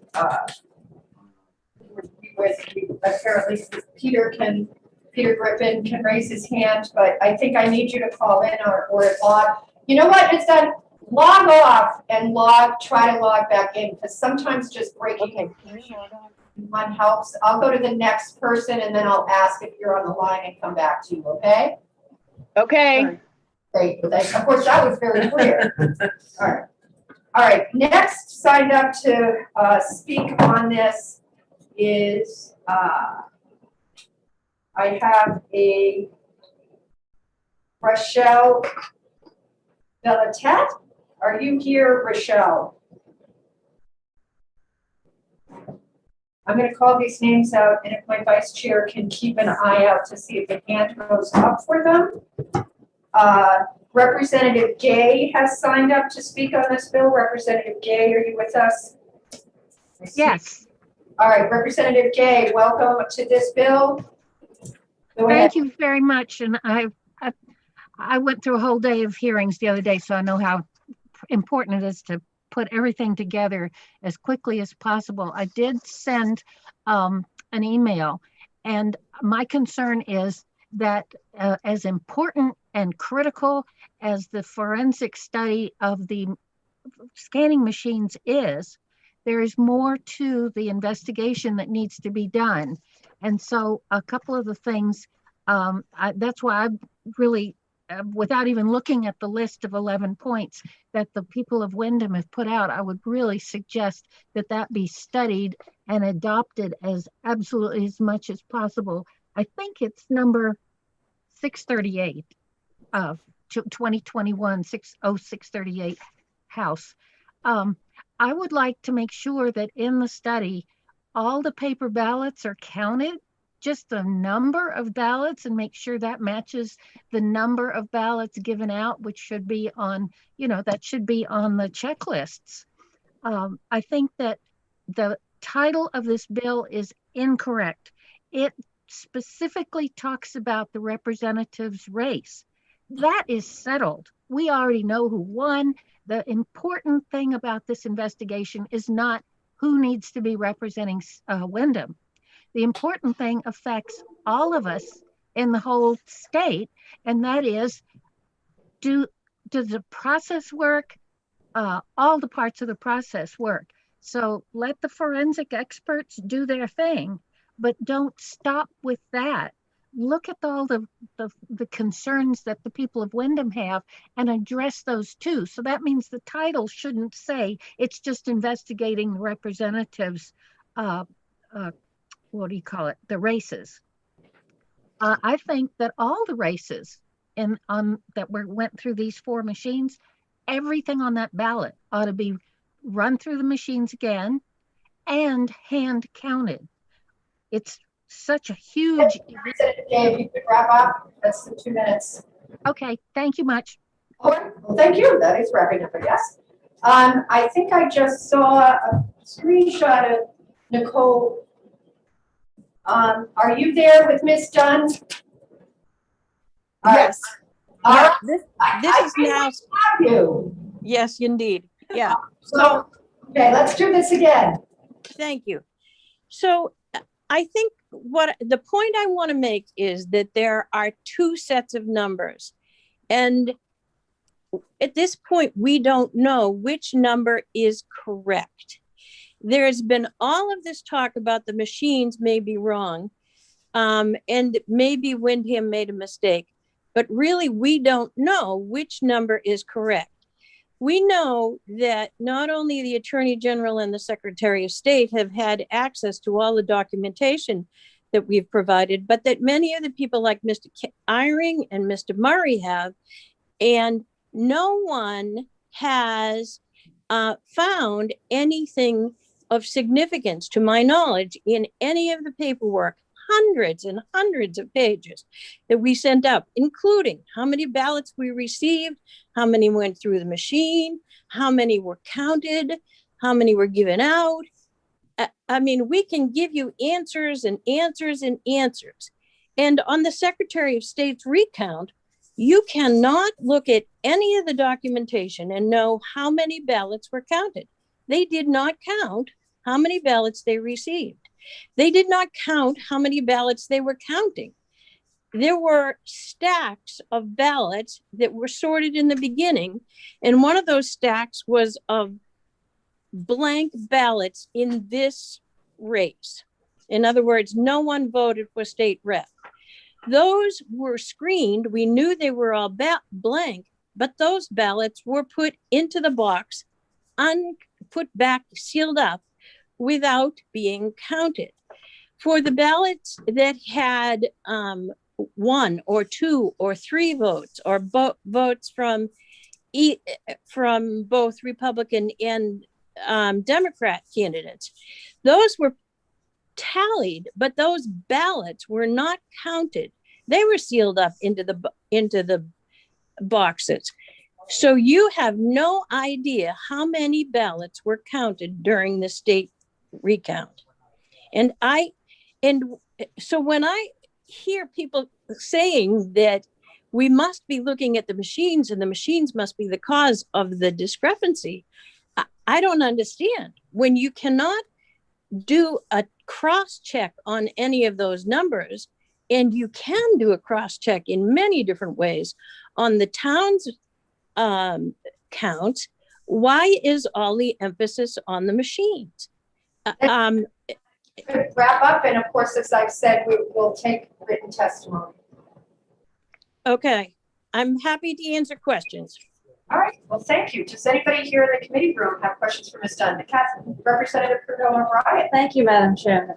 I have a question. Thank you for joining us, Ms. Dunn. Were you at the recount and yes, notice anything interesting, significant, anything that you considered maybe possibly amiss? I did not see, and first I want to state absolutely that I do not think there was anything malevolent that went on. No, I did not see anything that I thought was a mistake. I was distressed immediately when I found out that they were not counting all of the ballots, and that even at the end, once they found there was a discrepancy, they didn't at that point count all the ballots that were available.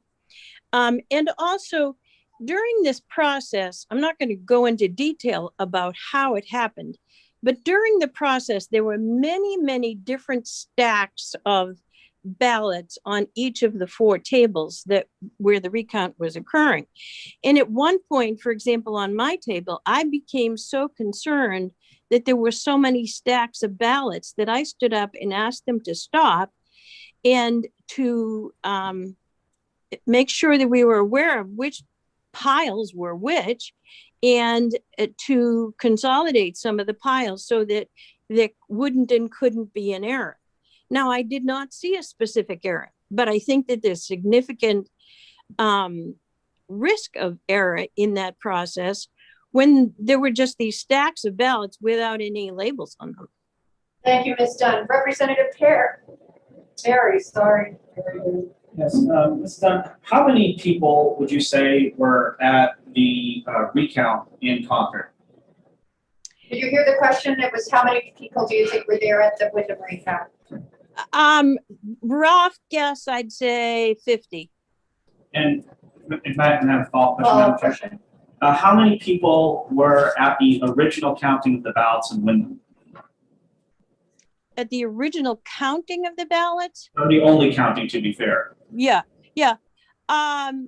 Well, we have 4 machines, and we took, and the tapes came out of the 4 machines, and there was also a hand count of about 80 ballots. There were 10,006 ballots a count. I'm hearing. I'm hearing you still. I'm not quite sure who is not muted. Representative Baldessaro, we need you to do it. We're already about to mute you. No, not many people get to do that. All right. All right. I'm sorry, Ms. Dunn, we can hear you, so. Okay. So the 4 tapes that come out of the machines were brought over to 2 people who have done it for years for us, set up a spreadsheet. The information from the tapes was put into that spreadsheet. All right, and I think the question was about how many people were there at the end of the night when the tapes and the ballots were counted in Wyndham? Oh, dozens, 40, 50. There were observers there from both parties. There were a couple of dozen election officials. There were people who were doing the hand counts. Many people. All right, thank you. Representative Rowan. Thank you, Madam Chair, and thank you, Ms. Dunn, for taking my question. The proposal that we heard at the beginning of this hearing for a forensic audit using all 4 machines with some experts monitoring that, and then part of that process was using another independent machine to count all the ballots independently of your machines, which would then give an independent count of the total number of ballots and the results from those ballots. The fact that that's independent from the machines that we currently have, would that satisfy your need for a full recount? Sir, I'm not clear on what came out of the committee the other day that you've heard with the 11 points. I was not part of that committee. But my personal opinion is I think that if you did a hand audit, and I won't call it a recount because it's not going to change the outcome, but if you did a hand audit and it matched what came out of Windham on election night, then we would know the machines were fine. And then all of the theories about somebody messing with the machines would be taken care of. Thank you. Any further questions for Ms. Dunn? Committee members in the room or committee members attending online? Hold on. Representative Lane. Thank you. Ms. Dunn, in the bill, and you've referred a couple times to 4 sets of ballots. Is that because there were 4 machines and they tried to keep each machine's ballot separately? I'm just trying to figure out why everybody's referring to 4. There were 4 machines. However, I have wondered why that is continued, because when the machines are emptied out, the ballots were stored away, not in 4 separate boxes, one for each machine. That has never been a requirement or a suggestion, and that was not done. Thank you. Thank you. Thank you. Further questions for Ms. Dunn? Representative Krugman O'Brien. Thank you. Thank you for answering these questions. How long have you been an assistant moderator, and do you take the ongoing training that they give? I have been an assistant moderator for 20-something years, and I have also been the school district moderator for 23 years. And yes, I do take the ongoing training, and I read all of the information from the Secretary of State and the various blogs and groups. And yes, I also, by the way, happen to be a retired assistant attorney general who, although election law wasn't my main thing on it, at times I was sent out by the attorney general to be one of the inspectors. I think I am pretty well qualified. Thank you, Ms. Dunn. Further questions for Ms. Dunn? Representative Krugman O'Brien. Just a follow-up, I didn't mean to imply that you're not well qualified, just curious about how the process is. Sure. Is that a question? No, I'm sorry. All right, thank you. Further questions? Committee members attending or online? I'm not seeing anything. Thank you, Ms. Dunn. I'm glad we got all the technical issues worked out so we were able to hear from you and see you today. Also signed up to speak on this bill, and I'm going to ask this person if they're in attendance to raise their hand. I've got too many people attending to look. Is Stanley Saracey? Is Stanley Saracey here? I'm not seeing. Marilyn Todd, are you here? If you could, I believe I see you. Yeah, let us know what's good. Thank you very much. Ms. Todd, you should be joining us in just a minute and can speak.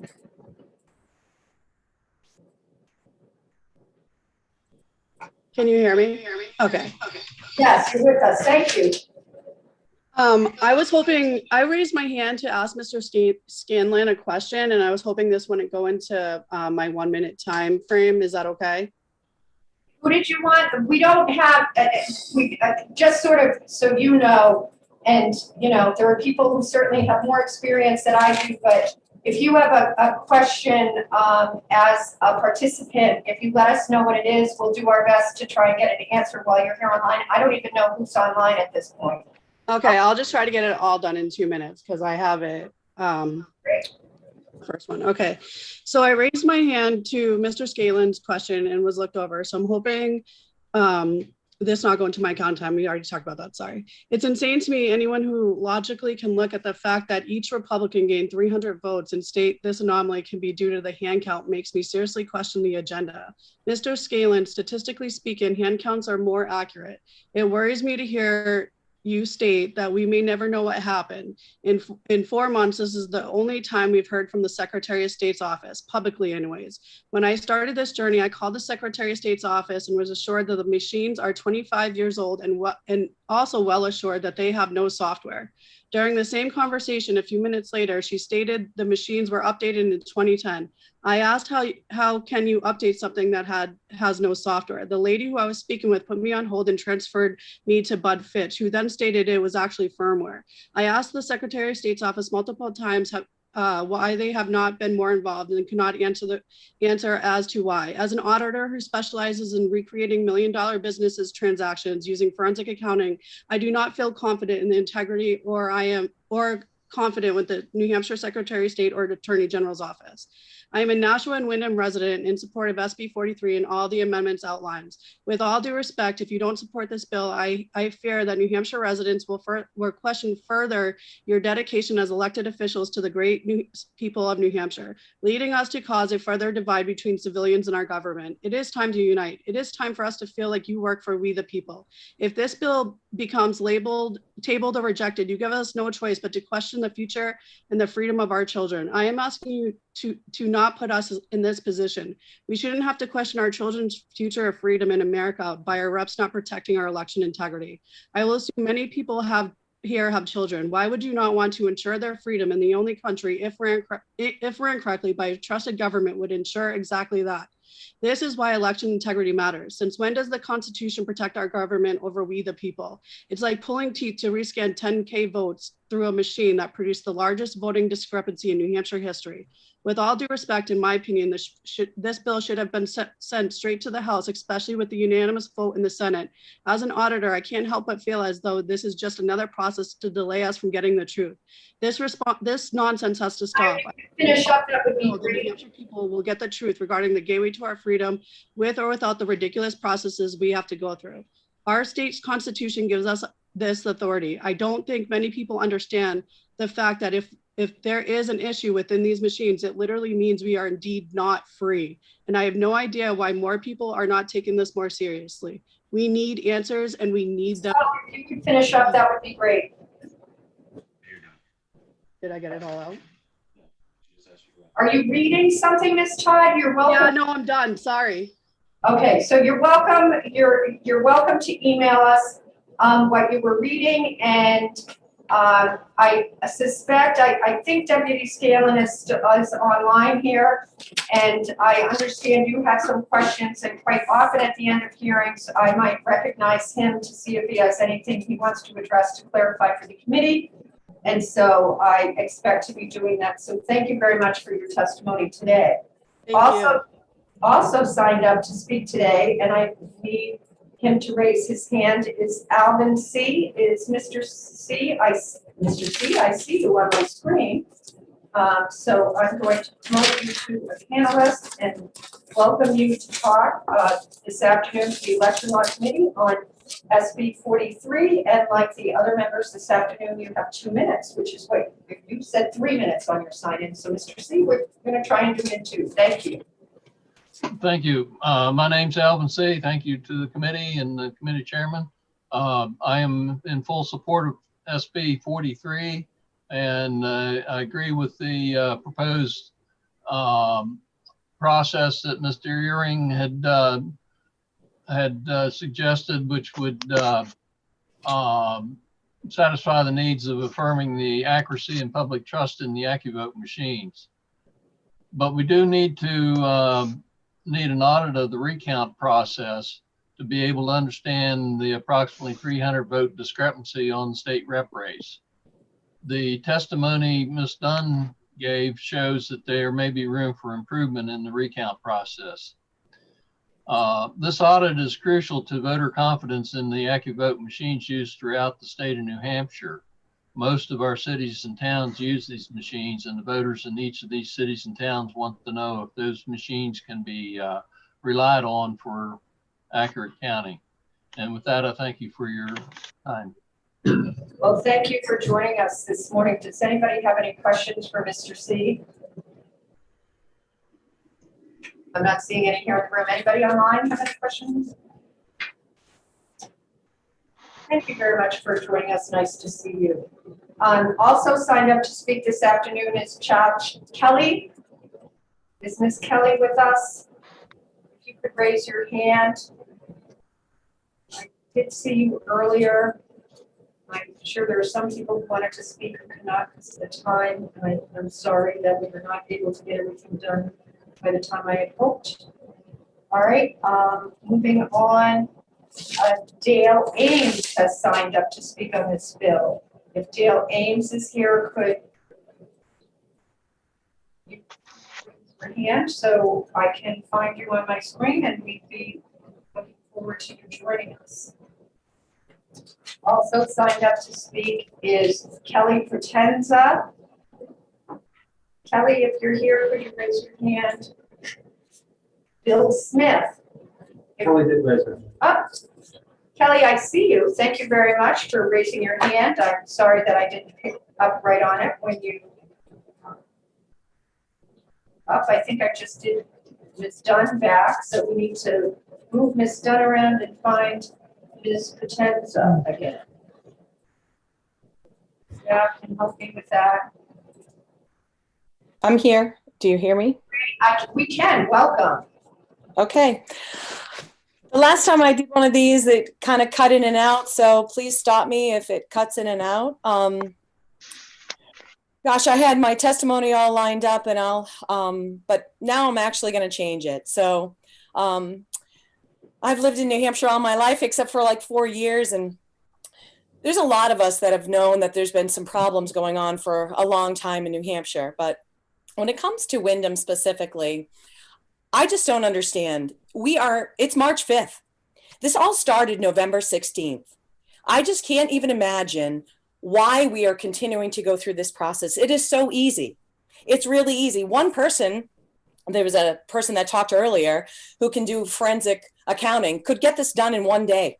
Run all the ballots through each one of the 4 machines. Literally do an audit of the ballots. Count them all down. You can have a whole team. There'll be thousands of people that would be volunteered to do this. So what Mr. Scanlon said earlier is just so concerning. I mean, some of the stuff doesn't even make any sense. He says, we might never know what happened. I mean, are you kidding me? Follow the 11 points in the amendment. Pass through SB 43, follow the amendments. There's really no room for error in there. This really isn't rocket science. I mean, it's bizarre that we are still in this place. I hope you realize we're all watching this very closely.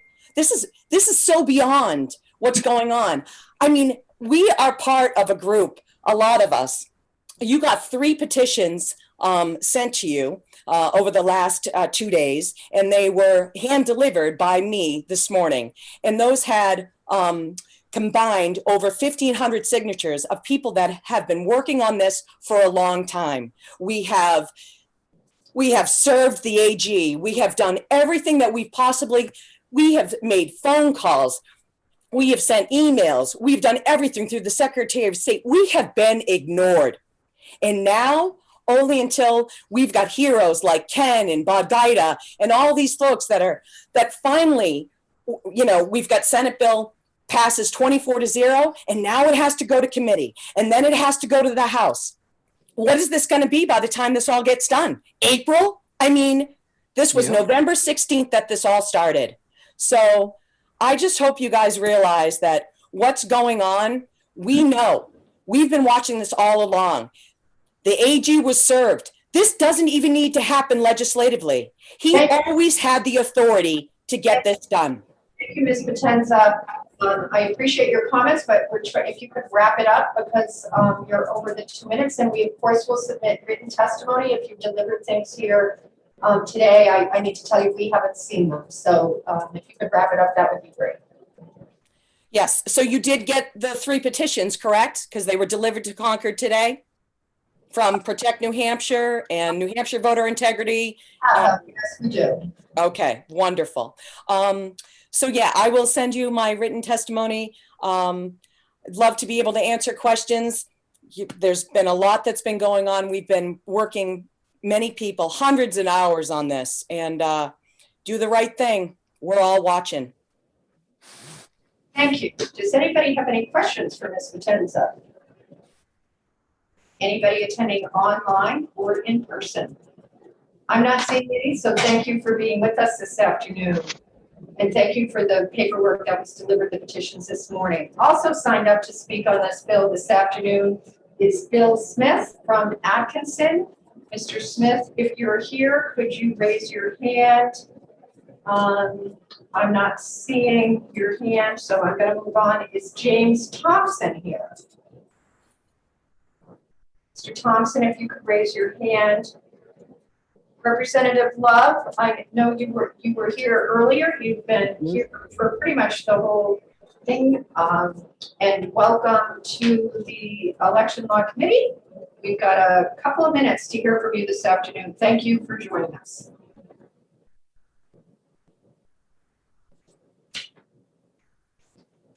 Representative Love, you should be able to unmute and be with us, I believe. There, how's that? Now we can hear you. Welcome. Okay, great. Good afternoon, Madam Chair and committee members. My name is Representative David Love. I represent Rockingham 6, which is Derry, and I rise in support of Senate Bill 43 and the amendment that leaves no stone unturned in search for the truth in the Windham election. I believe it to be a travesty to look at just the state rep race, as it would do nothing to instill public confidence in our elections. I did attend that meeting on Monday night at the Windham Select Board meeting, and I received a copy of the AccuVote machine tapes, and the discrepancies at the top of the ballot were disturbing, to say the least. To begin with, it was close to a third of the ballots were run through machine number 2.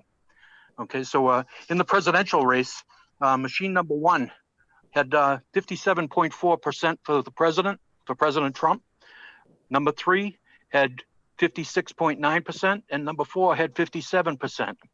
Machine 2, the machine that's really got the troubles, is 42.2%. That's a 14.9% average difference there. In the U.S. Senate race, Mr. Mesner, Corky Mesner, number 1, that machine was 54.1.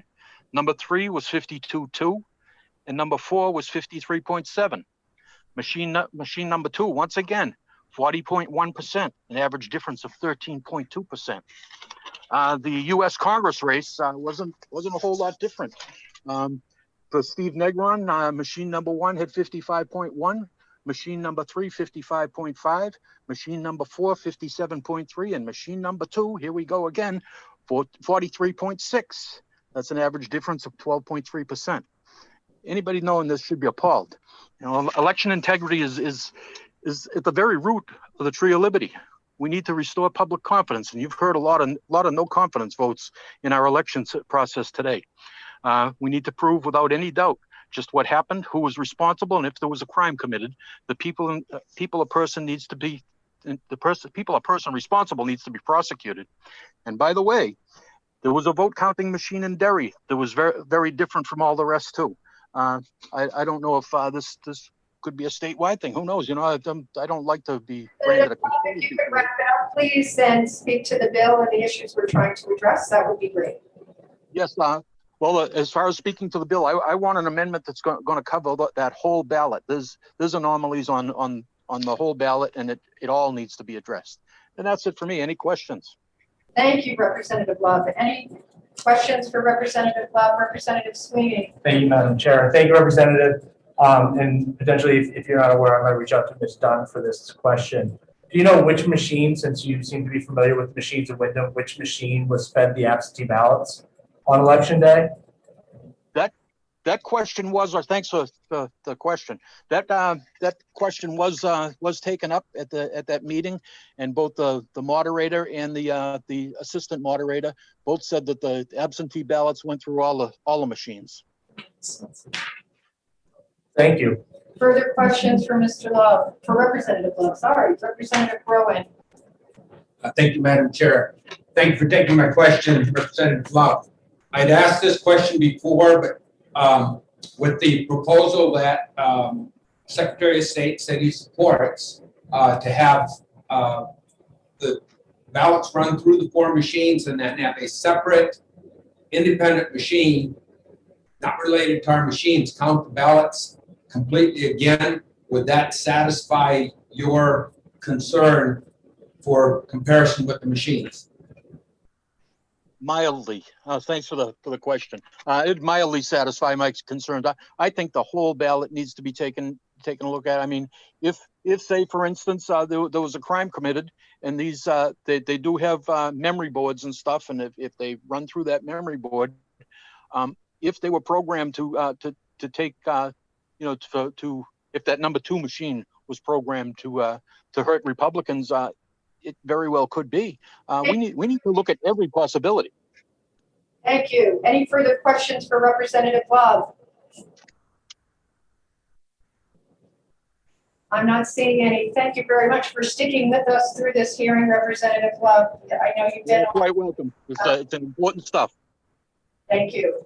Also signed up to speak on this bill is Kim Guimond.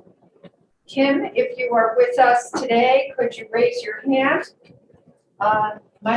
You're not right now. And also Representative Sadi has signed up to speak on the bill. Representative Sadi is one of the names on the amendment that we received earlier today. Representative Sadi, if you're with us, if you could raise your hand.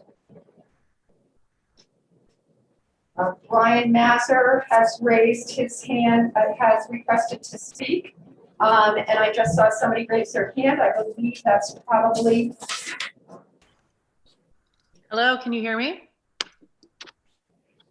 Is this Lisa Mazar? Yeah, I'm Brian's wife. All right, thank You have Representative Baldessaro. I have your hand raised, Representative Baldessaro, and I have you in 2 queries down to ask based on who I had signed up and hands up. Sorry, I'm going in order. Representative Love had actually signed up. What? Ms. Mazur, go ahead. Yeah, thank you. Thank you, Madam Chair and Election Committee, for hearing my testimony. My name is Lisa Mazur. I live in Goffstown, New Hampshire. I have lived in the US for 26 years here on a green card from Canada, and just became a US citizen this past January. The reason I became a citizen after all these years is because I love America with all my heart, and I'm ready to start using my voice with my vote. I believe in our country and our Constitution, but I'm not gonna lie. At this moment, my faith and belief in both of those things are very shaken after what I've seen happening in our country since November. It hit close to home when a discrepancy was unveiled right here in New Hampshire. This was the largest discrepancy between machine and hand count totals in the history of New Hampshire elections. Because of this, a forensic analysis of the machines, including cards and ballots, needs to be conducted. The machines and ballots are town property, so the town of Wyndham, via its Board of Selectmen, should determine which firms does this forensic analysis. I have never voted in my life, and I'm now terrified that my first vote in 2022 might be taken from me. My confidence is shaken in our voting system. Representative Scanlon, you said that we may never know what happened, but we sure as heck should. The AccuVote machines are owned by Dominion, and Dominion is a Canadian company. These machines are banned from being used in Canada, so maybe we should take a cue from them. We have to get this right. I don't understand why you wouldn't want to get this right as well. It's been too long, since November.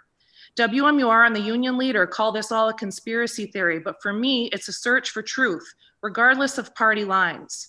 You have to do the right thing. This new citizen, and you can hear the passion in my voice, I'm a new citizen, I care deeply about this, needs to know that my voice is being heard and that my first ever vote in my life will be counted. Thank you. I'm in full support of this bill and its amendments. Much for your testimony. Did you submit written testimony also? I did. Yes, thank you for that. So committee members also have that. Does anybody have any questions for Ms. Mazur? Representative Barry. Yes, Ms. Mazur. First of all, congratulations on being a United States citizen. Welcome. Thank you. Glad to have you here. My question is about your faith in our elections. Would you say that things like this, where election abnormalities occur, cause you to lose faith in the elections and thus less likely to vote? 100%. I actually don't want to vote in 2022. I'm so disgusted with what I'm seeing. I can't even believe what I'm seeing happening in this country. I didn't sign up for this. When I signed up to be a citizen, I was so excited, and now I feel like it's all being taken away from me. I just, it's unbelievable. Sir? Thank you for that question. All right, thank you very much for joining us. Is Andrew Bridge here? He just raised his hand. Thank you very much, Mr. Bridge. Go ahead, you join us, and you have 2 minutes. If you unmute, I think you're all set and you're with us. Are you able to hear me now? We are. Welcome. Great. Listen, thank you very much. Madam Chairman, I did send in my testimony via an email on Wednesday, March 3rd, under the heading of "Does my vote count here in New Hampshire?" And like just the last speaker, I am not a new citizen by any means. I've always been a citizen here. I'm 66 years old. I live in Amherst, New Hampshire, and I am very concerned that we are losing our ability to actually elect free representatives, freely elect our representatives for a representative government. I so much appreciate everyone there and all of the work that all of you are doing, including Mrs. Dunn. I can't imagine the amount of work that's necessary to put on an election. But I think it's time for us all to stop necessarily patting each other on the back and say, there's still more work to be done here. There's some hard work to be done to restore confidence in our voting system. I would simply like to say that the proposal that was made at the beginning of this hearing with Mr. Gardner and Ken Eyring, I'm in full support of. I think everything needs to be completely transparent and completely open. I certainly would like to see all of the ballots looked at, and I do think that people need to remember that if there's a forensic audit, that will look at the machines and the ballots. So I think we might have both bases covered there, but that's all I'd like to say. Please help us. We're asking for your help in restoring integrity to our system. And I very much appreciate your time. Thank you. Thank you, Mr. Bridge, for being with us this afternoon. Does anybody have any questions for Mr. Bridge? People here in the room or committee members who are attending electronically? I'm not seeing any. So thank you very much, Mr. Bridge, and thank you for your written testimony.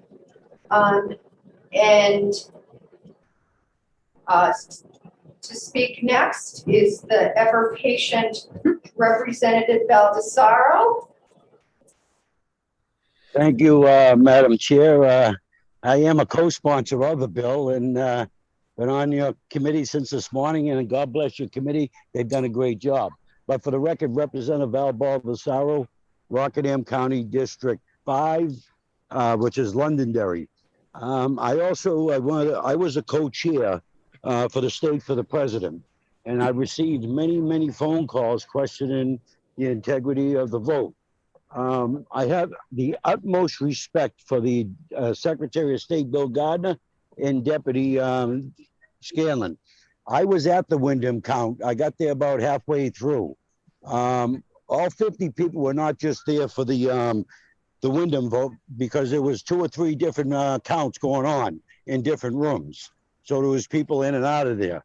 As far as the amendments that are going forward, I would support whatever we need to do to correct this problem, because there's an integrity problem right now with many people that are constantly calling us on the Windham, not just Windham now. I didn't even know about Derry's votes on the over votes. And I know the Londonderry machine broke. One of our machines broke at night. The same thing happened in Nashua, a machine broke. I don't know how many other cities or towns that they had a problem with a machine breaking, because Londonderry didn't get their vote count in until 4:05 or 4:10 in the morning. This is very important for us to do. Most people don't know we are finally, hopefully, going to give the Secretary of State the authority to audit. I don't know why they never had it, It should have been done a long time ago, but we're not going to go behind whatever happened in the past. We're going to hopefully move forward and correct this. So I thank you all, and hopefully we pass this and move it forward so we can vote it in our next session. Thank you, Representative Baldessaro, for sticking with us for the day and your co-sponsorship of the original bill. Any questions for Representative Baldessaro from committee members or panelists? I'm not seeing any, so thank you very much for joining us. Also signed up to speak today is Michael Bryan from America Votes, and he indicated he needed 2 minutes to speak, which is just perfect with our plan. Welcome this afternoon, Representative Mr. O'Brien. There is a Representative O'Brien, but it's not me. It is. Thank you, Madam Chair and members of the committee. My name is Michael O'Brien. I am here with Pretty Strategies and testifying on behalf of my client, America Votes. Very brief because I know it's been a long day. We do support this. We feel it's very important to make sure that we have answers. We also do very much firmly agree with previous speakers who said we should look into the recount itself. We don't know where the error had occurred. I also think it's very important for committee members and everyone listening that there were lots of recounts done in races that were large and small, and none of them produced issues like we saw in Windham. So we should treat this as an abnormality because it is. And we need to find the answers, but I don't think it helps to start thinking of this as a larger problem when it seems pretty confined. That's all I really have to say. I'm happy to take questions if anybody has any. Thank you very much, Mr. O'Brien. Any questions for Mr. O'Brien from committee members or panelists, which would be committee members attending online? I'm not seeing any, so thank you very much, Mr. O'Brien. Also signed up to speak is Alex Tommy, I believe. Alex, raise your hand. Yeah. Great. I think you are unmuted, and I'm there. thank you very much. Welcome. Thank you for having me, Madam Chair. Thank you and your committee for the patience, the professionalism, and the deliberate approach you've taken to this problem. It really speaks well for the people we have elected on all parties. You've done very well. Now, that said, I have submitted written documents to you before. Most important amongst those are reports that indicate the number of problems these machines have had, not because they weren't good machines in their day, but like the Studebaker I had in college, they have seen their day, and they have as many problems as my Studebaker did. That said, there is no bill that you can pass that will fix the problem. That is not your jurisdiction. You can, however, follow up on the Senate's good work and define the process by which this process can be fixed.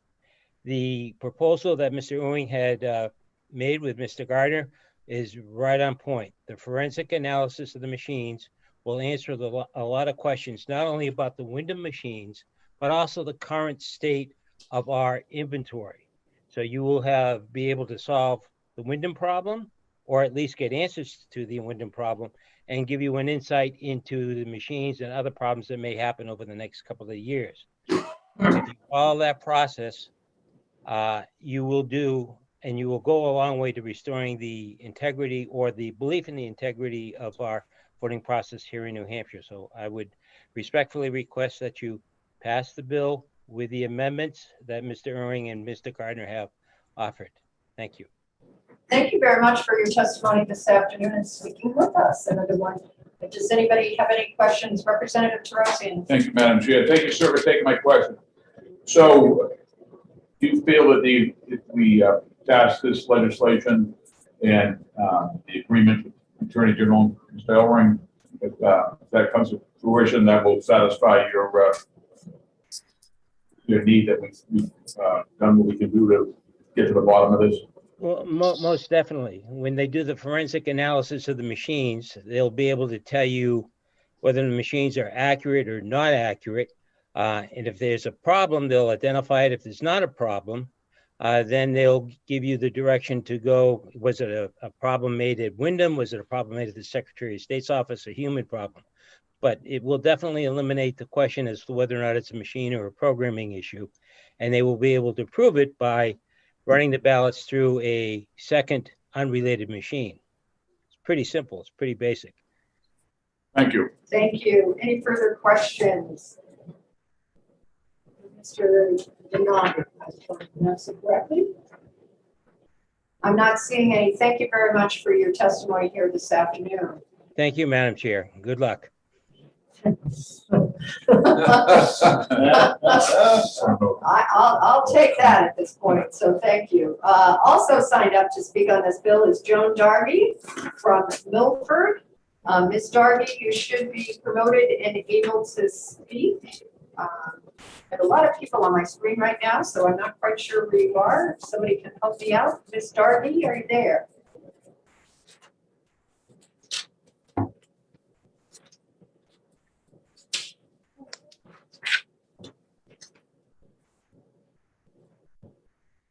Ms. Darby, I think if you unmute yourself, you will be with us. I don't know why I just spoke louder for that, but I did. Ms. Darby, if you can unmute yourself, you will be with us.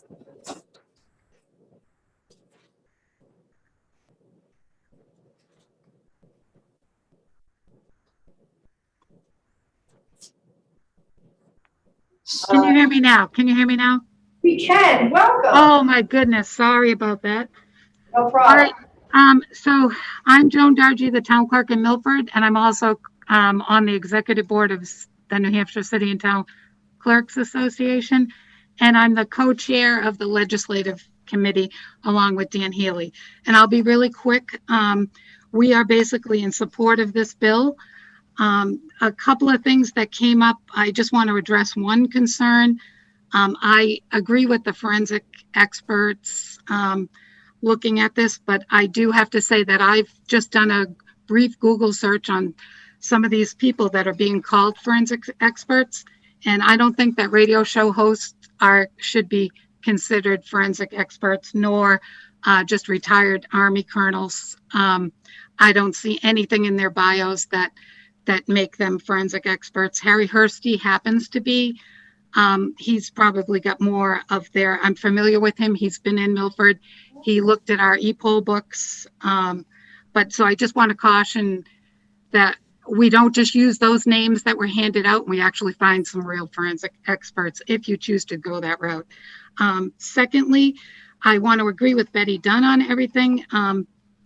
I think that we're getting all kinds of calls as town clerks, and without doing a hand recount audit of the recount that was done, I don't see how going through the machines, if the machines come up with the same results, and again, that doesn't match that hand count, how is that going to tell us that the machines had a problem? Most likely, it's going to be found that it is an error in the recount, that somebody just double counted stacks of 100 ballots because it's an odd number. It's 300. I mean, it's not it's usually you'd expect to be off by some sort of an uneven number, not a total of 300. And then last, the one thing I just want in regards to Representative Love, I will tell you that if he looked at Milford's tapes, we had the exact same results. Absentee ballots tended to be cast by Democrats and independents. And that we had to put our absentees through one machine because they were all folded, and you didn't want to mess up the other machines. You didn't want to create lines because of social distancing. So we processed all our absentees through one machine, and our tapes that look exactly like Wyndham's does, obviously with different numbers. Darby, if you could wrap it up and that's all I have to say. And thank you for letting me speak. All right, great. Well, thank you. And does anybody have any questions for Ms. Darby, online or here in the room? I'm not seeing any, so thank you very much for being here this afternoon. And also signed up to speak on this bill this afternoon is Mary Till. Mary, are you still with us? Could you raise your hand? Oh, hang on, I'm in the wrong part of my screen. Not seeing you, Ms. Till. So we're going to move on at this time to Is Sarah Ibanez here, please? Sarah is from Bedford. I might have also received something written from Sarah. I'm not seeing her hand. Is Julie DiCarlo with us, please? If you're with us, could you raise your hand? Somebody just came on my screen.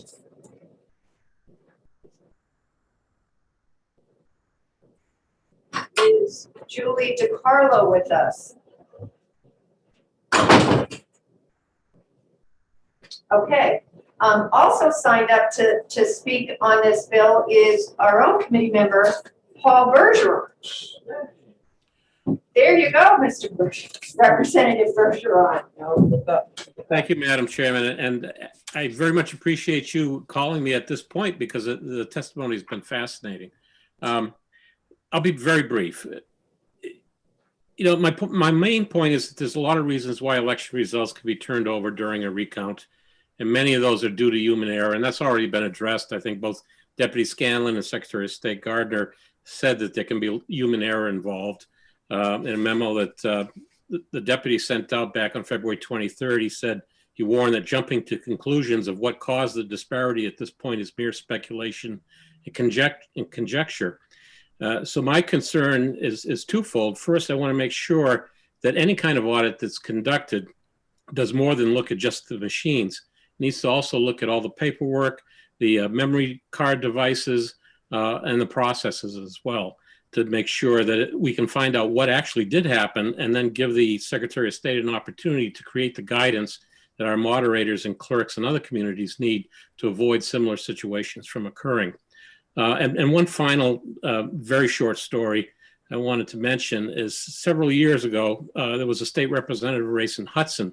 There were 6 open seats, and the election night returns showed 2 Democratic candidates tied for 7th place, losing by 37 votes. A recount changed the finish, and the recount showed that all 6 Republicans lost votes as a result of the recount, and 5 of the 6 Democratic candidates gained votes. That recount happened in 1972. It was a while ago. I was the person that ended up winning the 6th seat by 4 votes in the recount. And I would just add that the mistakes occurred because of human error. There were no ballot counting devices in service in 1972. So I would like to urge the committee to keep in mind that any kind of audit needs to include all other aspects of election returns and counting and so on, not just the ballot counting devices themselves. Thank you. Okay, thank you, Representative Bergeron. I apologize. I thought that maybe you were speaking to something else, because at some point the committee's obviously going to need to have an executive session on this and talk about everything. So I hope committee members don't feel that they have to sign up for me to recognize them. And I didn't know if you wanted to talk about something specific in your amendment. So thank you. That's fine, Madam Chairman. My understanding is if we're sitting on the committee, we're asking questions, and that's why I signed up to provide testimony. Okay. Thank you. To be honest, Representative Bergeron, I don't know if I want to give it the idea to the other 18 members that are sitting on the other side of this room and screen for that, but we'll see what the signups look like for next week, and we'll see what happens. Yeah. I can tell you right now, I want to put the kibosh on that in certain respects. All right. Is there anybody else here attending electronically who would like to speak on this? I have a couple people with their hands out. Albert Todd, I have with the hand up. You should be joining us as a panelist if you unmute. We welcome to hear from you, and we're allocating about 2 minutes, so welcome.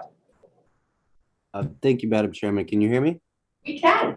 Awesome. I wrote this quick testimony, and I'll email it in to you guys as well. I am a Nashua and Wyndham resident, and I am in support of the amended SB 43 bill. I would like to point out that we, the people, have already been waiting 4 months for redress. I encourage this committee to establish a timeline before leaving today and establish a date for the amended SB 43 bill to be signed. I would like to continue by saying that I am a United States Navy veteran. I say this, of course, with pride, but not as a means to grandstand. However, I will not digress from sharing with you some of the conversations that I've had with my fellow brothers and sisters. Some of us feel as though we have sacrificed our time, our liberties, our freedoms, our brothers and sisters to support and defend the freedoms of politicians and not the freedoms of our citizens. This is a major perversion of our service to not only our great state constitution, but also our federal constitution. And we petition our state government to correct this injustice against us all while we still have a chance. I will end this with a simple but powerful quote by John Adams and an explanation of my choosing of this quote. Posterity, you will never know how much it cost the present generation to preserve your freedom. I hope you will make a good use of it. If you do not, I shall repent in heaven that I ever took half the pains to preserve it. I mentioned the Honorable John Adams quote because there was questions about the precedent that this passing of this bill may set. In my opinion, the precedent that this would set is the precedent of our government uniting with the citizens to honor the sacrifices our founding fathers made for all of us by honoring the vote, which is at the heart and soul of both our federal and state constitutions, which founded our great republic. Thank you, and God bless our great state and our country.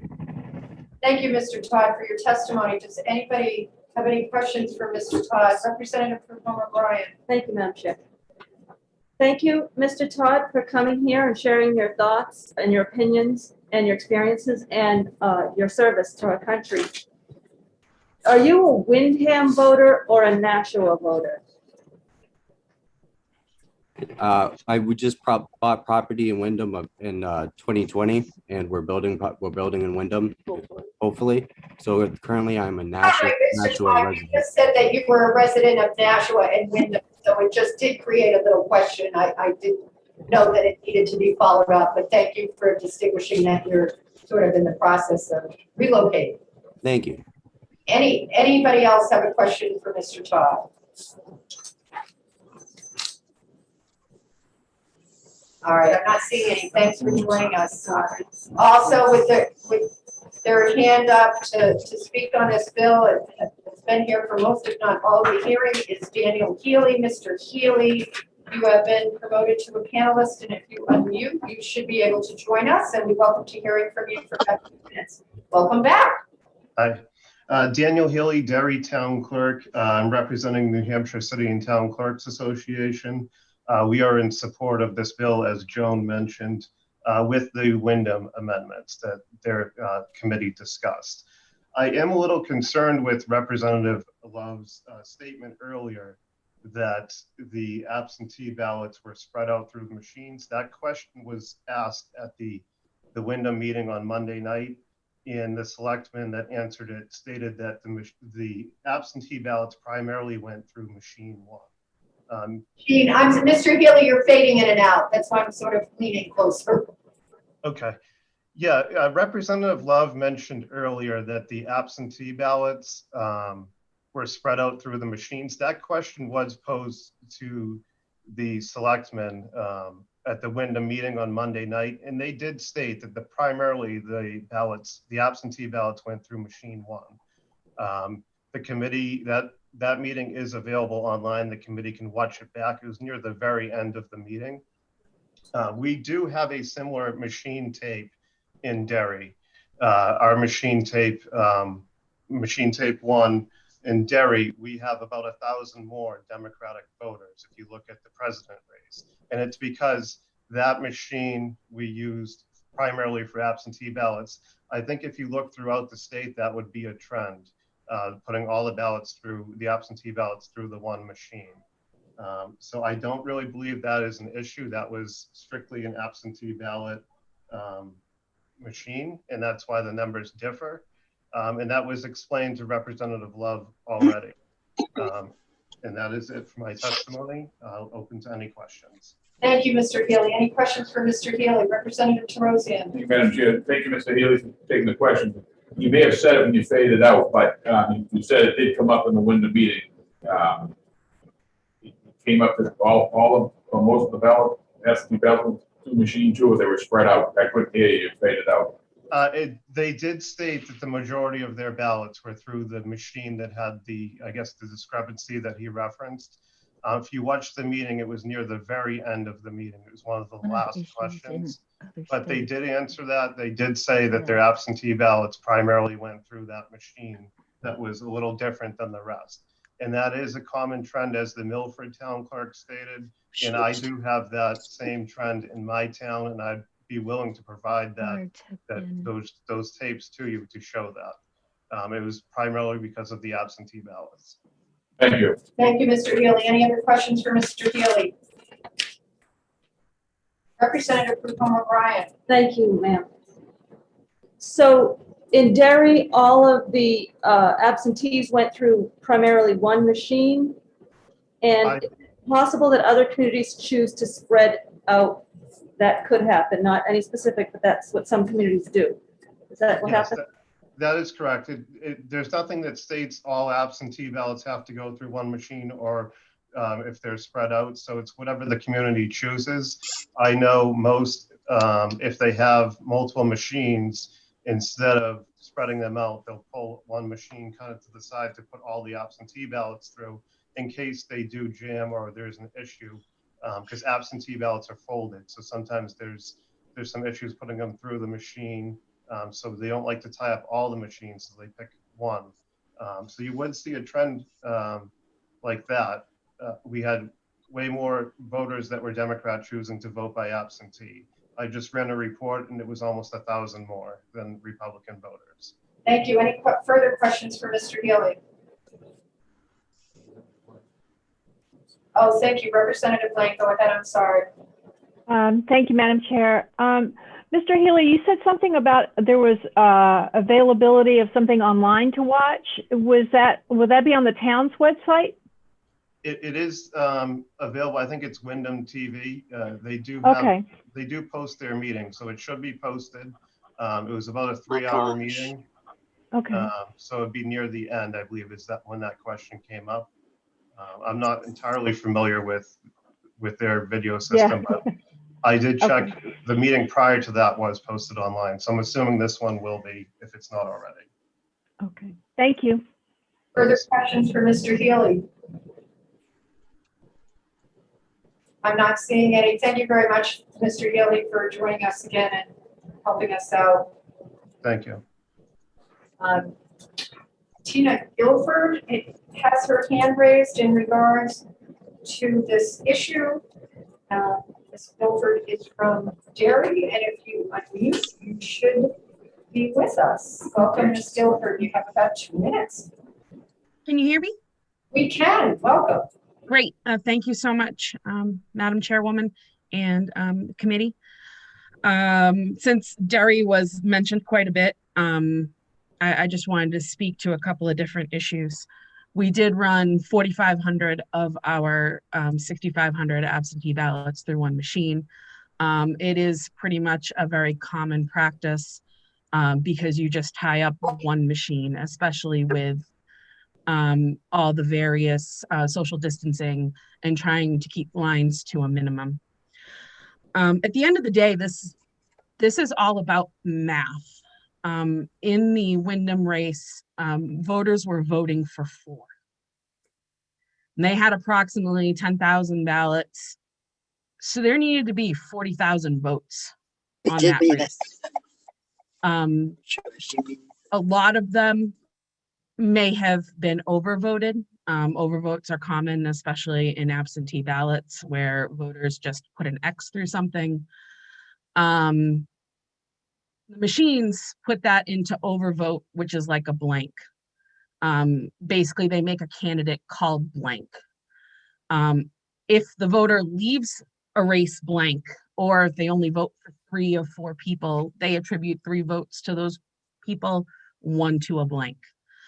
The end of the day, it all has to equal the correct number of votes when you count them all. And when the Secretary of State does their recounts, they just count the valid votes to, get to, what the totals are.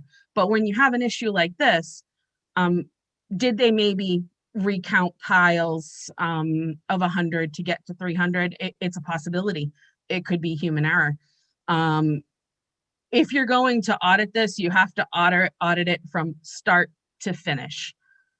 Audit the machines, audit the hand count, run them through an independent machine, and literally just look at it all from start to finish. And any other thing is not going to answer voter concerns. My phone and my email has been exploding with residents in Derry asking, what are you going to do to make sure the Wyndham incident doesn't happen in Derry? Considering we still don't know exactly what happened in Wyndham, it's really hard to answer that question. And I just want to count voters' vote, count the eligible voters, count the eligible votes, be it with a machine or a hand count or whatever it is. But we do need to get these questions answered. Thank you. Thank you for being with us this afternoon and offering your testimony. Does anybody have any questions for Ms. Guilford from the town of Derry?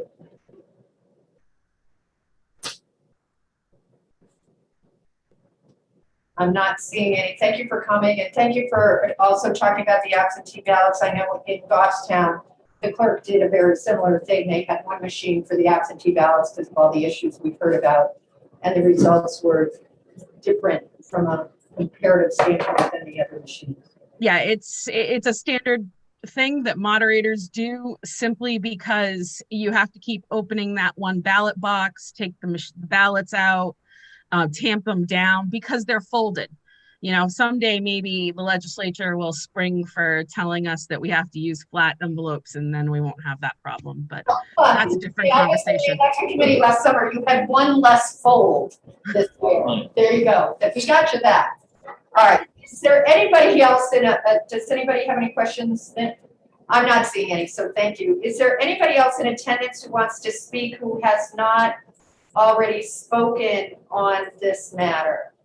Representative Gay, I can't remember whether you've spoken on this or not, so I'm gonna let you. I'll be very quick. I can be very quick. Is that okay? You're very quick or not? All right, let's go. Okay. One of the things that needs to be examined, which in the forensic they should, is the question of why would one of the four ballot boxes read so differently. And I'm just learning about in the other states, some of the things that they found out in suspect elections was that there was a program in there that actually put a percentage on certain ballots. So they boosted some counts like 120%, and then the opponent, they set it to read 80%. So that's just one more possibility to explain why one box would be so different from another. Audit results, because we can start talking about the fact that some states don't even have a procedure for recounts. And if you want to recount, you got to go to court. So thank you for your comments on the bill. Did you have anything else you wanted to add before we move on to Dr. Strang? No, I'm just very grateful that we have a very safe recount method. And I really strongly doubt that we would ever have mistakes like this on 4 or 5 races with the supervision that goes there. So I have a lot of confidence in that, even though I'd like to see it redone in this investigation. Thank you. Thank you, Representative Gay.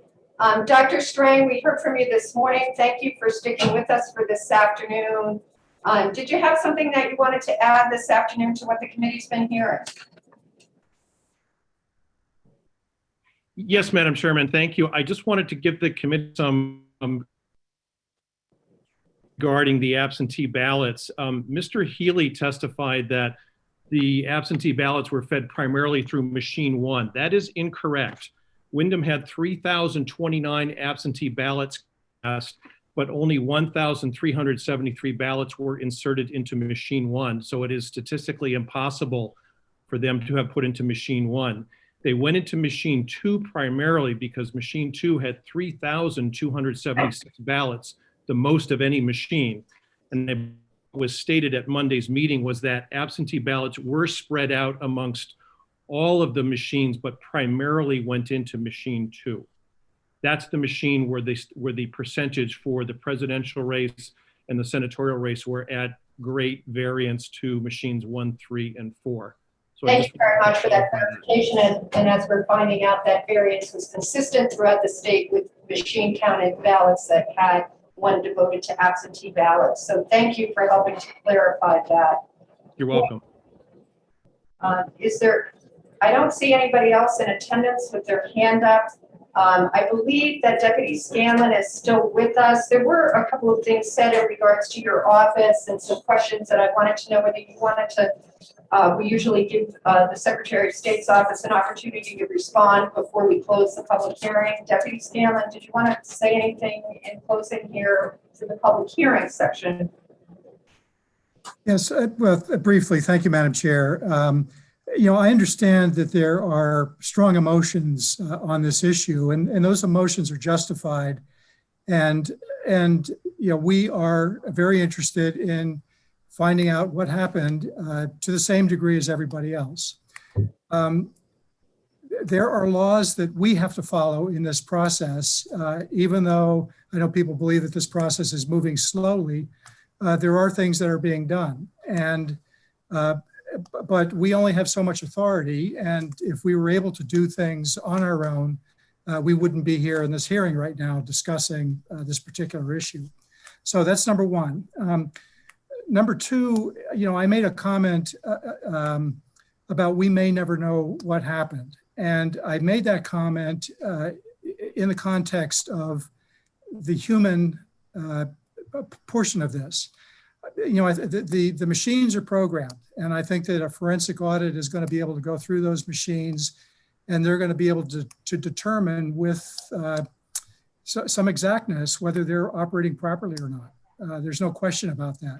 What I was referring to is if it turns out that it is not the machine that was the problem, and it was either at the recount where there was an issue, or whether it was in the town of Windham where there was an issue, if there is a human component in that, we may never know exactly what transpired. If a stack of ballots got double counted by somebody, we're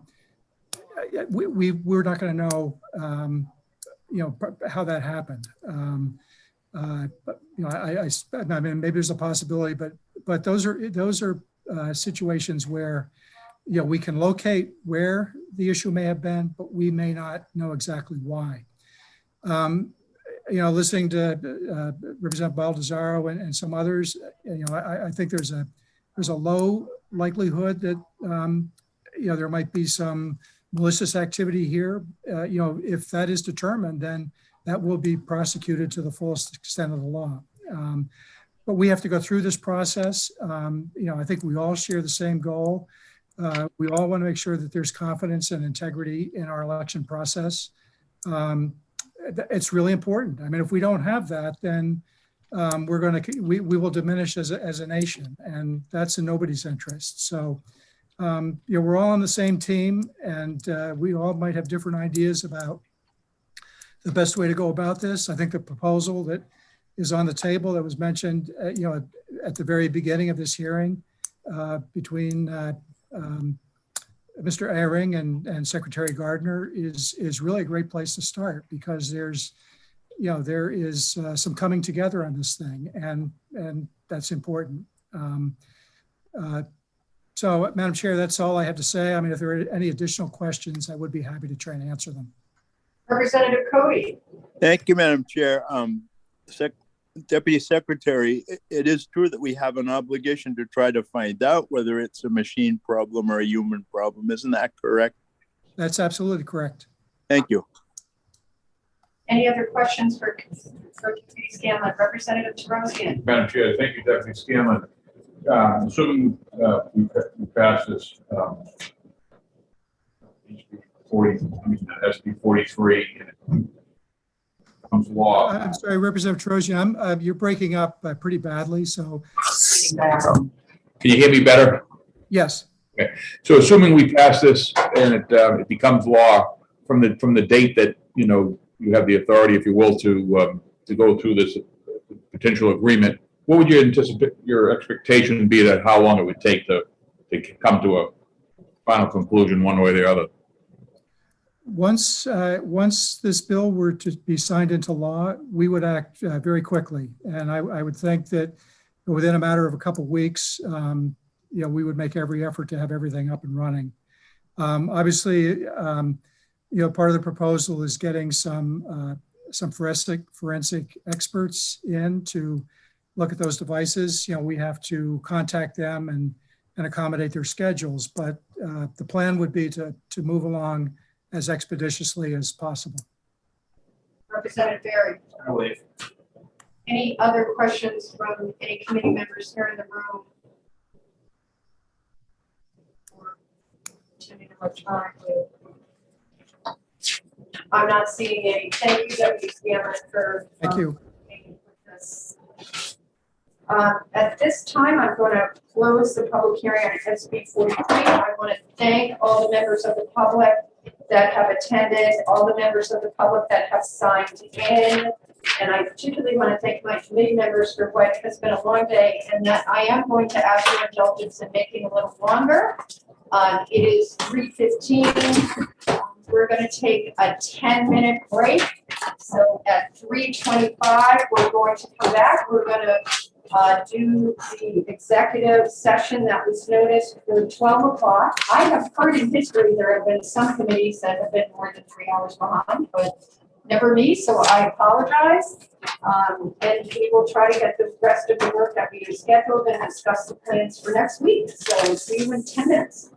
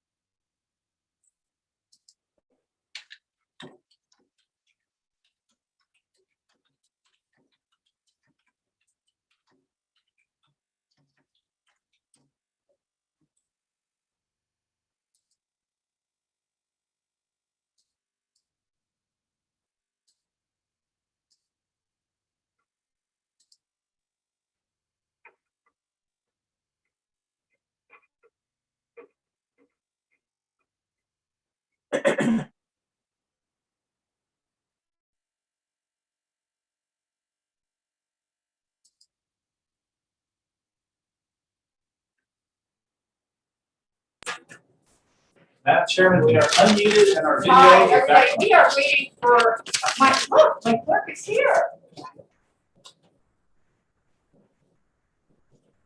It's been a long morning when I have to abandon the mask I started the day with and get a new one. All right, we are scheduled as a committee to take up votes on Bill 87, 97, 98, 151, 370, 428, 470, 555, 482, 523, 551, and 570.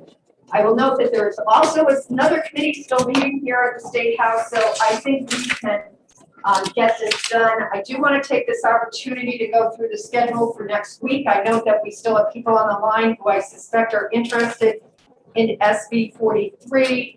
As a public hearing on SB 43 has closed, we have scheduled next week on Monday, public hearing on bills, and we have executive sessions scheduled in the afternoon. They have been, the remaining bills to be voted have also been scheduled throughout on Monday and on, we have Wednesday available also. I am not sure, given the current status, that it would be possible to exec everything on Monday.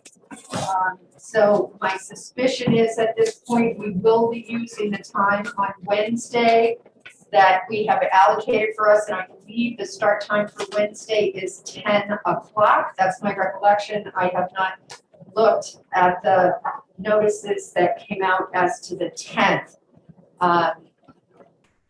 SB 43, we heard about the underlying bill, and I just realized I never got back to Senator Bray, who was the original introducer of the bill. So my apologies into video space to Senator Bray, who I said I would go back to at the end of the hearing.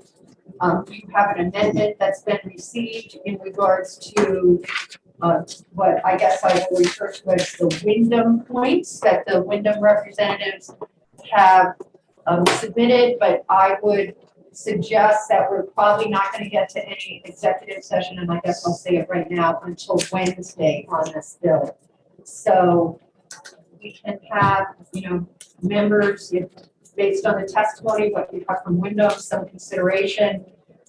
And we have asked, as my recollection is, for the secretary and Mr. Elring to actually provide a written summary of what the points were that were indicated were agreed as to the forensic audit and proceeding. So hopefully over the weekend, we will be getting that.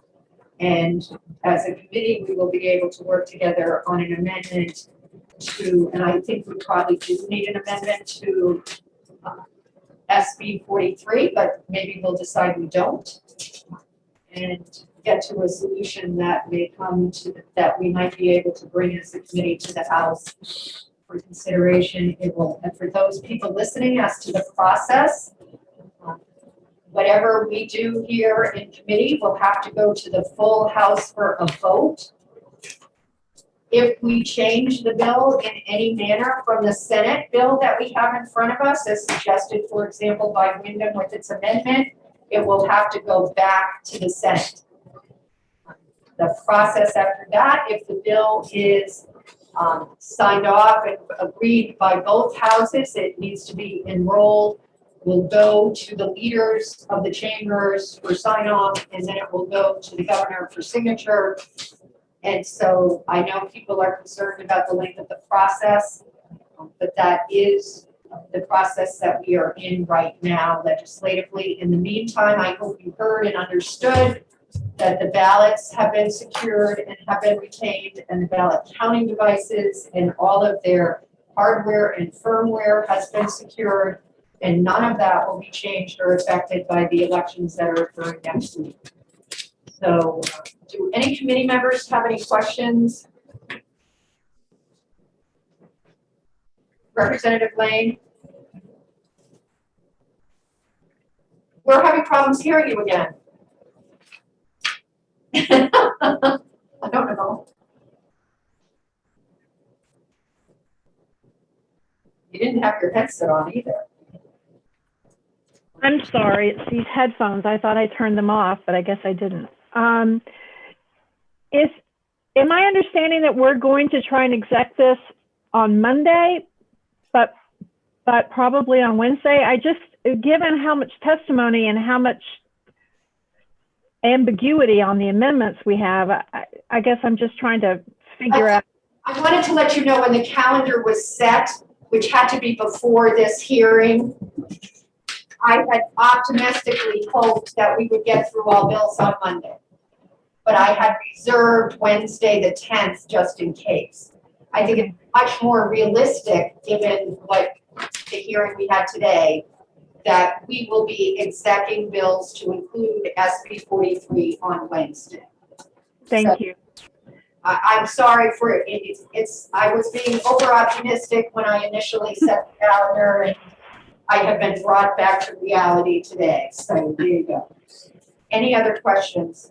And that's for the benefit of people who are signed on who might be interested in that bill. I just don't. Let's just have an agreement right now. It's not coming back to Wednesday, and we'll deal with what other bills the committee can before that. Any other questions?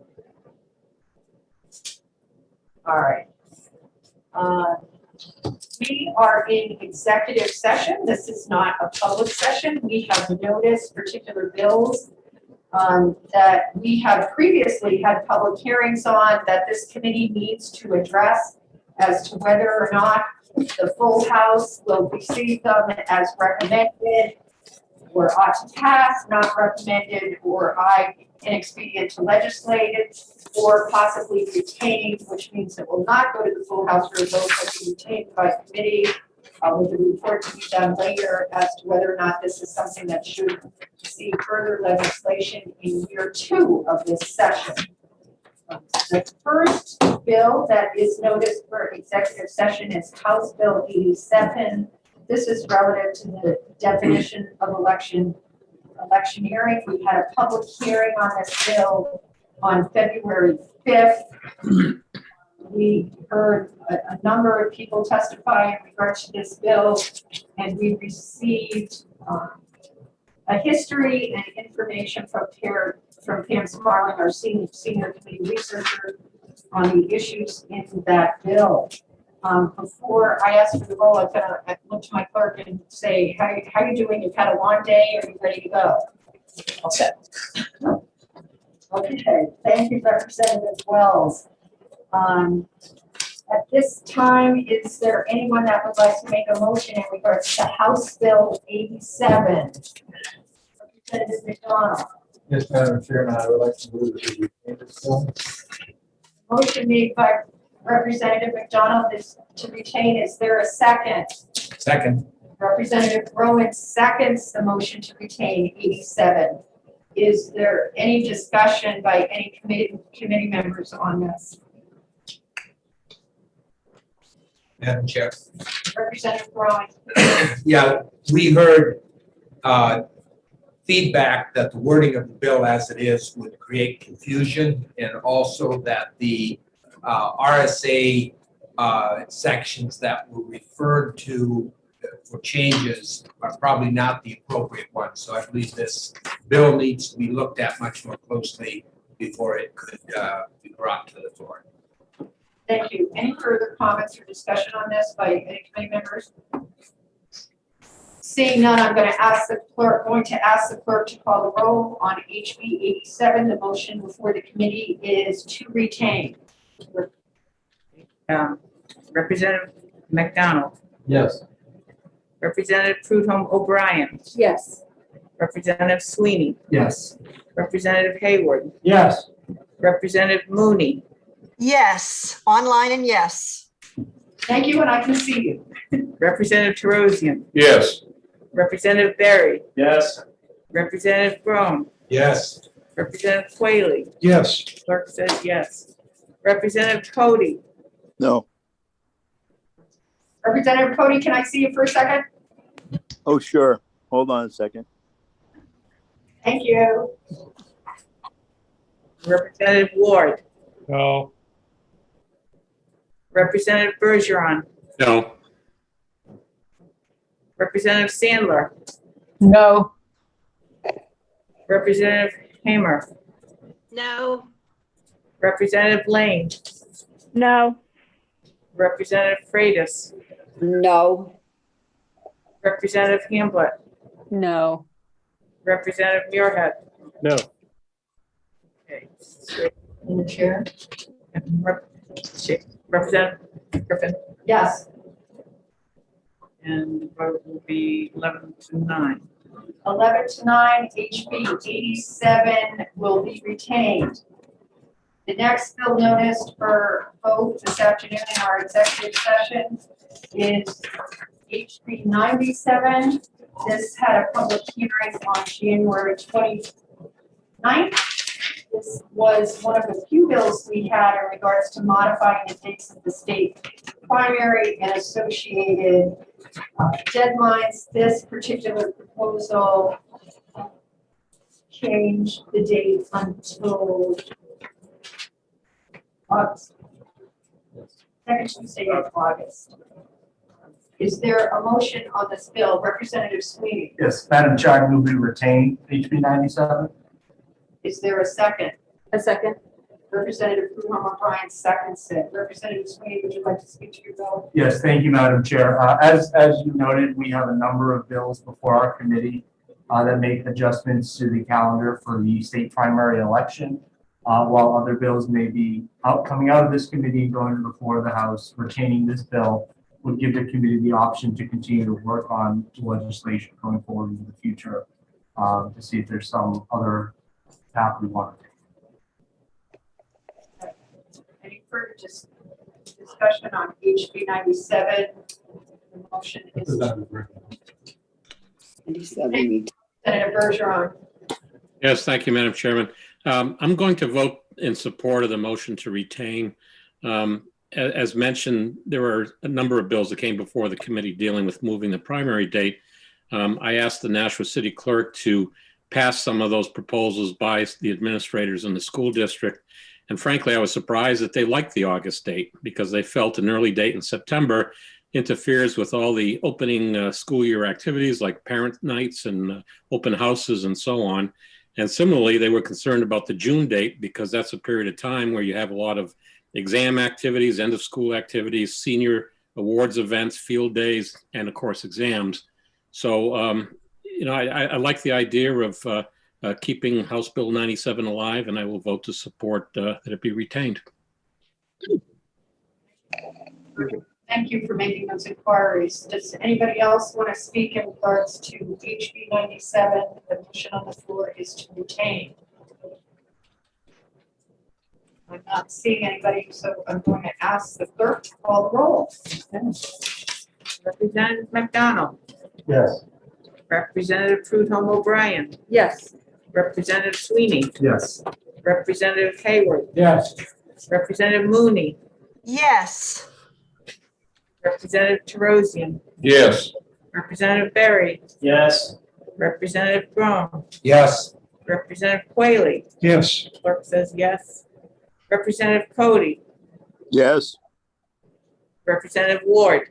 Yes. Representative Bergeron. Yes. Representative Sandler.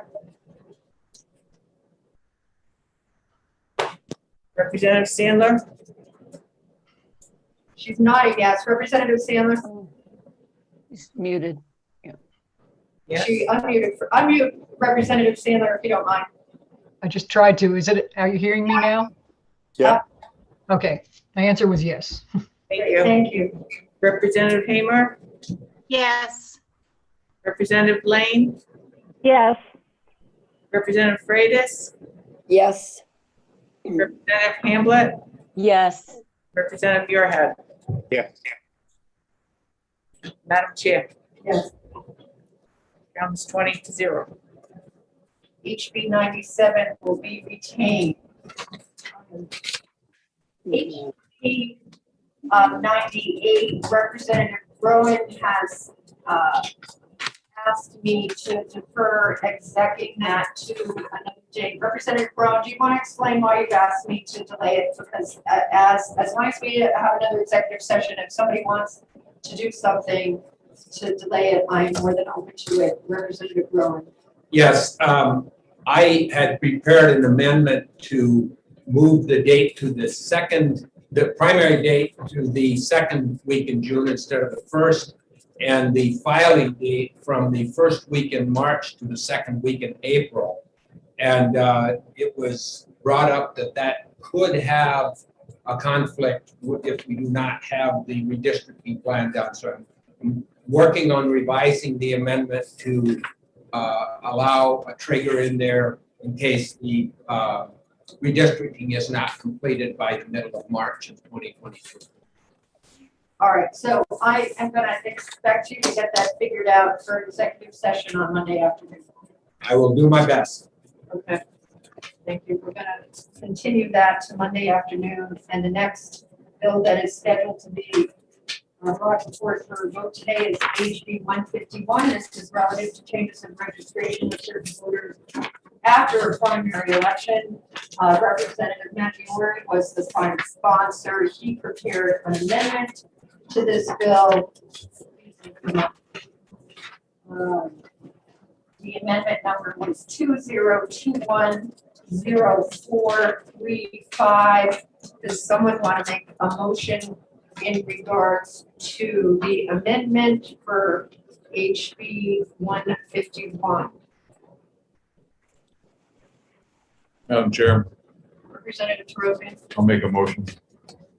All right. So Representative Terosian has moved to amend HB 151 with amendment over. What's going on for? So they're almost done. They're not on the bill anymore. Okay. I want to go to the grocery store, but it's jammed at this hour. And I am hoping that there is someone that can speak to the amendment that has been proposed by the representative. Because my experience is that in committee, amendments are brought forward in executive session by committee members, and that people then, the representative who's bringing it forward then speaks to it.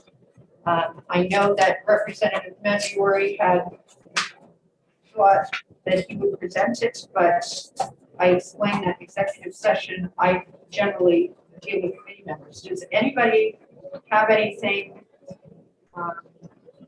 to say in regards to the amendment that we brought it forward so it can be discussed?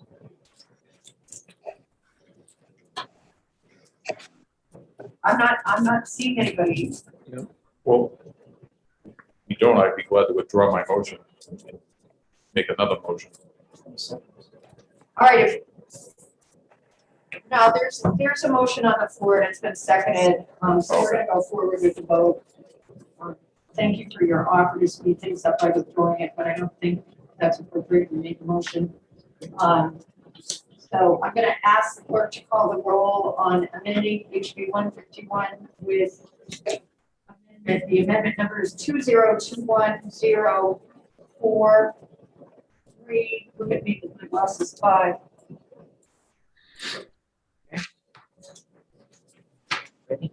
Okay. Representative McDonald, Yes.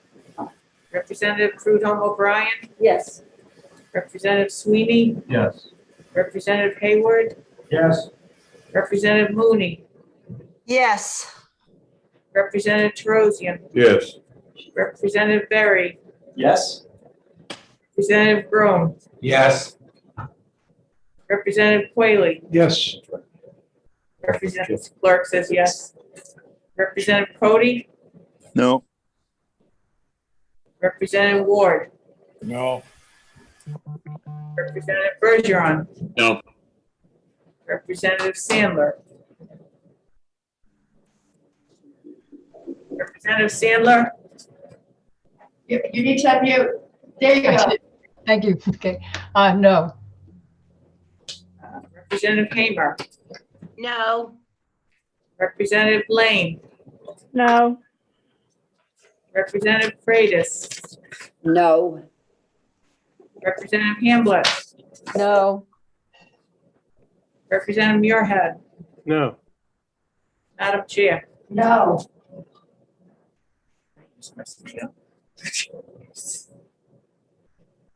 So it's 10 to 10. So the vote on the amendment is 10 to 10. The vote does not carry. Is there someone else who would like to make a motion on this matter? Madam Chair, I'd just like to clarify, we are of the opinion that the amendment, while well-intended, does not really meet the issues of the bill. Thank you. Thank you for clarifying that for me. All right. So Representative Terosian, do you have a motion on HB 151? Yes, Madam Chair, I make a motion on House Bill 151, inexpedient to legislate. One second. Would you like to speak to your bill? Sure. Motion, sorry. Yes, thank you. So, while I'm sure this bill was well intentioned, I believe that ultimately it's the voter's responsibility, and he should retain that responsibility to change the act if he or she decides to go from undeclared to Democrat Party in a primary to vote, or undeclared to Republican Party. They make that decision to do that. They should make the decision to switch back. I don't think we should put that onus on the back of town clerks to be responsible for that. I think that's an individual responsibility. And if you're not sure, there is some testimony that some people weren't sure whether they were registered undeclared or a particular party. You can always contact your town clerk and find that out right away. So I don't believe this legislation is necessary, and that's the reason for the ITL motion. Thank you. Does anybody else want to speak in regards to the motion on the floor, which is to ITL HB 151? I'm not seeing any further discussion, so I'm going to ask the clerk to call the roll. The motion on the floor is to ITL HB 151. Representative McDonald, Yes. Representative Prudhomme O'Brien, Yes. Representative Sweeney, Yes. Representative Hayward, Yes. Representative Mooney, Yes. Representative Terosian, Yes. Representative Barry, Yes.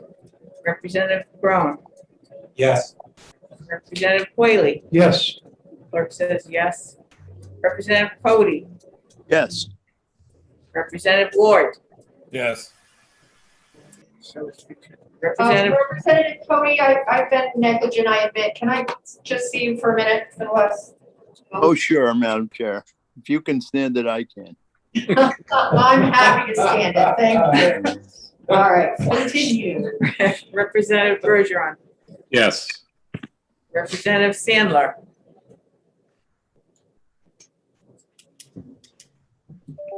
Yes. thank you. Representative Hamer, Yes. Representative Lane, Yes. Representative Freitas, Yes. Representative Hamblett, No. Representative Muirhead, Yes. Madam Chair. Yes. Okay, so it's 19-1. 19-1. Is it permissible for this to go on the consent calendar, or should we put this on the regular calendar? And I would ask Representative Hamlin. That's fine with me to put on the consent calendar. I just thought more work should be done on it, but that's fine. All right. Thank you, Representative Hamlin, for that. The next bill to be voted on this afternoon by the committee is HB 370. This is relative to the election of electors of the President and Vice President of the United States. There was a public hearing on this bill on February 17th. Is there a motion on this bill? Representative DeRosa. Thank you, Madam Chair. Make a motion on House Bill 370 and expedient to legislate. Is there a second? I'll second that. Cody seconds. Do I have to speak to you, Bill? Sure. To the bill, not So while there was some parts of the bill I liked, there were some problems with it as it was written. And there was some discussion of a possible amendment, but when I remember the prime sponsor couldn't agree, wouldn't support that. So as it's drafted, it has problems. It's not ready for prime time. And that's the reason for the ITL motion. Thank you. Does anybody else want to speak in regards to HB 370? The motion on the floor is to bring it to the House as inexpedient to legislate. I'm not seeing anything, so I'm going to ask the clerk to call the roll. Sorry. We are getting tired. Representative McDonald, Yes. Representative Prudhomme O'Brien, Yes. Representative Sweeney, Yes. Representative Hayward, Yes. Representative Mooney, Yes. Representative Terosian, Yes. Representative Berry, Yes. Representative Brown, Yes. Representative Whaley. Yes. Clerk says yes. Representative Cody, Yes. wherever he is. Did I see Representative Cody? All right, Madam Chair. As I said, you can stand it, I can. This habit is fine for me to get into. So there you go. Representative Ward, Yes. Representative Bergeron, Yes. Representative Sandler, Yes. Representative Hamer,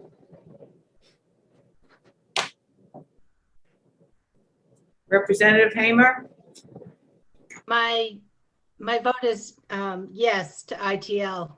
Sorry, my cable went out. With us now, you're all set. Yes. Representative Lane, Yes. Representative Freitas, Yes. Representative Hamblin, Yes. Representative Muirhead. Yes. So, Madam Chair. Yes. 20-0. The ITL motion on HB 370, the final vote was 20-0. I don't hear an objection. It will go on the consent calendar. HB 70 will go on the consent calendar. The next bill to be voted on today is HB 428. This bill is relative to the procedures for apportioning electoral districts. This bill had a public hearing on February 17th, and this is a districting after a census that occurs every 10 years. HB 428, is there a motion on 428? Representative Terosian. Madam Chair, I make a motion to find House Bill 428 inexpedient to legislate. Is there a second? I will second that. The motion has been seconded by Peter Hayward. Representative Terosian, would you like to speak to your motion? Certainly, thank you.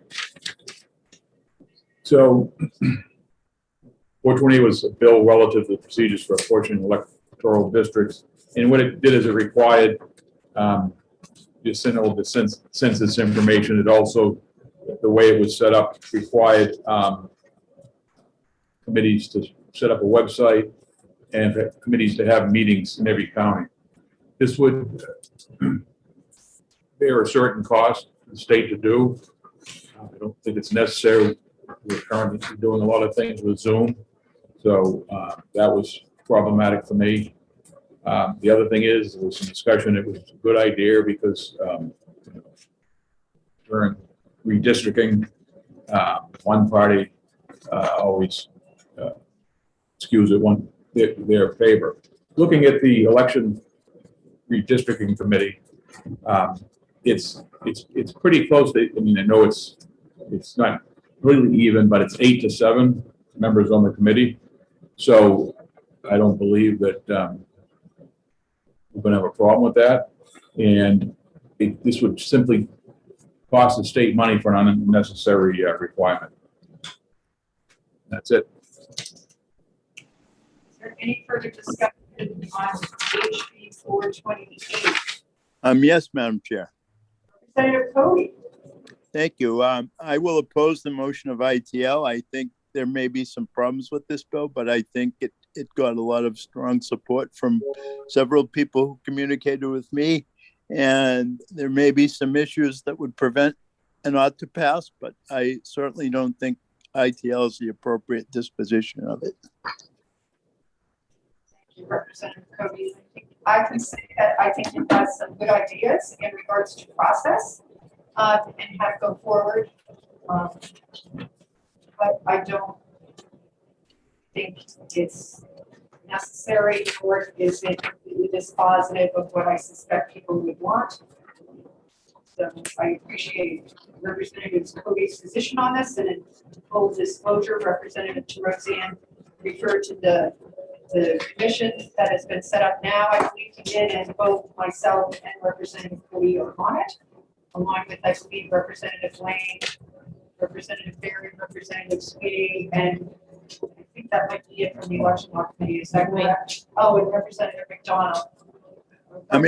Incidentally, Madam Chair, excuse me, but there is something I neglected to mention, and that is that in 1990, we did require the redistricting committee to meet in every county in the state. And it is true under present circumstances that may not be necessary, but it is not as though we haven't ever done it before. Thank you. Thank you. Any further discussion on HB 428? Seeing none, the motion on the floor is inexpedient to legislate, and I'm going to ask the clerk to call the roll. Representative McDonald. Yes. Representative Prudhomme O'Brien. Yes. Representative Sweeney. Yes. Representative Hayward. Yes. Representative Mooney. Yes. Representative Terosian. Yes. Representative Berry. Yes. Representative Brome. Yes. Representative Quayle, Yes. Representative Clerk, yes. Representative Cody, No. Representative Ward, No. Representative Bergeron, No. Representative Sandler, No.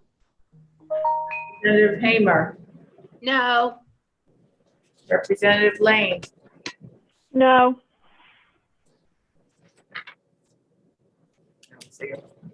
Representative Freitas. No.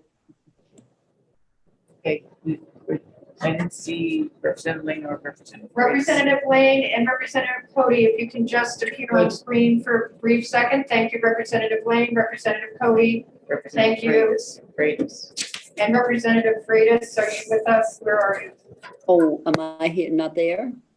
Yeah, I need you, there you are, you're on your video. We need to add, it's one of those rules, because who knows, snuck in on you, that somebody's outside your door dying to vote on these bills and you come in. All right, thank you for helping me comply with the rules, because I need all the help I can comply. All right. So Representative Freitas, your position? No. Thank you. Representative Hamblett? No. Representative Muirhead? No. Madam Chair? Yes. Okay, so 11-9. HB 428 will be reported to the House as inexpedient to legislate. Will there be a minority report? Haven't had an opportunity to discuss that, Madam Chair. I will let you know before the end of the day. How about that? Let me know next week. But I'm pretty much at the end of my day, so that's okay. All right, the next bill scheduled to be voted on today is HB 470. HB 470 is relative to the designation of office on ballots. And this bill would require the Secretary of State to highlight the maximum number of votes a voter may cast for an office. It had a public hearing on February 17th. Is there a motion on HB 470? Representative Hayward. Chair, I move to ITL. Representative Hayward moves inexpedient to legislate. Is there a second? I second that.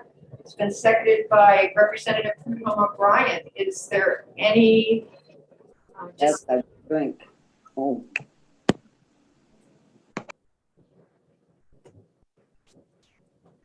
Anybody want to explain the ITL on this vote?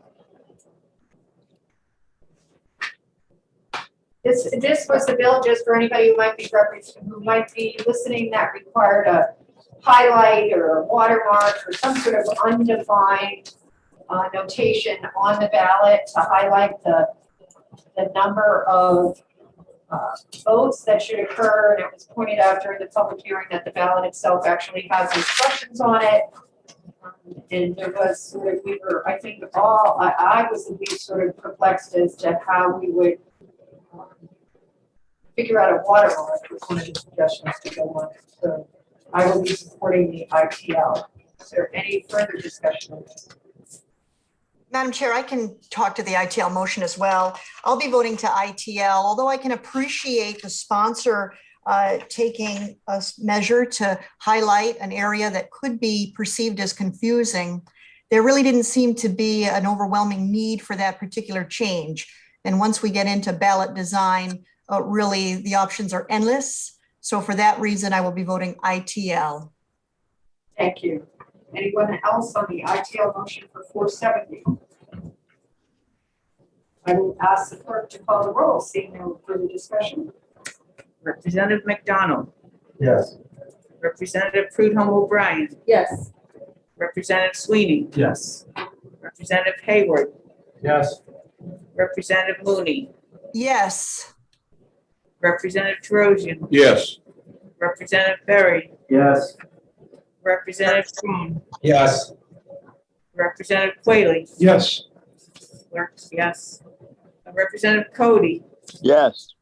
Let me see you, Representative Cody. Oops. Wait a minute. Thank you. Representative Ward. Yes. Representative Bergeron. Yes. Representative Sandler, Yes. Representative Hamer, Yes.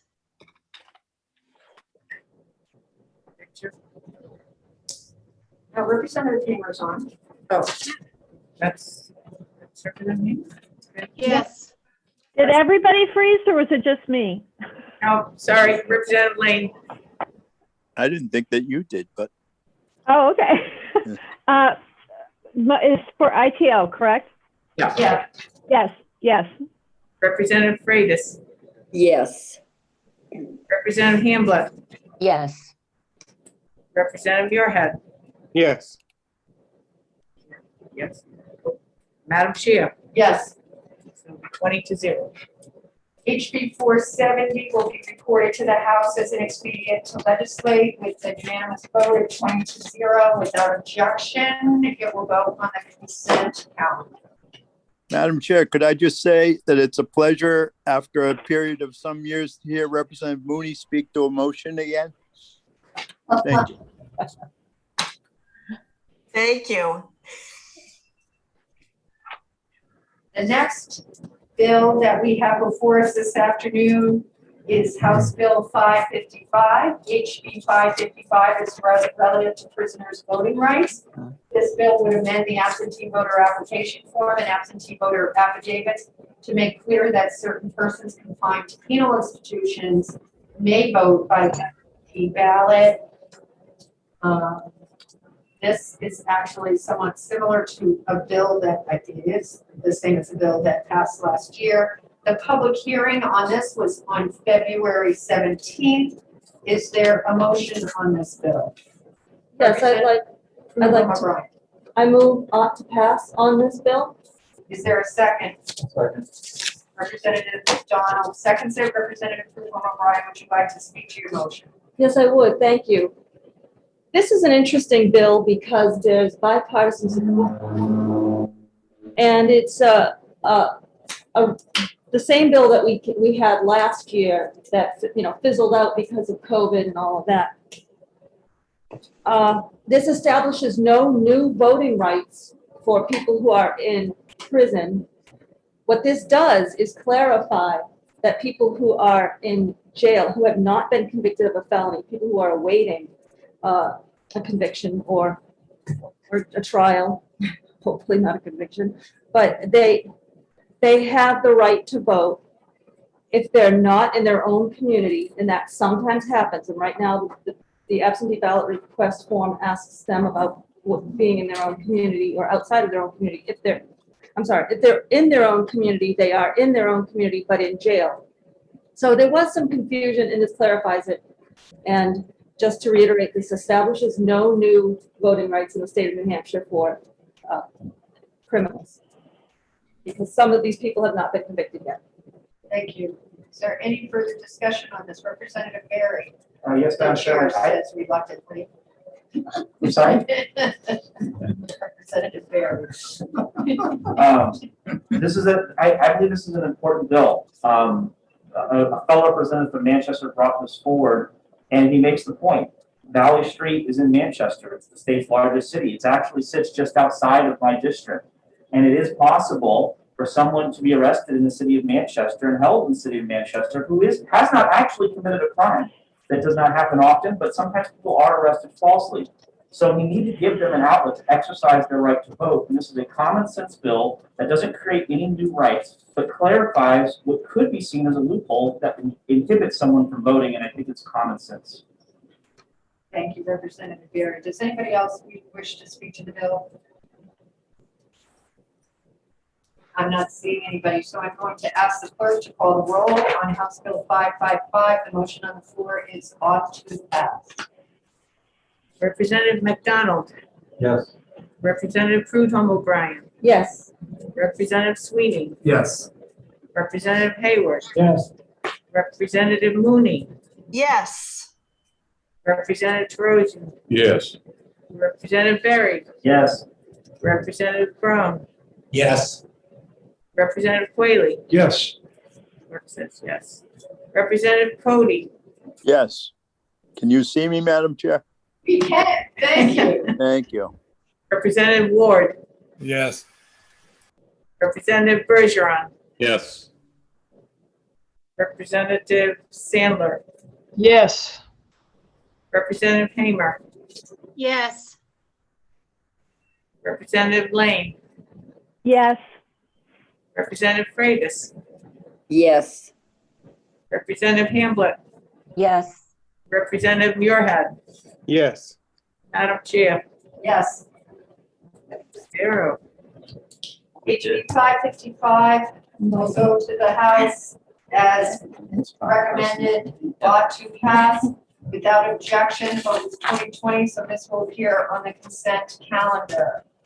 The next bill scheduled to be addressed this afternoon by the committee is HB 482. This is relative to the use of campaign funding for personal use expenditures. Was a slight redraft of a bill that was trying to make its way through the House last year.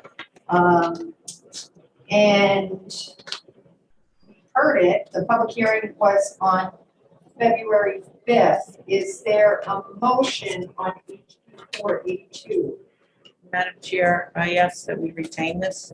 Representative Wells moves that we retain 482. Is there a second? I second the motion. It's been moved and seconded.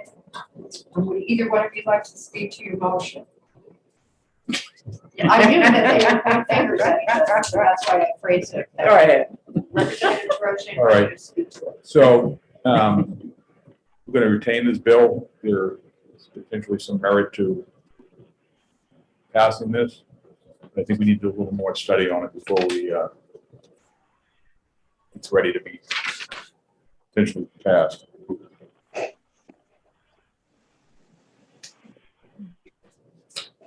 Is there any further discussion on the bill or the motion that's in front of the floor? It is to retain this. And I will say, my recollection is this bill got a fair amount of discussion in prior years.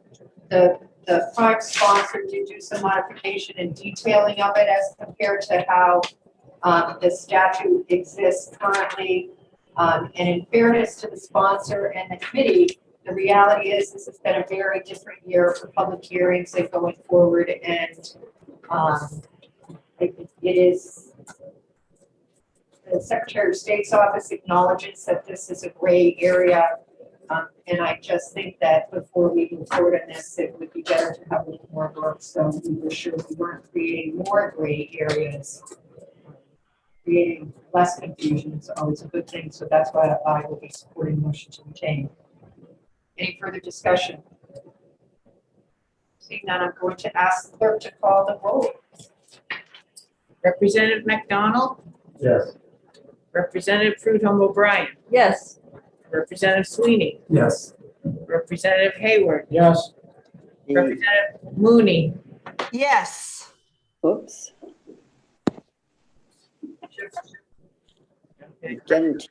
Computer. Yes. Representative Berry, Yes. Representative Grown, Yes. Representative Whaley, Yes. clerk is yes. Representative Cody, Yes. Oh, he looks awful. Representative Ward, Yes. Representative Bergeron, Yes.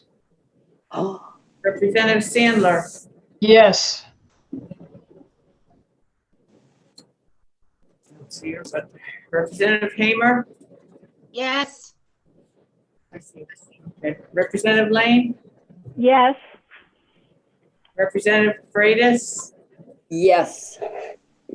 Representative Hamblett, Yes. Representative Muirhead. Yes. Madam Chair, Yes. count is 22-0. HB 482 will be retained. HB 523 is the next bill that the committee is scheduled to address today. HB 523 had a public hearing on February 12th. This is a bill requiring a person registered to vote without any identification to have his or her photo taken before his or her registration to vote is complete. Is there a motion on HB 523? Representative Barry? Yes, Madam Chairman, I move that HB 523 be ought to pass. Is there a second? I second that, Madam Chair. Representative Sweeney seconds it. Would you like to speak to your motion? Yes, Madam Chairman, I would. Madam Chairman, fellow members of the committee, I've spoken at length about people's faith in our elections. I've spoken at length about the process in which someone may same-day register in the state of New Hampshire. I want to go over that real briefly because this bill pertains to that. In the state of New Hampshire, you may walk into the ballot box you may walk into the polling location, not being a registered voter, walk up to the same-day registration booth with no ID and no proof of residency, and you may register to vote. Well, one of the things that happens when you don't produce a photo ID is they ask to have your photo taken. It's a measure to try to ensure some ballot integrity. However, you are allowed to cite a religious exemption to not have your photo taken. You then sign the qualified voter affidavit, which is another conversation for another day. The notion that somebody will be able to go to the polling location and not have their photo taken is really far out there. In modern day society, it's nearly impossible to go outside without being on camera. My car has a backup camera. I'm on camera right now on my laptop. My cell phone has a camera. It's almost impossible. So this exemption is rarely used. But it does, however, create a extreme amount of distrust in our electoral process. And by removing it, we won't be inhibiting anyone's genuine access to the ballot box. What we will do is, in a very small way, restore some faith in our election. And I would think that after today's testimony, where nearly 400 people signed up to express in one way or the other they have distrust in our elections, that we would take positive momentum towards that. Does anybody else want to speak to the motion on the floor, which is OTP HB 523? Yes, Madam Chair, I would like to speak against the motion. Thank you, Representative. The state of New Hampshire got along very well for many, many, many decades without any such requirement. And I have yet to figure out what happened about 14 years ago, where it suddenly became more of an issue than it had been for the previous several decades. Thank you. Thank you, Representative Cody. Does anybody else wish to speak to the motion on the floor? Being no one, I'm going to ask the clerk to call the roll. The vote before the committee is on HB 523, and the motion on the floor is OTP. Ought to pass. Representative McDonald. Yes. Representative Prudhomme O'Brien. Yes. Representative Sweeney. Yes. Representative Hayward. Yes. Representative Mooney. Yes. Representative Trojan. Yes. Representative Berry. Yes. Representative Grum. Yes. Representative Quayle. Yes. Clerk says yes. Representative Cody. No. Representative Ward. No. Representative Bergeron. No. Representative Sandler. No. No. Representative Hamer. No. Representative Lane. No. Representative Freitas. Representative Freitas, you need to unmute. There you go. And your vote is? I said no. Thank you. Okay. Representative Hamblett. No. And Representative Muirhead. No. Madam Chair. Yes. It's 11-9.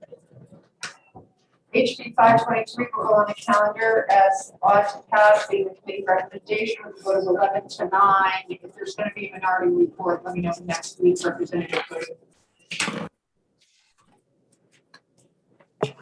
Item for the committee to address this afternoon is HB 551. HB 551 is relevant to the statewide voter database. This bill would require that centralized voter registration database be made publicly available in electronic format free of charge, with exceptions as allowed by statute. We had a public hearing on this bill on February 17th. Is there a motion on this bill? Madam Chair, I move to retain. Is there a second? I'll second it. Representative Terosian seconds it. Madam Chair, Yes, would you believe like to this- speak to your motion? yes, a good concept, and I support the transparency that it attempts to get. However, I'm moved that we retain to work on it because there was certainly some privacy concerns at the hearing. And we also should amend the bill so we can be more precise in language of exactly what data elements are going to be allowed. Thank you, Representative Hayward. Is there anybody else who wants to speak to the bill and the motion on the floor, which is to retain HB 551? I'm not seeing anybody online or in the committee room to speak on it, so I am going to ask the clerk to call the roll. HB 551, the motion is to retain. Representative McDonald, Yes. Representative Prudhomme O'Brien, Yes.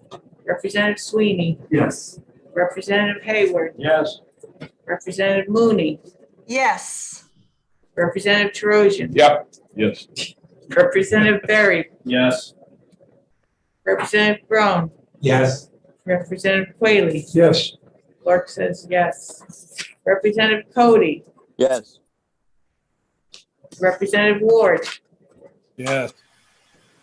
Representative Bergeron, Yes. Representative Sandler, Yes. Representative Hamer, Yes. Representative Lane, Yes. that seems, Representative Freitas. He's there. Okay, Yes. thank you. Representative Hamblett Yes. and Representative Muirhead, Yes. Madam Chair, Yes. 20-0. HB 551 will be retained by the committee. The last bill that is scheduled to be addressed by this committee and vote today is HB 570. That is permitting certain political organizations to appear on a general election ballot as a minor party after holding a nominating convention. The public hearing on HB 570 was on February 17th. Is there a motion on this bill? Representative Quayle. Thank you, Madam Chairman. I move that the committee finds HB 570 inexpedient to legislate. Is there a second? Second. Representative Terosian, second. Representative Quayle, would you like to speak to your motion? Yes, I would. Thank you, Madam Chairman. This bill, as I see it, has three major provisions relating to political organizations. First of all, it adds a criterion of receiving at least 4% of the votes for the office of the President of the United States in order to be designated a party. Secondly, it would change how political organizations candidates added to the ballot in state elections by allowing the substitution of a $5 filing fee for each name by which they fall short of the current requirement of 3% of the total votes cast in the previous state general election. The third significant provision, as I see it, it adds a provision allowing a political organization which did not win more than 4% of the vote in a statewide race to add its candidates to the ballot by holding a nominating convention and submitting its list of candidates for general election within 3 days of the primary election for that general election. In my view, New Hampshire law provides ample opportunity for all political organizations to place their candidates on state ballots, provided they've shown even a modest amount of support from the voters, either through past election results or by submitting a sufficient number of nominating papers from registered voters. Thank you. Thank you, Representative Quayle. Is there any further discussion on the motion before the floor, which is to recommend HB 570 as inexpedient to legislate? I'm seeing none, so I'm going to ask the clerk to call the roll. Representative McDonald, Yes. Representative Prudhomme O'Brien, Yes. Representative Sweeney, Yes. Representative Hayward, Yes. Representative Mooney, Yes. Representative Terosian, Yes. Representative Berry, Yes. Representative Chrome, Yes. Representative Quayle, Yes. clerk says yes. Representative Cody, Yes. Representative Ward, Yes. Representative Bergeron, Yes. Representative Sandler, Yes. Representative Hamer, Yes. Representative Lane, Yes. Representative Freitas, Yes. Representative Hamblett, Yes. Representative Muirhead. Yes. Madam Chair, Yes. 8-0. HB 570 will go to the House as recommended inexpedient to legislate. It is 20-0, so without objection, it will go on the consent calendar. I want to thank everybody here for your indulgence and sticking with us today. It was a very long day. I apologize that I was not here at the beginning of it. We all have one day and we've all stuck with it. So I hope that everybody has a terrific weekend. We will be reconvening on Monday at 9:30. I hope the sound was a little better today. And Madam Chair, I do have an important announcement for those of you who are attending in person. I think we've consistently met in 306, 308 up until now. On Monday, you're scheduled to meet in 210 to 11. All right, well, that should confuse us for at least. So, Thank you. Hopefully somebody will leave a trail of crumbs from this room to whatever. That's the finance room in the front of the building. Thank you. Oh, really? Is that nice? All right. Thank you, everybody. Have a nice weekend. We'll